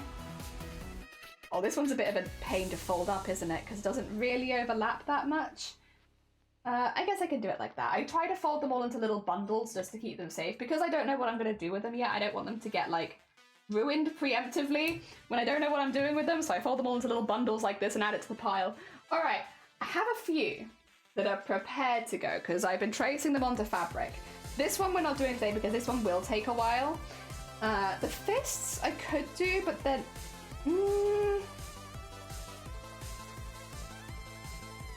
Ooh, difficult. Which one do I want to do? This one's kind of important. I do need to get this one done. Maybe... That's going to take a while, though. The thing is, it's like, do I want to take one that's a little quicker? Maybe I'll take one that's a little quicker. Because if I take one that's going to be like another 4-hour one, we'll be here for 7 hours. I feel like you want to start stream with those ones rather than finish stream with it. Let's do the fists. So these are red fists. So this is from a different character that I've only done a couple of embroideries of so far because they're not like a very big part of the clip. But I have technically embroidered them a little bit. Oh dear. But yeah, they have red hands. So we're going to give them little red hands. And I'm doing these on a separate layer. And then it's kind of the same as like, for instance, if I grab the other image up, this is one we did before. It's in slow motion, please ignore that. The head is not attached to the body, but I don't think that it looks like that. But the head is not. The head is several heads that are then like clipped next to each other. So I kind of got them separately because otherwise the face vibrates and that looks really odd. So I have it so that basically the face isn't vibrating. I've done this with a few things where I'm doing them as separate layers basically and then clipping them on top. The hands are going to be the same. Because the hands have different movement to the rest of the body, having them as a separate layer kind of makes sense. So we'll do that. That's the plan. Where did I put my needle? I thought I put it somewhere safe, but I am realizing that maybe I didn't put it somewhere safe. I think it's this one anyway. I think I could use this one. All right. Do I have any more black thread in here? I don't. Ooh. We are slowly but surely running out of thread. I did order some more black thread though because I'm doing all of my outlines in black, so I do need more black thread. Oh, that would be embarrassing. What if we got to the final day and then I run out of thread and can't finish the animation? Oh my god, that would actually be a nightmare. Let's hope that's not what happens. Oh dear. I did try to plan ahead, but it is difficult. I'm still pretty new to embroidery, so trying to work out exactly how much you need, how many skeins you need of each color is still a little hard for me. But I'm doing my best. It's a little tough. All right, we're gonna split this one into two and have it be a little bit thinner because the hands are difficult. Hands are tricky, and while technically I'm tracing art that I've already done, it's still a little hard. Fists are really hard to draw. You do not want to know how many times I redrew that, and it is the simplest looking fist. And I redrew that fist with like 100 references, like 10 times, over and over and over again, to be like, no, more than 10 times. It was like 10 references over 100 times. Hands are the bane of my existence. They are. I took, like, literally, I have hands in like one scene, and they took so long because I needed a hand that was like this, like, that, and then I needed a hand that was like gripping around the door like this, and I couldn't work out if my thumb would be there or not because, like, in some pictures it's like, oh yeah, the thumb's there too, and then in some it's like not there at all. I'm like, so I put the thumb in as like kind of an afterthought because I just wasn't sure whether the thumb existed or not. I don't know. I looked at so many references and I just could not work out where the thumb was meant to be. And then they're also meant to be kind of like big hands, like kind of large, which is also not easy. This is the problem, is like you kind of want the fundamentals down before you go cartoony with it, and I do not have the fundamentals down, so. When I was working with the Starlight, I was so happy with the mascot wearing the mittens, yeah. Good character design there. Put your characters in mittens. All characters should wear mittens. Yes, good character design. And ideally, if you could all wear really big boots as well, that would also be great. Mittens and like massive shoes, yes, please. That's good character design there. Thank you. Makes my life a hell of a lot easier. Or glove, no, because glove still has fingers. No. Mittens is good because mittens don't have fingers. Ah, dear. That's why. Oh dear. Yes, that's good character design there. So I'll just do those on my character. Yeah, if you could redesign your character to wear massive boots and also mittens. That's also important. Mittens too, so that we don't have to deal with fingers. Although, to be fair, I drew a few hands for VTubers and I just kind of like shift them in and out and like walk them a bit and then redraw them if I need to, because it is so much easier than drawing fresh hands every single time. Hands are like the worst. So I just did that. I mean, that was pretty much the only bit that I could ever copy and paste across was the hands. Everything else would always have to be drawn from scratch, but it took a little bit of work off. Ah, dear. There we go. And I think this is where the knuckle is what I'm emphasizing here. It's been a minute since I drew these. I did draw like a lot of the plans in October, so I'm like a little behind. I'm like, what was I thinking back when I drew this? Honestly, who knows? You can get gloves. Yeah, but I don't think that's the standard when someone says gloves, right? I don't think so.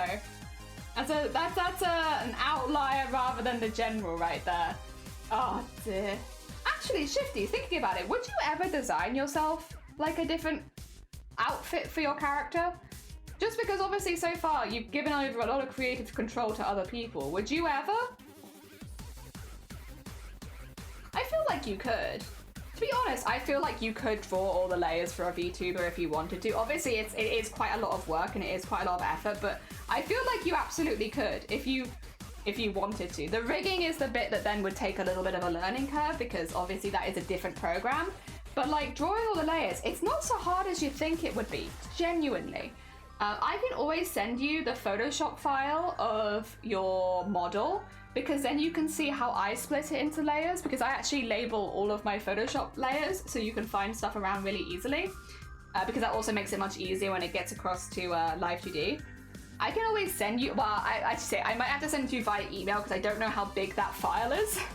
I might not be able to send it to you via Discord, but I could probably send it to you in a different way. And then you could see what all the layers are. and get an idea of like how it's split. The bit that would be the learning curve then would be the live 2D, and that is a learning curve. I'm not gonna pretend on that one. It's really fun. I really enjoy it personally, but I would be lying if I said that it was like super quick and easy to learn. It takes a bit of practice, that one. The other thing is I would have to send it to you as a Photoshop file, and I know that you don't normally use Photoshop, but is this rigging stuff, everything needs to be a Photoshop file. But I think you could probably convert the file to something else. I just don't know if you... I guess that might change the layer names? I'm not sure.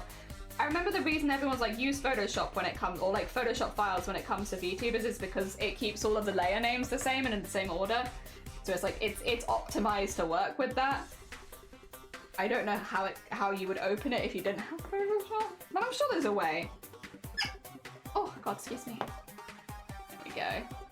Yeah, I think sometimes looking at other people's can help. Not always. The other thing is you would learn how I split layers, but I guess it wouldn't give you a good idea of how everyone splits layers, because obviously there's a lot of when it comes to splitting layers for VTubers, there is a lot of personal taste in there of like what you want to do, what you like to do. So you would get very much the Jelly version of what Jelly likes to do with splitting layers. It wouldn't maybe... I wish I had some other people's examples to show you, but I would only have mine, unfortunately. There comes... Oh, it could open it. Okay, well, there you go. That's fine, then. That's fine. I can always send it to you in an email if you want an example of it. It would just give you an idea of kind of the sort of layers you would want to build. Yeah. Like, you wouldn't be able to copy stuff very easily. Like, you'd have to... Well, to be fair, you wouldn't want to, because otherwise it's going to be half my art style and half yours, and that... While it would probably look very funny, it would also look very janky. Oh dear, thank you. I'd be able to do it in the future. Got a lot of other things. No, that's very, very fair. That is very, very fair. Oh dear. I mean, I'm not going to get rid of the file anytime soon. Well, not the most recent ones. But some of the older ones, I don't know if I have the files for still, but the more recent ones, the most recent one I would never get rid of the file for. So these are I think the two more recent ones I should have. But you wouldn't want the older ones anyway, because, you know, that's old stuff. That's old. Ew. Old methods. You don't want that. Ew. Disgusting. I've changed so much since then. I had a commission event idea and I'm really excited about it. Nice. Hell yeah. Oh dear. I have... Did you know, Shifty? I am booked up on charity events until 2025. 2025. I have so many events to plan. 2025. No way. Like, legit. And that is doing 4 to 5 charity streams, or charity events a year. Because I don't like to do more than that because, you know, it's too much. It's too much. Oh, dear. Yeah, that's fair. Yeah, it's fair. Yeah, like I keep having like people reach out and like really nice. Like I've met a lot of really lovely people in the last few weeks reaching out being like, I see that you do charity work. Would you raise money for this? And it's like, yeah, I know that charity. Like I had like actually one, I guess maybe you'd be more interested in. I have asked, but I am waiting to hear back if I can share this campaign because I don't know if I can yet. But I had the Samaritans reach out and it's like, dang, I heckin' love the Samaritans. They do amazing work. Normally, under normal circumstances, I would love to be a part of one of their campaigns, but it's quite literally at the same time as Starlight for me at least. So it's like, yeah, that's And then the second date was at the same time as another one that I haven't announced yet. And I was like, yeah, you were between the Samaritans and Starlight? Yeah, the Samaritans, I felt really bad because for those who don't know, the Samaritans do a lot of really amazing mental health stuff here. I don't know if they are so much of a thing abroad, but they are a thing in the UK. And that's where obviously I've seen them, where they have like suicide helplines. They have a lot of mental health support and stuff like that. They do really amazing work. They're a fantastic charity. So when they reached out and they were like, we're doing an event at this time, I was like, well, I'm so sorry. I am literally booked up for over a year. Like, yeah. I wanted to raise money for them in September originally, but I wasn't in the right place. I think as well with like, it's a very hard topic to broach. I think, you know, you do need to be in a, you're probably going to receive stories from people who have been helped by the Samaritans and similar charities, which is amazing. But it can also really hurt your heart to hear the amount people are suffering. And if you are not in a good place to hear that over and over again, yeah. I actually knew a couple people that worked for the Samaritans on the phone lines. I still do. I say I knew them. I still know them. We're still friends. They don't work there anymore is what I mean. But they did for a long time. And apparently as well, from the behind the scenes, the Samaritans are actually really good at looking after people, like their staff, because it is a hard job. And like, so when they reached out, I was like, damn, I know you guys do good work. And I also know that like you look after the people that work for you. Because again, that's a very hard job to be on a phone line like that. And yeah, it seemed like, you know, they really do care about people. And it's like, that's good. That's a good heckin' sign. But yeah, just very bad timing this year. And next year, unfortunately, as well. Just very bad timing in general. Ah, dear. Hoping to fundraise for them soon. Hell yeah. Oh dear. I'm sure they do more events. Like there probably will be more events next year while I will be busy because yes, I'm sure there will be more. But I'm waiting to hear back from them right now because I would like to share that campaign because I know that we have yourself, of course, but we have quite a few people in this community that do a lot of like mental health specific style streams, like streams that specifically discuss mental health more in depth and like work hard at like destigmatizing certain conditions and stuff like that. And I thought that would be, if they wanted it, if they'd taken part in Boobtober and they were looking for another event to take part in, that would be a really good one. But I don't want to share the event if I'm not allowed to, so I'm just keeping an eye out because I did ask if I could share, but I also am like, I kind of understand if they're wanting to keep it to invite only because, you know, you don't want anyone coming in and trolling for like, I mean for any charity event if we're being honest, but I think especially for an event like that, I could understand if they were looking to keep it a little bit more under wraps. So I'm trying to be a good bean. Not that I think any of you guys would do anything bad, like I don't. I think anyone from this community who also streams that would fundraise for them would do a really, really good job. I just wouldn't want to make any of them uncomfortable. It's public on the Discord. It's not that one.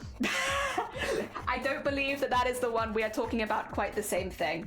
I know what you're talking about because you're talking about the one that's already published on Tiltify. Yeah. Which people could still fundraise for, to be fair. I mean, maybe I could just advertise that one. That might be a good in-between. Because they have a... Oh, what was it? Because they did send me a link to something else. Oh no, that's the wrong one.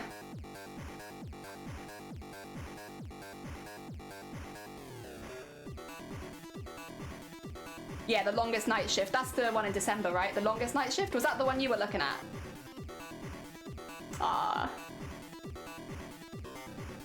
I think they're gonna smash that goal, to be honest. Maybe I'm being like over. I don't think they're gonna have any issues. I think they'll smash that. Ah, dear. Yes. Oh. And again, in the same way that I love doing Starlight because it's at Christmas and like Christmas is like a very hard time to be a kid in hospital. It's a hard time to be alone at Christmas. Like genuinely. I know we have like a lot of introverts in this chat as discussed today, but it is, you know, when you see like festive activities, sometimes it reminds you of the people that aren't there and stuff like that. So I think good timing for that one. Yeah. Oh dear. Unfortunately, yeah, the event that they were mentioning to me, we have the Starlight for this one, but there's another. I can't tell you what the next one is just yet, but I will tell you, but I can't yet, so it's fine. But I mean, Shifty, are you by any chance looking for a charity event at the beginning of March?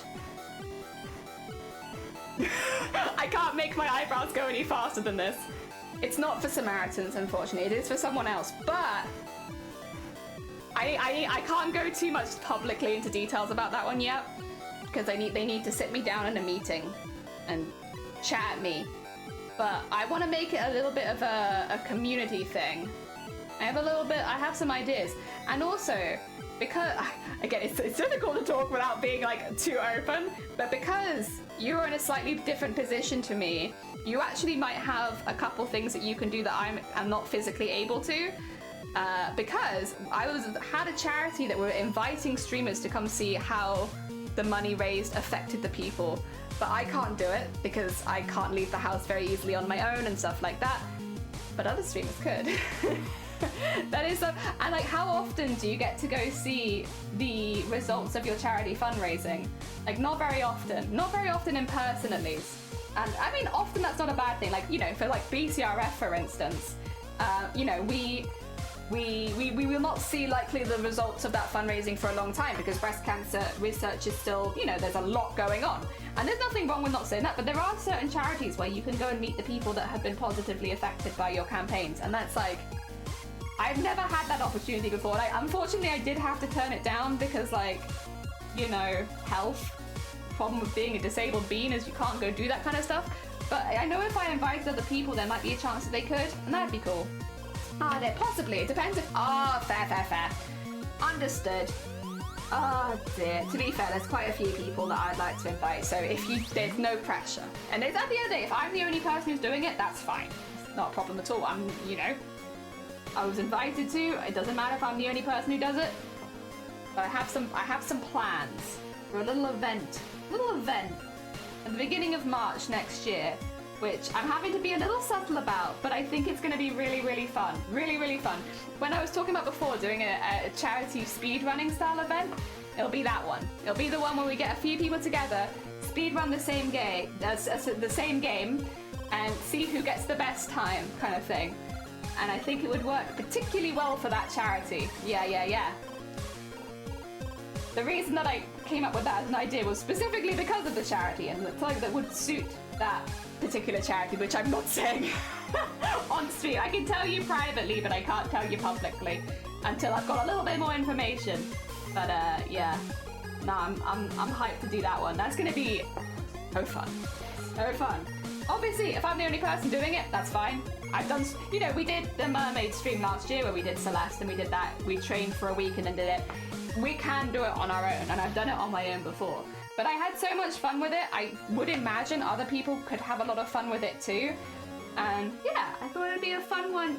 How to put it? Open it up to other people joining if they want to. Yes.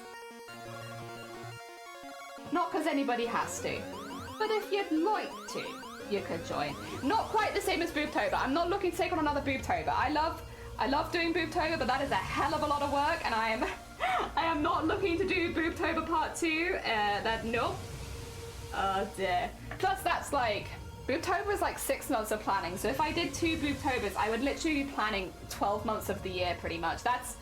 Yeah, you know what? No. I love doing Boobtober. That's a lot of planning. I think my brain would actually explode. I was not built for that. I was built for silly embroidery and crafts. Yeah, that being said, there are a few things I do want to get sorted for Boobtober next year soon, but we can work that out. I have time. Got to do Starlight first. I'm really excited about Starlight. I'm excited about doing the Carol of the Bells cover, starting my Christmas career as a Christmas caroling singer style goblin. I'm looking forward to making some Christmas cards. I was thinking it would be kind of nice if I want to learn how to make embroidery patterns, because it'd be nice if I could give them away as like free patterns if anybody did want them.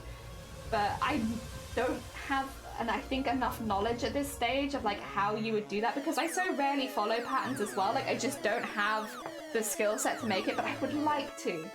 I would really, really like to learn how people draw up embroidery patterns.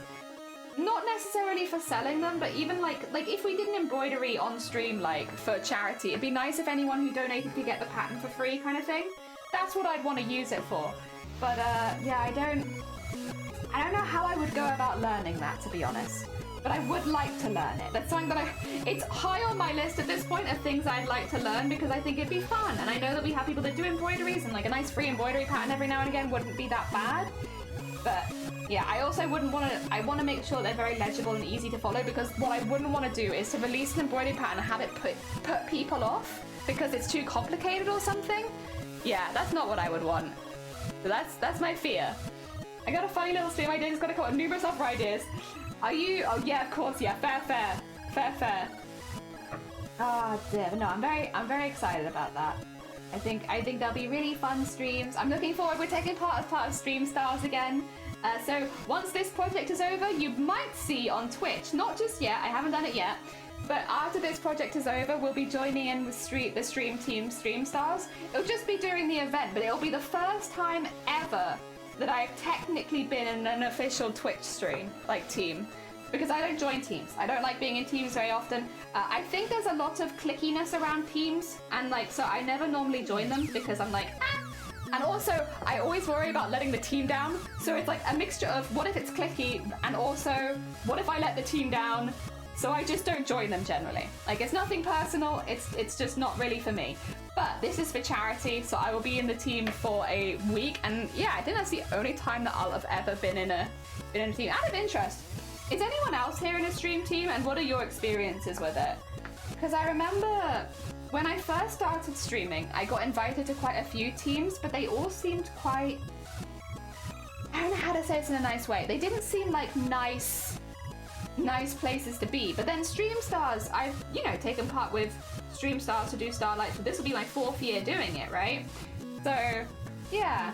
You'd like to join a team one day. Do you have any, like, you don't have to tell me which ones if you'd rather keep it secret, but do you have any teams in mind that you'd want to join? Like, is there a team that you've seen that you're like, I want to be a part of that team one day, kind of thing? So I must say, I've never really, maybe, I'm just going to put the Stardew Valley one on, by the way, because it's a little bit longer. I've seen teams that I really like. Like, there's the team, like, for instance, which I don't think it's clicky or anything like that. I just worry that I would let them down because they're such cool people. The Pug Club run by Bearboo. You know, you guys have probably seen me around Bearboo stream a lot. I love Bearboo streams. I've been a viewer for a long time, and I really, really like their team. I like a lot of streamers in their team. But I also, then it gets to the point of, I like all of the streamers in the team so much, I can't imagine myself in there. Because I'm like, oh yeah, these are all really cool streamers. No, I won't be a part of that team. That's not me. And so, yeah, you kind of psych yourself out of it, which, oops, oopsie doopsie. Oh dear. I don't mind. And in some ways it's nice being like, I'm there just for fun. I'm not there as part of the team. You don't have to worry about me. You don't have to raid me, nothing like that. I'm happy just to lurk. But I do have a habit of psyching myself out of it. Not really. I like the idea of it though. Wouldn't join the first one I find. Yeah. When I first started streaming, I don't remember what viewer it was, but I wouldn't say who it was even if. But I remember a consistent viewer of mine, they would mention that they were in a team, but they really, and then like over time, they started saying stuff that was a little bit worrying.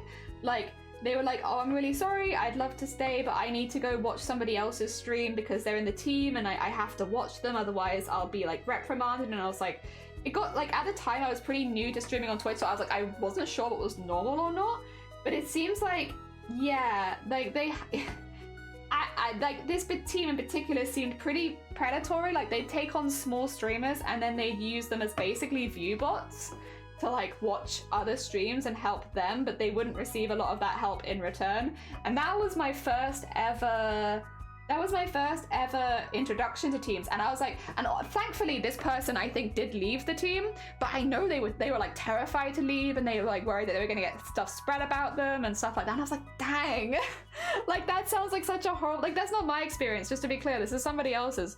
But that was my first introduction to what like a stream team was, and it really put me off the bat, where I was like, oh god, that sounds actually awful. And like, I remember this person being really upset in my chat because they were like, what if they talk shit about me? What if they spread rumors about me? What if they do this, that, and the other? And I was like, you know, I'm sure they won't. But in like my head, I'm like, but maybe?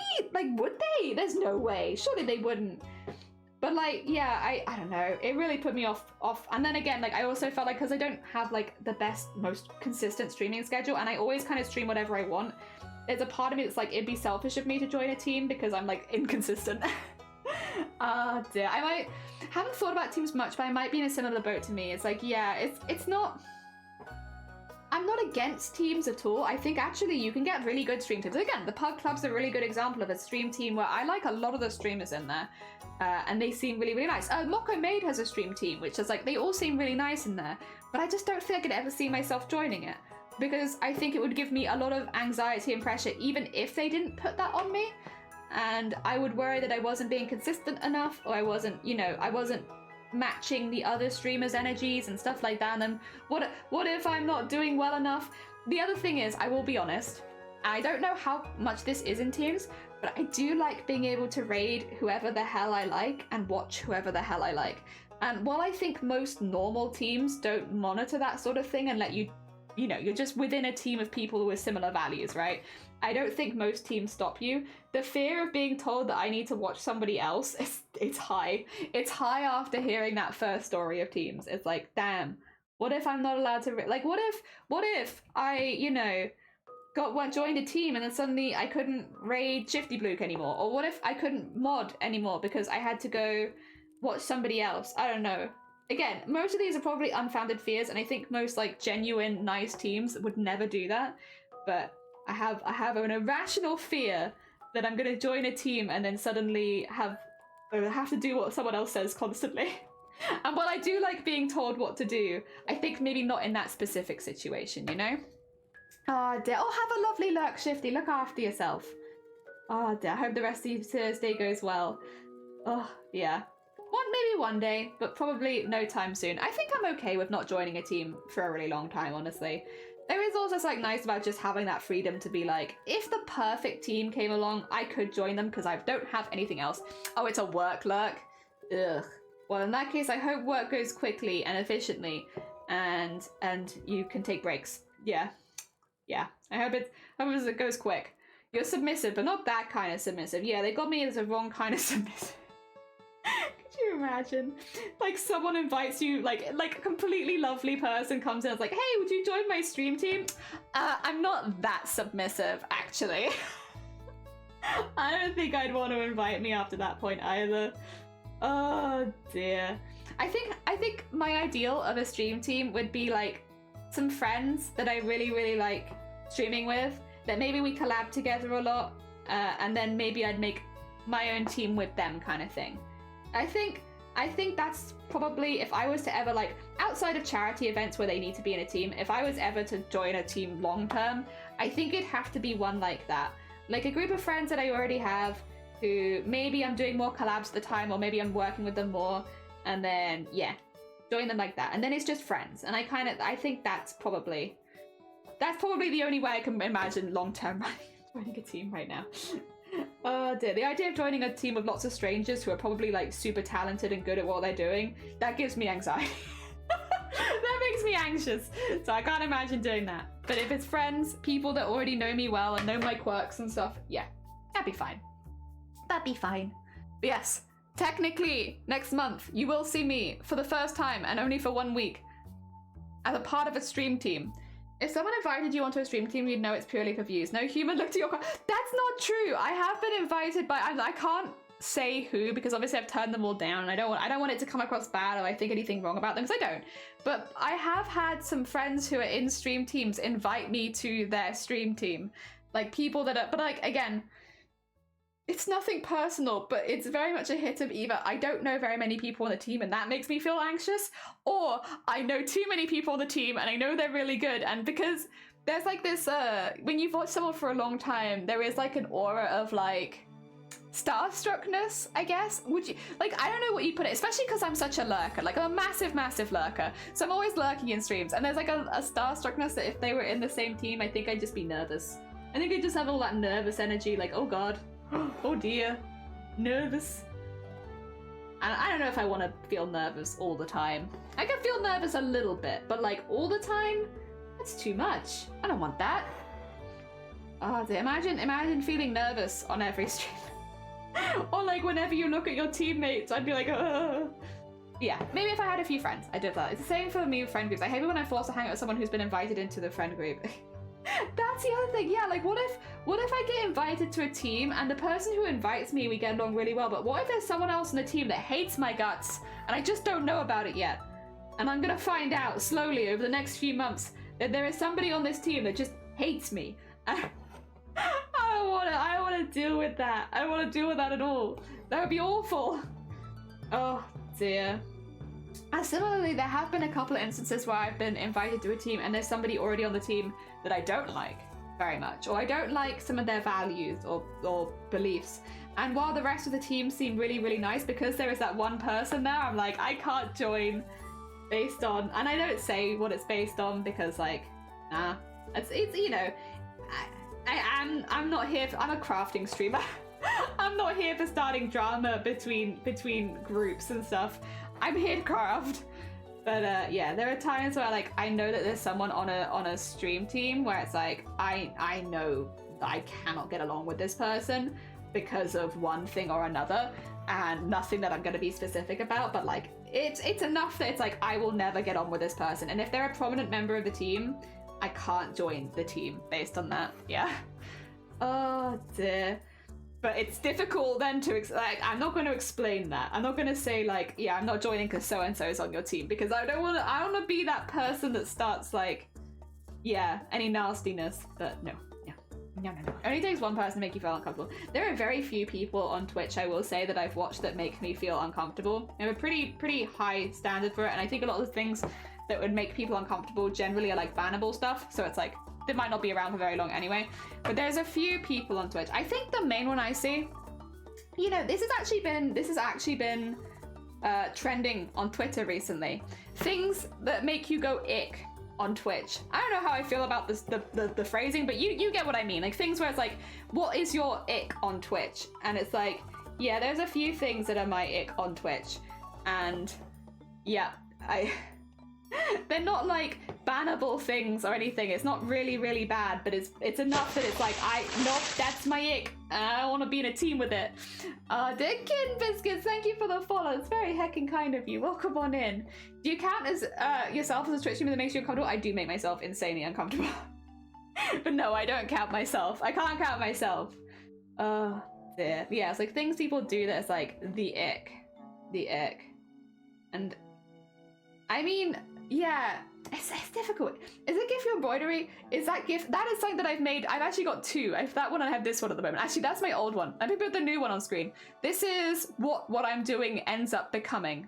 So the GIF is what we worked on earlier this week, but then also this is why I'm doing like all of these frames, because eventually all of the frames end up being, there you go, like this kind of stuff. Like all of these frames is what went into that. So yeah, it's because otherwise it's a little difficult to explain, like, why are you doing just a couple of hands? And it's like, because in the same way, like the heads and the bodies don't go together, the hands don't go together either. So I have to do everything separately so that it works eventually, because otherwise it's too much detail and it all gets kind of lost. Yeah, that's why it's there. Oh god, get smaller. Ah dear. Hi there, lovely mate. Oh bless you, thank you. Welcome on in. It's lovely to meet you. I am entering the Iron Mouse animation competition, which is closing on the 20th of November. I am not an animator. I don't have any background in animation, but I do embroidery and cosplay. So I thought it'd be fun to try entering with embroidery, because that's what I do. What are you saying? If a name lured you in embroidery that many people have been traumatized by this too, that's not true. That's not true. We don't Oh dear. Also Health, thank you so much for the follow. It's very heckin' kind of you. Welcome on in. So Iron Mouse, who is a massive streamer on Twitch, I think a lot of you will know them, but if you don't, they're a VTuber. They do a variety of content. They have a very big Twitch channel, and they are doing an animation competition. And again, I'm not an animator, so I don't really have any background in animation. I'm an embroidery person, and I thought, well, I want to get better and more consistent with my embroidery. What better way to get better and more consistent with your embroidery than to try and do frame by frame animation with embroidery, where you need to be consistent, otherwise things don't line up and it's going to look funky. So that's what we're doing. We're doing that, and it's all in the effort to try and become a more well-rounded embroidery artist and get lots of practice in. Yeah. So I don't think we're going to win. Just as a heads up, I don't want anyone to be like, I'm following because you're planning to win. I don't think we're gonna win, but it's nice. It's a nice challenge, and it's something that, yeah, it's pushing me in a skill that I want to learn a little bit more about. So that's what we're doing. We're challenging ourselves. Ah dear.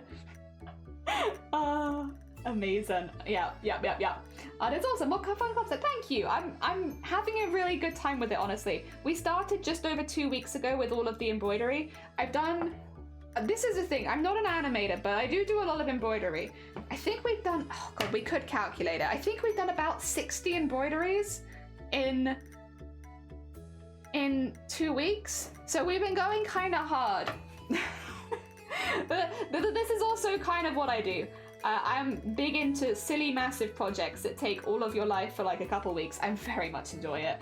Are you putting milkers in my chat? It's the wrong month for milker. It's not milker month. Did not anime and anime liker. Yeah, I am. Yeah, I don't do animation, but I do really like anime. I love anime. I love seeing animations. I love YouTube animations. I love animated shorts. I love watching people animate clips. I do follow quite a few people that do animation. I just don't have any skills in it myself. It's something that I'm interested in with no knowledge. Yes. And so it becomes stop motion-y, and that's fun. You know what? Ray Harryhausen, but with embroidery. That's what I want to be. I want to be the Ray Harryhausen of embroidery. Sort of. Sort of. Maybe not making a whole movie, but sort of. Meant to sound like Leica. Yes, Milker. Anna Milker. Yeah, I appreciate the grind. It's like different, but it's very you. Yeah! It's like, it's probably not gonna cut the standard for the competition, I think, but it's fun. And I've had a good time making it.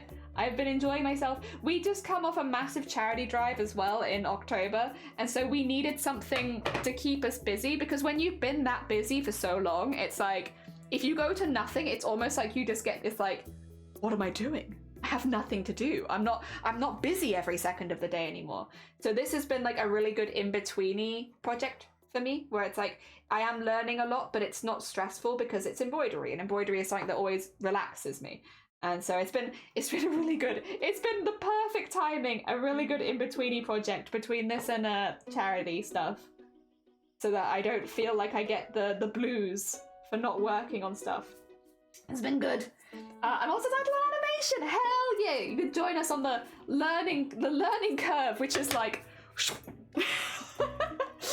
I'm sure taking on this wobbling, you learn so much. It does. Like, as consistency has been a really big thing, but like I honestly just learning a lot about like as well Photoshop, editing, and embroideries, because you know I'm taking pictures with my phone. The pictures are not that good, so you need to make them all look consistent to make it look like it's all one thing, right? I've been learning a hell of a lot about editing embroidery so that the colors match and the shadows work and it doesn't look really washed out and dull, because otherwise it just immediately goes to looking washed out, and it's like, great, love that. Wait, this is your first? Oh wait, do you do? Oh my god, the neons. I like the jam. I like the jam. Yes. Good color palette. Very nice. Sybil Barrett, yeah, you should be. They're lovely. They're heckin' lovely. They spread joy. Nothing wrong with a bit of art that spreads joy. Jelly has limited brain space. When she learns something, she forgets something else. This is true. This is true. I have very limited brain space. My brain is good at one thing at a time. Oh dear. What have I forgotten this time, Grobert? Actually, what have I forgotten this time? I probably have forgotten some stuff this year. I wonder what. Who knows? I guess not me. I wouldn't know. Oh dear. Proper jellyfish form. Brain wobbly, no thoughts. One thing at a time. Hell yeah. But no, it's been really good. I've been following a lot of, well, I've been trying to find more people that do animation on Twitch so that I can watch other people's process. I will say it's obviously quite different from what I'm doing, because the process of trying to sort out embroidery is like, a lot of it just comes down to thread direction, which is maybe not the most common animation issue, but it's still been fun watching other people and what their processes are and how they differ from mine. Oh dear. It's Mega Sweet Smile. Wow, you're adding M's? It's not Milk Month. Oh my god. Diana! Welcome on in. I hope you're doing well. Diana, look.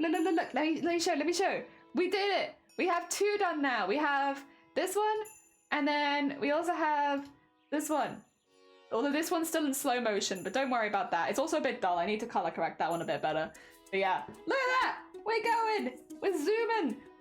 Look at this silly animation gifs with embroidery threads. I'm really proud of the flip though. I'm really heckin' proud of it. Oh dear. Our silly little things. Oh, okay, get that back over there. Ah dear, I think Jelly's a Buddhist. Well, I believe in the reincarnation. I wouldn't mind reincarnating as a jellyfish. No brain sounds pretty good sometimes. Oh dear. Like, good, thank you. I'm really pleased. Milky's, my milkshake brings all the cookies to the yard.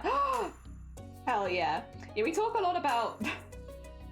we are, despite cozy appearances with me and my blanket and... Why is my knee up here? How did you even get up here? Go back down. Excuse me 2 seconds. Oh my god, my knee is escaping the rest of my body. How the hell was I sitting? Oh, this. Get out of there. Yeah, I got my blanket. Despite cozy appearances, we do talk about a lot of intense subjects here. Yeah, we talk about kind of whatever takes our fancy. So sometimes it's butt stuff and sometimes it's charity. You really could get any kind of stream. Oh dear. You'd be proud. Thank you. I'm very proud.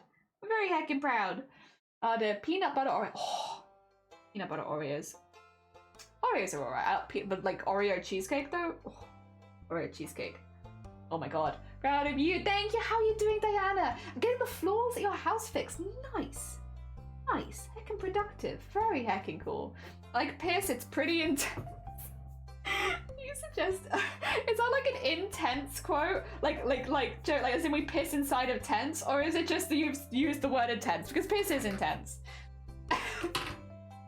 Oh, there's a big range. Yeah, I always have to warn people when we're working with a charity, like, hey, heads up. I know visually we're doing really cozy content, but I talk about like pretty sexual themes a lot of the time for fun. Like, we're not being sexy. There's nothing sexy about this channel, but like we do talk about a lot of stuff, and so whenever we're working with a charity I always have to be like, heads up guys, just so you know, like we are a bit of a mixed bag when it comes to topics. I don't want anyone to get caught off guard and be like, oh dear. Dear, there's a big range. Yeah, don't piss intense. You can't stop me. Staying with Mama and Papa. Ah, so having a little. That makes sense to have family time when your floors are being done. Honestly, fair. Like, what are you gonna do? You have no floor. What are you gonna do? There's no floor there. You can't go around the house with no floor. Oh dear, sensible. That sounds like a sensible decision. Oh dear. Both. We're pissing intense. Yeah. Oh dear. Yeah, the problem is, well, it's not me. It's the community. But no, I'm very open to talking about most topics as long as they're not like like I don't want to talk about anything triggering or upsetting to people. So like, you know, we do keep it pretty lighthearted here. But I'm also not worried about talking about things that are like maybe a little bit more out there. Piss is a big one, but I don't even know. What started the piss stuff? Because I honestly don't even think that maybe it was me. Like, obviously at this point I have to take some level of responsibility, but I don't think that I started it. I feel like that could have been someone else, and then I've somehow just taken the mantle of piss queen, but I don't think I started it. Also, I'm very much enjoying, somebody said it in the chat the other day, they were like, because I said I needed the bathroom, they were like, go piss girl, and I thought they were referring to me as piss woman. Because I was like, yeah, fair. I understand that. If you wanted to call me piss girl, I'd expect that. But now I've seen now the other memes like on other platforms of people calling, like being like, go piss girl, and it's like, okay, they're not calling me a piss woman. They're telling me to go use the bathroom. I thought they were just cheering me on. Like people come in the chat like, go piss girl. I was like, oh, thank you. I'm working my hardest. Oh my god. What a sentence to be giant to. How are you doing, Symphony? How has your day been going? I think Piss was here before me. Piss predates all of us. All of us. I'm going to eat. Oh no. Oh, bagel with cream cheese? Of all the things to like eat to cat, that's pretty good. That's a pretty good meal there. I like that. Hell yeah. I was talking about bagels earlier. I like bagels. I love chewy bread. Chewy bread is just too good. Oh dear. Yeah, Pierce predates all of us. I don't know. I really don't know where it came from though. Like, legitimately, am confused. Wish I remembered. Do not remember. Oh dear. But no, entering the Iron Mouse animation competition, not entering to win. I don't, we're very new to animating, and I think there'll be some people that have a lot more experience than us entering, who probably will take those winning positions.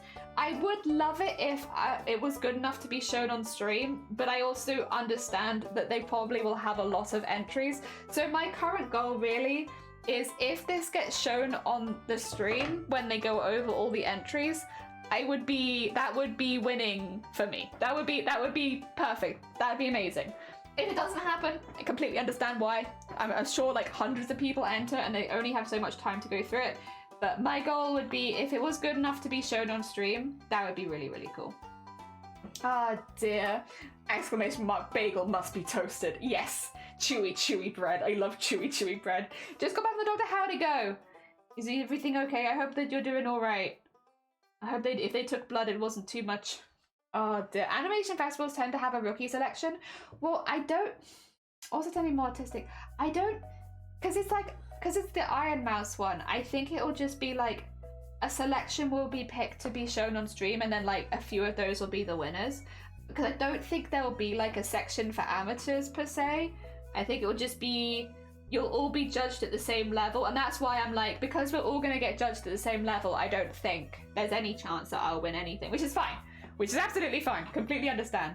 But yeah, it would be amazing just to be shown on stream. How much is too much bread in one day? I think it depends on you. What is your tolerance for bread? I can't eat that much bread without getting like a bit of a rumbly tummy. I love bread, but yeah, you gotta know your own limits. I know my limits with bread. Oh dear. It's honey to dip. Ooh. Ooh. Oh god, good luck. If you do need surgery, I hope that it's like goes as smooth as possible. Ooh. That does give me the shivers. I think I have a limit, but I also ignore it, so it's hard to tell. That's like my limit with cheese. I definitely have a hard limit with cheese, but I don't pay very much attention to that. I know that it's there, but it's easier if I just don't think about it. Ah dear, I would like to go to an animation festival thinking about it. I don't know if there's ever, there's never really anything near us, to be fair. But I don't know if there's any animation festivals near us, but I would like to go to one day. I've heard stuff about them online, that they're meant to be quite entertaining. And, since I am kind of interested, I feel like I would have a good time. There was a second date! Yay! Hell yeah, congratulations on the second date! Nice! And from your excited sounding text, I'm gonna assume that it went quite well. Hell yeah! Hell yeah! Oh dear. Like, imagine letting a food dictate your life. Yeah, I know, right? Allergies? Pfft, whatever. They make EpiPens for a reason. No, please do not take that as advice. Please do not go around. Do not eat things you are allergic to. Oh dear. Yes! Yay! Second date! Yay! Oh dear. Hell yeah. Amazing. I'm glad it's going well. Honestly, dating's such a minefield. If you get past a few dates and you're doing great.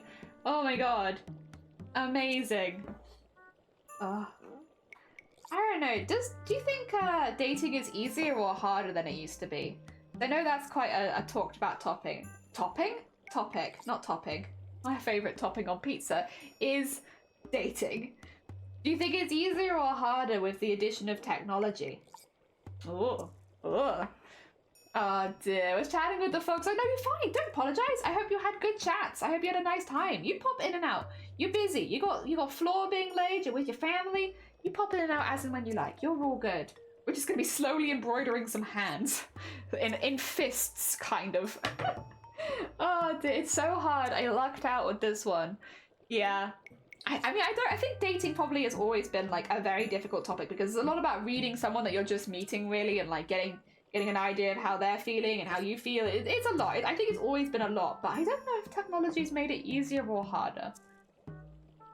There's a mixed bag. It's easier, but you have to you have more access to people, so I feel like you don't want to settle. Yeah, I guess it might make making any kind of decisions a little bit harder, huh? Oh dear. I'm very lucky. I've never had to so far do any digital dating. But that's probably a good thing because I think I would suck at first dates, to be honest. I genuinely do. I do not believe that I would be a good person to date. I am kind of a nightmare human. I think dating sounds like a pain in the ass most of the time. And most of the time, I think the only dates that would ever be successful with me is dates that I don't even realize are dates.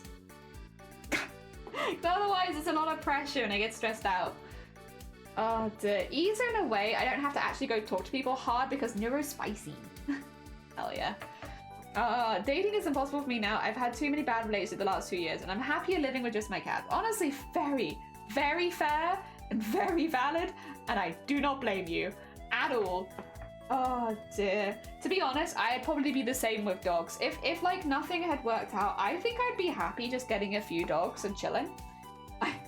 You know, I'm lucky that I found someone who, like, when I wasn't really looking, that made my life better, that I could, you know, which have worked out very well for me. But like, I wasn't looking because I wasn't like, it wasn't my focus. I had other things I cared about more, and I'm kind of still in the same position. But, I mean, if someone pops along who happens to be perfect, it's like, hey, nice. Easy peasy. It's harder with the downfall of social structures, and building these structures is hard, but online gives shy people a place to meet without pressure. Oh, that's true, but it would be better if it was safer. Yeah, meeting people. I mean, there's the whole routine. Whenever one of our mates would go on, like, a first date, regardless of gender, we would be like, can you tell us where you're going? Can you tell us when you expect to be back by? Can you send us a message if you're concerned? If you need one of us to call you mid-date and get you out of there, we can. Because you just don't know. Sometimes you can talk to one person online, really hit it off, but then in person there's just nothing there and it can be really difficult and awkward. Ah, dear. And of course, yeah, not to mention the fact that it can occasionally be dangerous too. Yeah. You need to let people know where you're going. Don't get any cards about taking pictures of the number plates. All the good stuff. All the good stuff. Dear. Most of the dates I've had I didn't know were dates. Yeah. Same. It makes it easier. No pressure if you don't even know you're doing it. You should just be on the app. I'd filter out the unworthy for sure. Oh god. Yeah, no, I don't think I'd ever mention, no offense everyone, I don't think I'd ever mention that I did streams, at least not on a first date. Because I would not want, I'm very open on streams, and like, this is a very authentic version of what I'm actually like, is that I will talk about anything. But do I want that to be my first impression? No. Let me be a little bit closed off first, you know? And now I just force my partner to have days with me. Oh dear. Big vibe. I had a long relationship that I'd come into internet app dating, and it was odd. Ooh. Yeah, I imagine it was a big change. Oh dear. Don't give them your address before you met them, true. And meet in a public populated area, very, very true. Yeah, don't go anywhere quiet. Make sure there's people around, make sure people know where you are. Like, when Symphony was going on the first date, we had all of chat being like, Symphony! Not Symphony, when Atlantic was going on the first date, we had everyone being like, Atlantic, make sure that you tell a friend where you're going. Make sure you don't get into any cars without taking a picture of the number plate and sending it to someone. You know, be safe. Yeah, all of chat turned into like little mums being like, make sure that you tell your friends where you're going and give, you know, make sure that you don't take them to your house. Make sure, you know, if you're feeling unsafe, give one of your friends a call and have them get you out of that situation. Well, the first thing you don't know, you can visit the same place with other friends so they feel safer. You don't have to sit in listening distance. Yeah, for sure. And they offer to perform first surgery on you run. I think that's, yeah, very fair, very fair. Oh dear, it's cute though, yeah. I mean, I think most people know of like most people know the dangers of dating, but like the last thing you want to hear is for somebody to be, you know, actually get into trouble, and people can. Yeah, just making sure everyone stays nice and safe. And that, I think again, 99% of people are normal, but what if you happen to meet the 1% of people that are kind of a nightmare? We don't want that. We don't want that. Oh dear. I mean, the cat is 80 plus. The chat is 80 plus experience. All of us. Yeah, true. True. You're right, Graf. Oh dear. Yeah. Thing is, I was like, going back to like, I was lucky that I kind of fell into a relationship, but like, I also think that it's getting harder and harder to have those sort of situations. especially as you get older. And there's also things to think about, like, okay, out of interest, this is no judgment either way because I'm friends with people that do both. Would you date someone that you work closely with already? So say if you're in the same job and you work together every single like shift, would you date them? Maybe you get along really, really well, but like, would you date them? Or no? Oh dear. Been there, done that. No. Never again. Oh, driving with absolutely. That's what I was getting a stranger card. Yeah. Same as Atlantic. Awkward. It's so awkward if it doesn't work out. I know. It's like, even if you have really good chemistry, the idea of dating someone like that you work with every day is terrifying. There's so much pressure. But yes, but only if I was able to, yeah, if it was easy to leave that place and move somewhere else, I think then it would be maybe a little easier. I've worked at quite a few places where a lot of people within the company do date each other, and it's awkward if anything happens. Never dated a coworker that had, yeah, I was gonna say, I've never, but I've had friends where you're like friends with both of them because you work with both of them, and it's like, don't heck the co-workers. Never dated a coworker, but had to deal with the drama. Yeah, my dad even worked with the guy. Ooh, I would. I know people say awkward situations can happen, but I wouldn't date an immature person to begin with. I guess actually you do bring up a very fair point. Oh dear. I think I would be. I don't know. I don't think. I would be a very hard choice to date. So for me, it'd have to be like everything would have to be perfect, and if it wasn't perfect, then I wouldn't. I think. In that kind of, like, if I wouldn't, if I was in a position where I'm in an R about it, no, absolutely not. Absolutely not. Oh dear.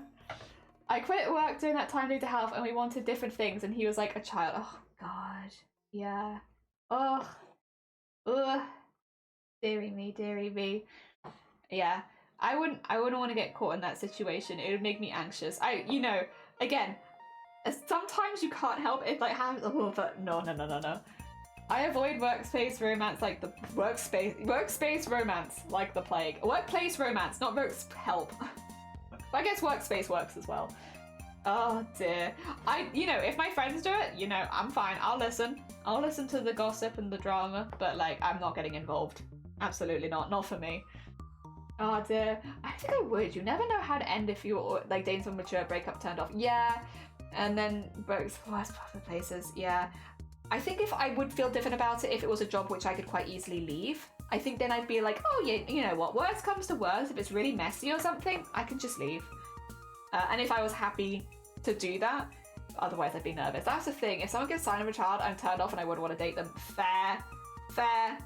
I know I am a little bit childish at times, for sure. Like, I think a lot of it just comes down that I'm very curious all the time, but so I can be a little childish. But I would like to think in situations like that I could be mature at least. Yeah. Maybe. I say, don't say no to true love, but be sure that it's true love before acting on it. Yeah, it's like, if it's going really, really good, then yeah, I guess it would be hard to say no anyway. Like, they'd be like, if you want something really like that bad, it's like, well, give it a try. But yes, I think generally I would avoid it. Oh dear, oops, Cabs, no. It's alright, we all scream at each other all the time. What would Mr. Bloppy do?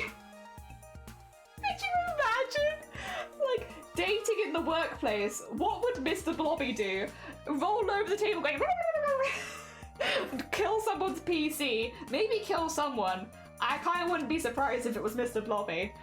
There you go. That's what Mr. Blobby would do. I could be childish too, but if it was really childish, like watching a kid in the end, yeah, no. Oh dear, don't yell at me. Can I yell at you? Am I allowed? What about me? Can I yell? To be fair, most of my normal talking is also yelling. Oh dear, the really bad relationship. I had bad vibes when we moved to the hometown, which by the way, I moved to the same house like my parents, they the landlords. But yeah, I trust those instincts now. You can kind of tell when someone's vibes are off.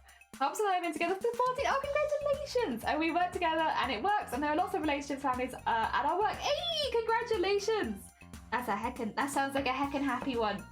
I know that I can't work with my significant other because he works in a job where, because it's a lot of security stuff, you cannot work with people that you have any kind of like relationship with.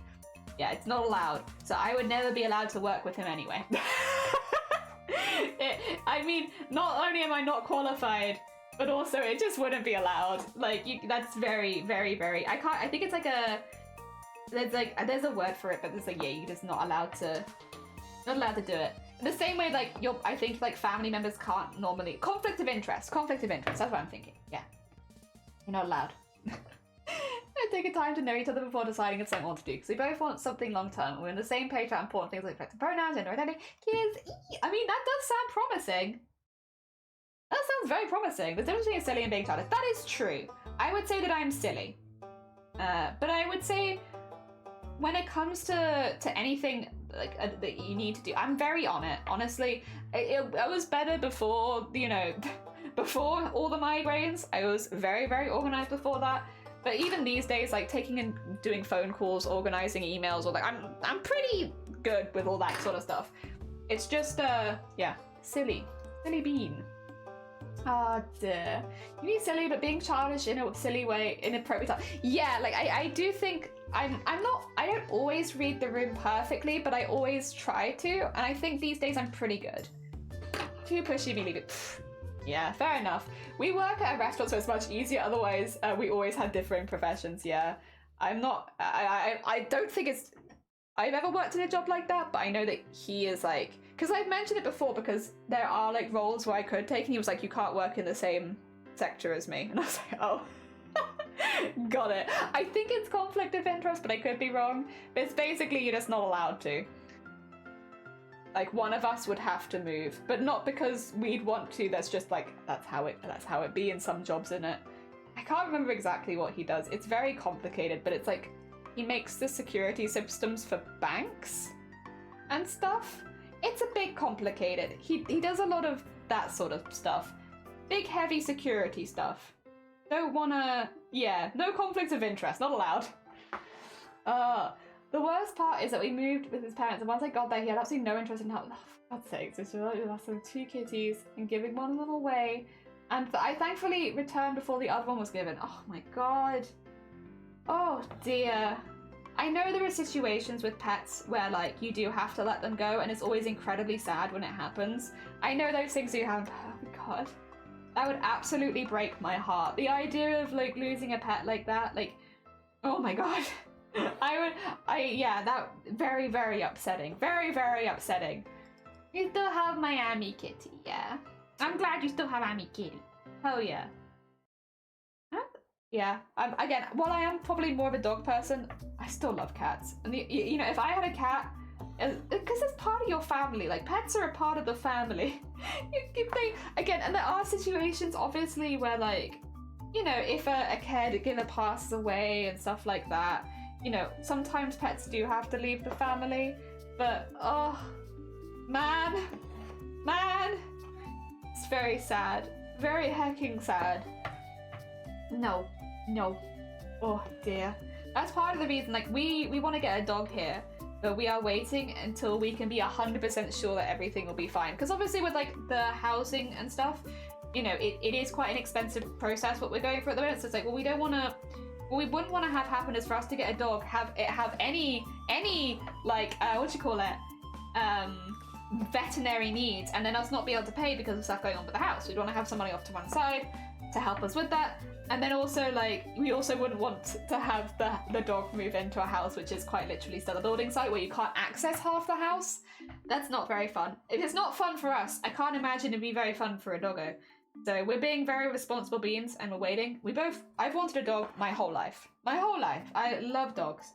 And I've wanted a dog since I've left home, which was over 10 years ago. My thought process is, if I've waited this long, I can wait a little bit longer. But yes, one day. Well, to be fair, I say I want a dog. I actually want like 3 dogs. But you know. Eventually, one day. I want a dog. 3. I miss having dogs, but it's okay not having them. I know they're happy I'm back. Oh, Mercy, have a lovely look. They're a huge commitment and they take a lot of time. Yeah, but that's exactly what I have. We have so much time. And that's exactly why we want dogs, because we already go on walks regularly. We need to. And having someone to accompany us would be lovely. And then also, yeah, we like Shiny works from home. I am not allowed to work. It's not like I don't have time though. I'm like, part of the reason I become a streamer is because like, what am I doing? I'm just sat in my house all day, every day, getting bored. So it's like, yeah, I have time. Obviously, if things changed, maybe I would have less time, but we would always have someone home at all times. So it's like, yeah. And we bought a house with like 2 gardens for all the dogs. We wanted someone that had good walks, because we're walkers, we like walking around, but also good dog walks. We wanted someone that was very dog friendly neighborhoods, that our dogs could socialize with other dogs, so we found a place that had lots of dogs. And then whenever I walk out the house, there are dogs everywhere. It's great. You walk down to Tesco to pick up some milk and you will see like 10 dogs. Just lovely. There's lots of dog training in the area as well, because we live very close to 3 vets. Like when we moved here, because we were like, dog. At some point, we're so prepared. Like yeah. One day. And this Christmas I get to do some dog sitting, to be fair, which is nice. I do like dog sitting, so that'd be good. It does mean that I'll have like a few days off streaming near Christmas. In fact, it might just end up being like a whole week because of it being Christmas, but yes. Oh dear. But yeah, it is. Oh dear. Like, what better gift is there for Christmas than letting me pet your dog? There is no better gift. I can't wait. I'm gonna pet all the dogs. You're in a great... we are, but don't tell Shiny that. Shiny, we're in a great position for multiple dogs. But yes. We will get them one at a time. Oh dear. They went all the way until the right time, considering that happened. We like animals. We're big animal lovers. We really like animals here. Shiny is a very, very introverted person and is like very much the personality of like animals here, humans here. So, and I like everyone. I just like everything. So I'll take all. Will you adopt? Not for the first dog, for the pure reason that we would like to adopt down the line, and a lot of adoptions you need to have a dog that is very well trained and very chill. We won't adopt the first dog. We will adopt second, third, fourth kind of thing. Just so that there's always one very stable dog in the house for when we are adopting down the road. Because if you adopt initially, it might actually stop you then doing more in the future. Yeah. Especially because we will be first-time dog owners. It's like, we want to have one very solid, well-trained dog, so that, yeah, down the line, we can get some different beans joining the mix. But I'm definitely not against it. But it's a plan for down the line. Yeah.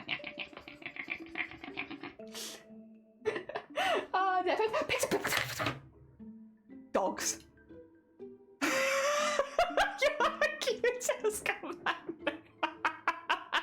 God damn it, Gromit. I switch over and I get your IQ test came back negative. Oh my god. Alright, let me get Discord up so you can see these sweet beans. Oh wait, I need to get rid of my gift. There you go. Get rid of my gift. Oh my god. Oh, he's a little tired bean. And then we have oh my god, look at these two. Look at these 2 happy beans. Oh my god. That's so heckin' cute. So heckin' cute. Mum's oldest, a Siberian Husky, is walking around nearby. Oh, very true. Experience. Yes. And yeah, the first dog can help train the others. Exactly. So like having a dog that's already well trained sets an example for new dogs entering the household, and that's good. Wanted a dog for a long time while in school and establishing ourselves, and definitely waited till we could install a stable home. Cats, on the other hand, well, cats look after themselves a little bit more. I miss my Shih Tzu mix. We had a very sweet bean, a little blue bear. Aww. That is always a sad thing about pets, is you know that you'll likely outlive them, but if you give them a really, really happy life, I think that's the most we can do. And I'm sure that you did. I'm sure you gave them a really, really happy life. Oh my god, I know this. It's the second secret dog in here. Oh dear, do not forget secret doggo. hiding in the corner. The little one is saying words to the big one. Oh my god. Cats tolerate humans. Sometimes. Yeah, we are also cat sitting. It's been a long time since I cat sit. All the cats I know are so cuddly though. They're all like 100% lap cats. They just want to sit and meow. It's very cute. They're all very food motivated though. Like every cat I know is very, very vocal, and they will just follow you around the house like meow, meow. When it's like an hour or two before food time, it's like, it's, you know, they've told me you don't eat for another 2 hours yet. Why are you meowing at me now? But yeah, they'll like meow at you for 2 hours before meal time. But like, that's it. Which is, honestly, I can't help but, because I think I don't own a cat, I can't help but find it very, very cute watching them meow around the house. I think it's adorable. I know they're trying to get my attention for food, but I still think it's cute. Oh dear. Lilo is a super fish. Oh dear. Oh dear. We have made sure our cats are loved and cared for, but they obviously require less accommodating. Yeah, because you're not necessarily having to take them on walks multiple times a day. And like a lot of training can be done in the house. Like if they're house cats, they don't necessarily so much need to be socialized, like except for with other pets in the house and not having to be taken to like dog parks and stuff. I'm mildly allergic to dogs, but I deal with it for the sake of Cotton. They look so happy. They're just like a happy little bean, or big bean, I guess, if they're a husky. Cats are always scheming. I think some of their schemes are bigger brain than others, though. I think there's a lot of small brain cats out there. Where their scheming is maybe not quite so threatening. It's like, okay, you scheme away, and I'm not too bothered about it because I don't think you're big enough brain. Unless they're orange, in which case I need to wait. Yeah, exactly. My cats feel free, but they still follow me around when I walk around the house. Oh, that was that experiment that Russia did in Embroidered Breastgate Foxes. I wonder what happened with that. I don't know. Oh dear. Sherwood has the orange cat brain cell. Yeah. Not in America. I don't know why I said that. We switched them across the world. They have to be in America now. Oh dear. Oh dear. Yeah, I will say I like cats and dogs. I'm sorry. I think under different circumstances, we would probably have a house full of cats rather than a house full of dogs. I do anticipate down the road we might end up having both at some point. Because it's like, I do think cats and dogs suit different lifestyles. Because we're trying to lead quite an active lifestyle, a dog kind of suits what we want. And, you know, having a friend to join us on walks, having a very dog-friendly area as well, and all that kind of stuff. It does make sense. It just makes sense. But it's not that I don't like cats. And I do love the companionship that cats offer as well. As someone who, you know, they're kind of more like a roommate. A dog is a little bit more like a child, and a cat is a little bit more like a housemate. And I think the companionship that cats offer is also really nice. So I like both. Yeah, I would struggle... If the circumstances were perfect for both, I would probably struggle to pick one over the other. But with how our house is, it's like dogs do just kind of make the most sense. Eventually they will. But I'm not against cats either. Both is good. Do not need to pick one over the other. Yeah, it's like whatever suits your house and like the household you have at the time. That's the best one. And I like both, but we are probably going to be dogs. You want a pet fox? They're kind of loud, but they are very cute. They probably wouldn't be so smelly if they were domesticated as well. Foxes in the wild in Russia are friendlier now. Oh, okay. I think cats are more convenient. Yeah, I could see that. Again, because they're more like housemates rather than children, they look after themselves a lot more, and so you don't have to do as much. Yeah. But they're both good. They're both good. I like both. I will say, when we originally get a dog, you probably won't see them very much because before they enter the sewing room, they'll need to be pretty well trained because obviously we have a lot of heavy machinery and wires and stuff, and I wouldn't want them to accidentally tug anything off onto them. It's all very hefty stuff.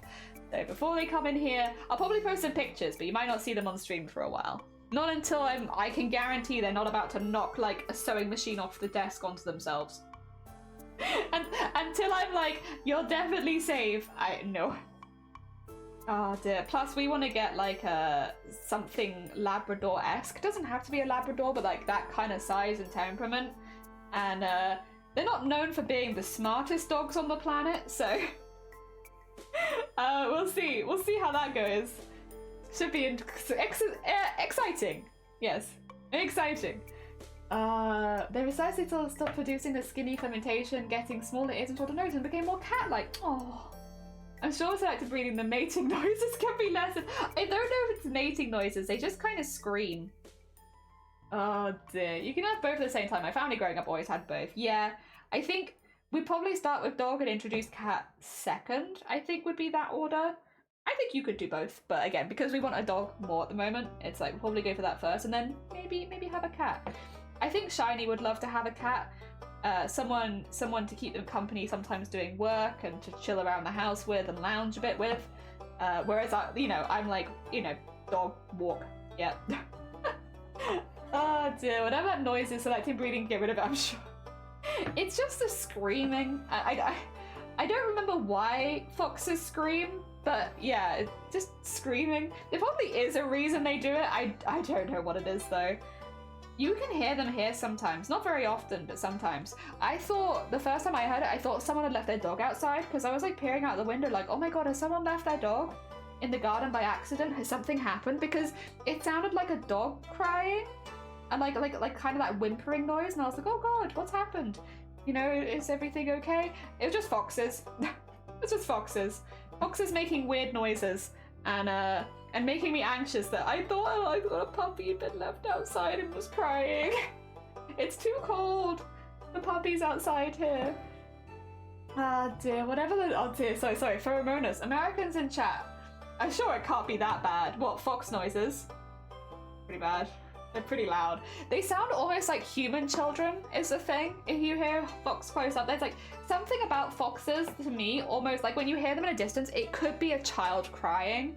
It's very, and the screaming is intense if they get to that stage. Like the little yippies and yaps kind of like sound more like children to me, but the screaming is pretty intense. Yeah, they sound like a woman being murdered. When they start screaming, it's like, it's pretty bad.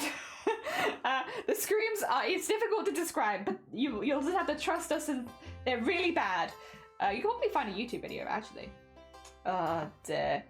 Yeah, foxes screaming, again, it sounds like a person, but like, yeah, a child or a woman screaming normally. Very intense. Very intense.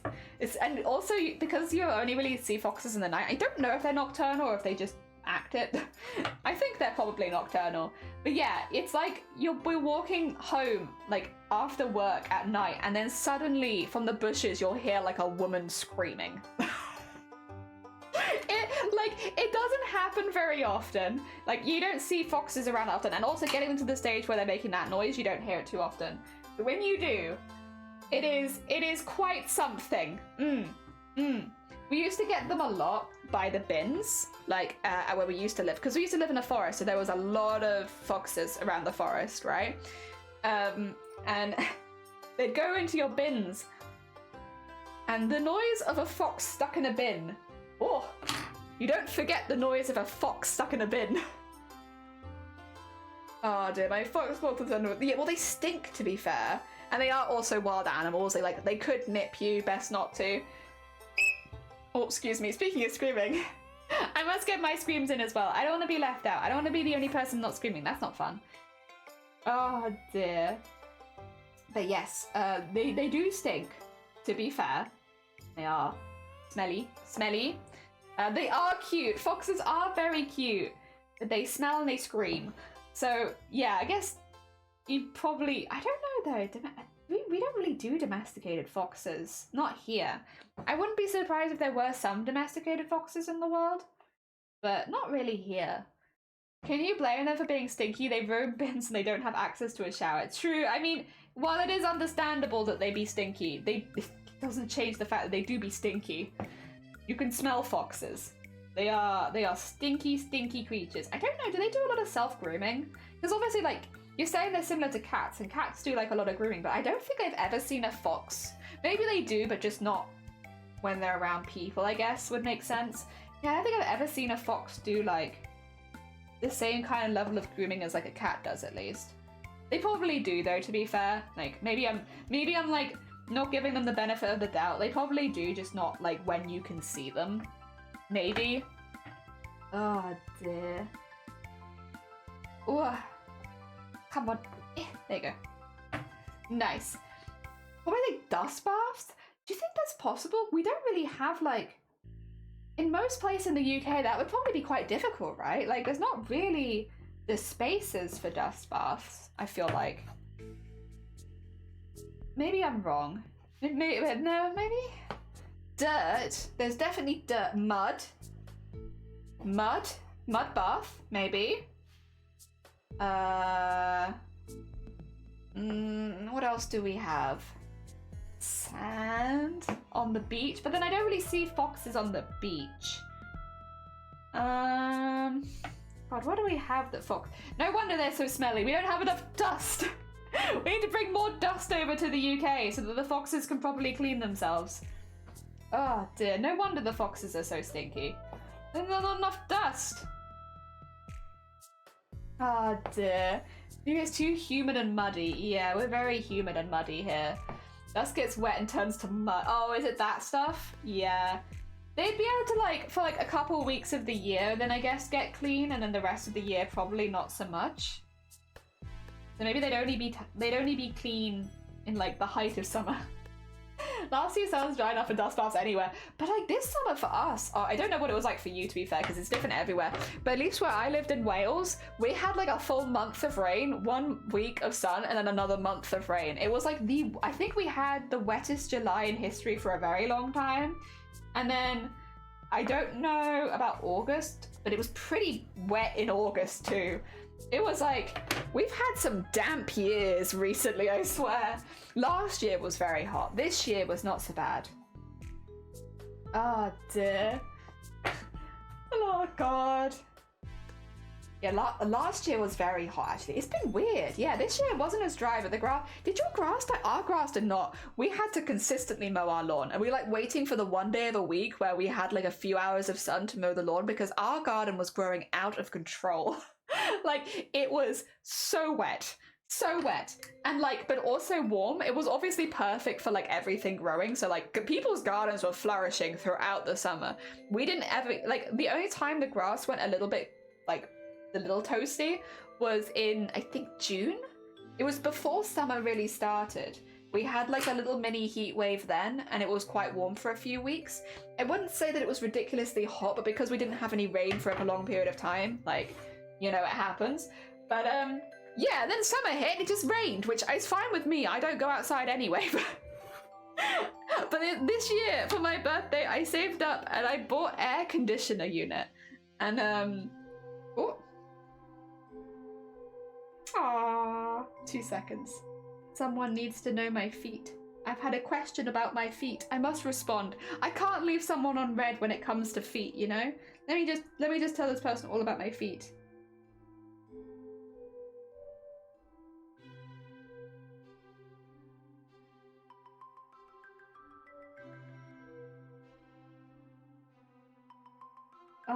There we go. Now they know all about my feet. Perfect.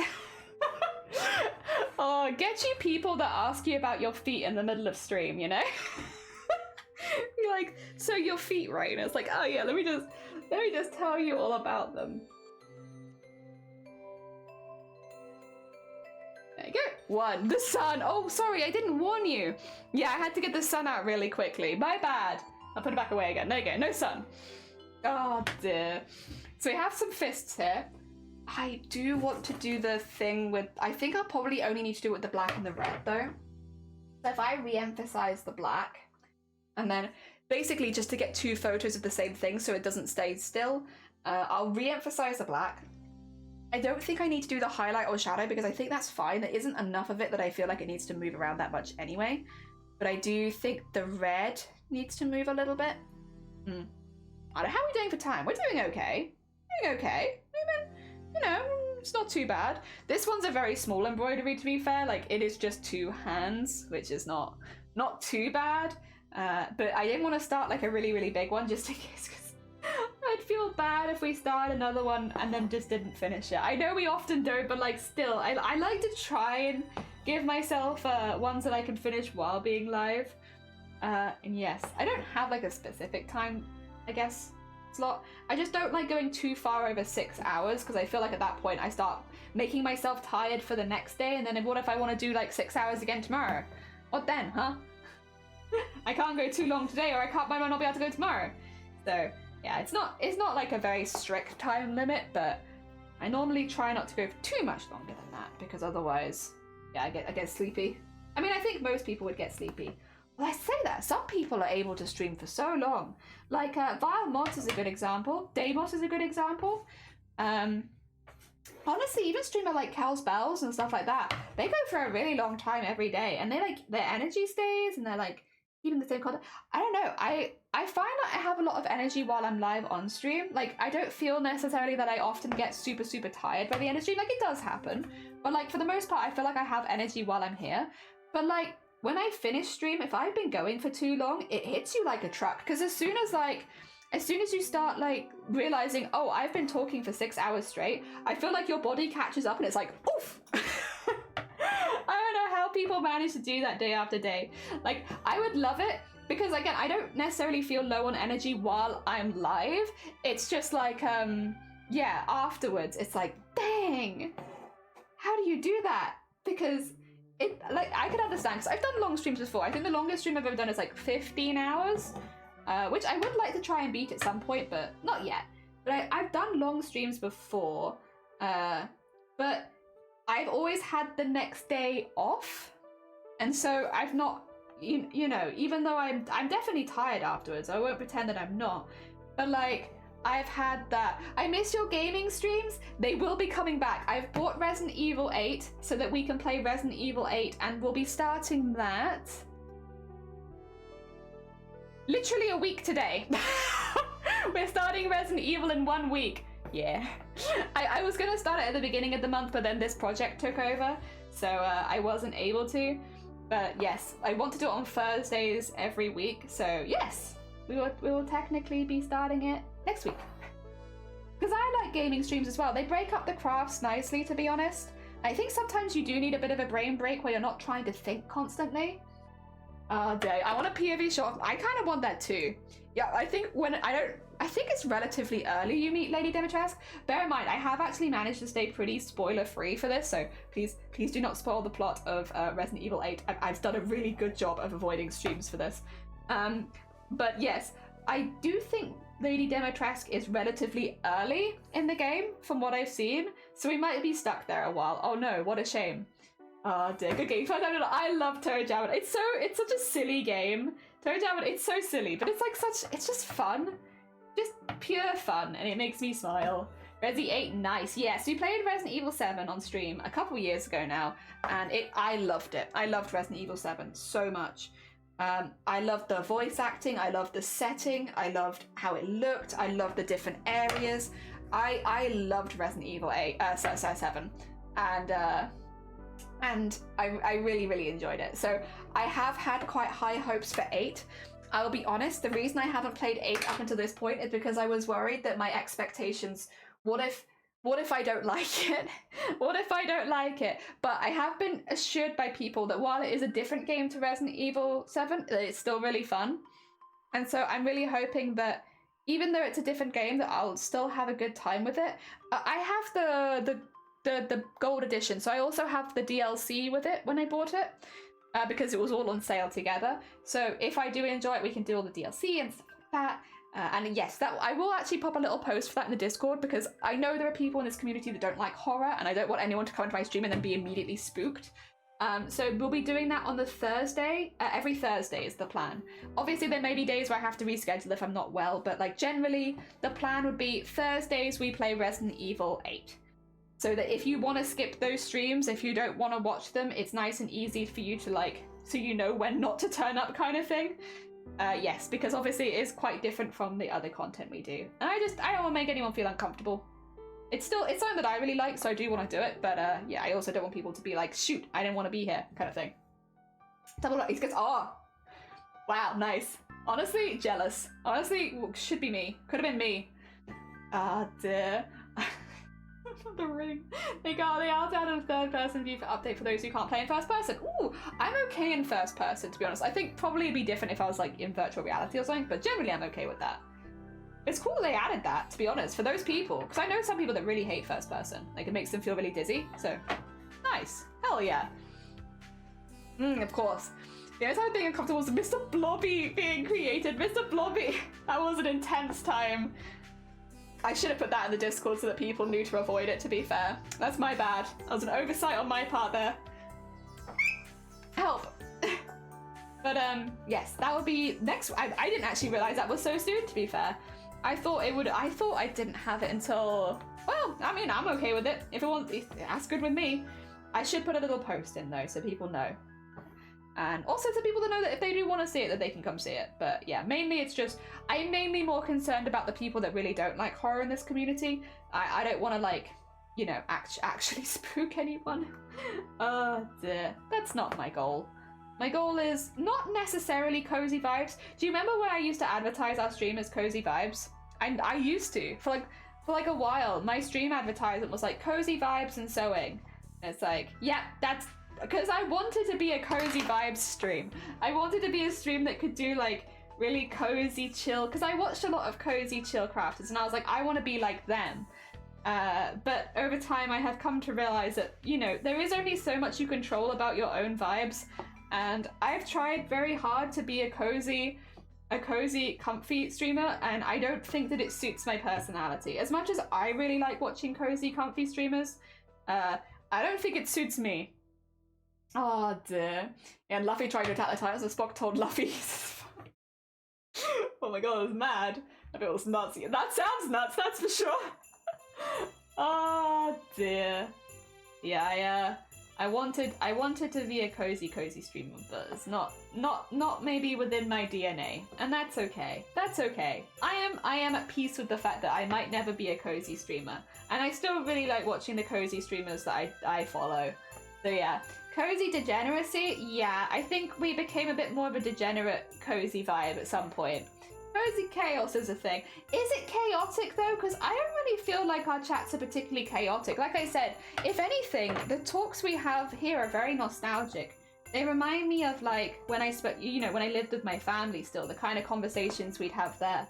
But like, it doesn't really feel chaotic to me. It just feels like very natural. Very nostalgic vibes. That's what it feels to me. Count this as cozy as suffocating. Yeah, cozy. Suffocating is a type of cozy. I'll take what I can get. Oh dear. You know, it's always reminds, like, it's a weird thing to say, but my streams very much remind me of like having dinner growing up. It's like you eat food at some point, you talk about like a lot of really weird, unusual things, and everyone brings something weird and unusual to the table, and you kind of all just talk about it while eating. But I'm okay with that being my stream vibe. While it might not have been my— sorry, the sun is coming out, by the way. While it might not have been my original goal, I think it's okay. I think the chaos comes from pinning topics on each other. Yeah. It's like, oh dear. Oh, take a photo. I love this. Oh, that might have been too quick, but I did line that up really quickly. Yeah, that's actually really good. Perfect. We've done really well today. Oh, there goes my light, actually. I probably want it like there. We've done really good. Hell yeah. Chaotic way. Hell yeah. Here comes the sun.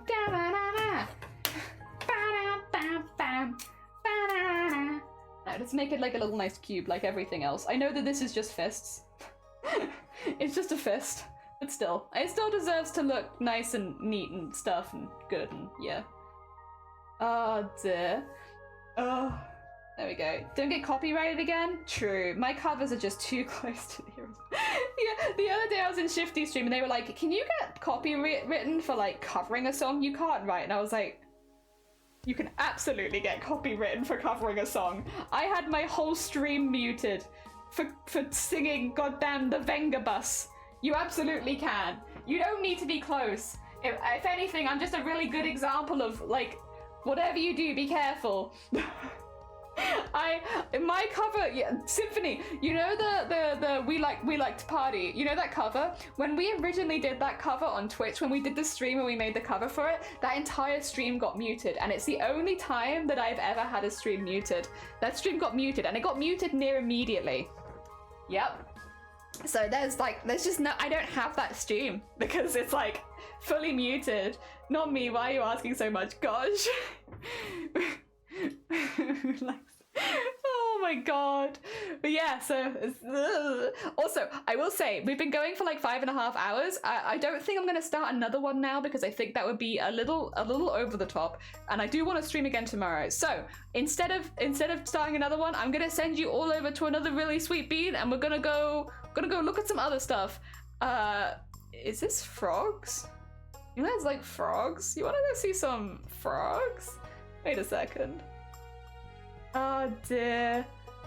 I want the frog of Christmas present. Oh, we're going here. You guys ready for some frogs? So we're going to be raiding into we're going to be raiding into honestly just a very, very talented artist who is making some adorable froggy art. I'm sorry, Haplin, but these frogs in particular are really, really cute. I will just give them a shout out in case anybody gets left behind, and that's Margot Simone.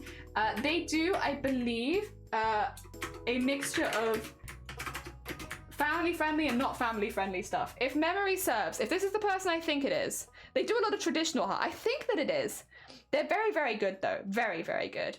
I think you'll really like their art. So, oh, would you like some raid calls? Do you test the French that much? I do not detest the French.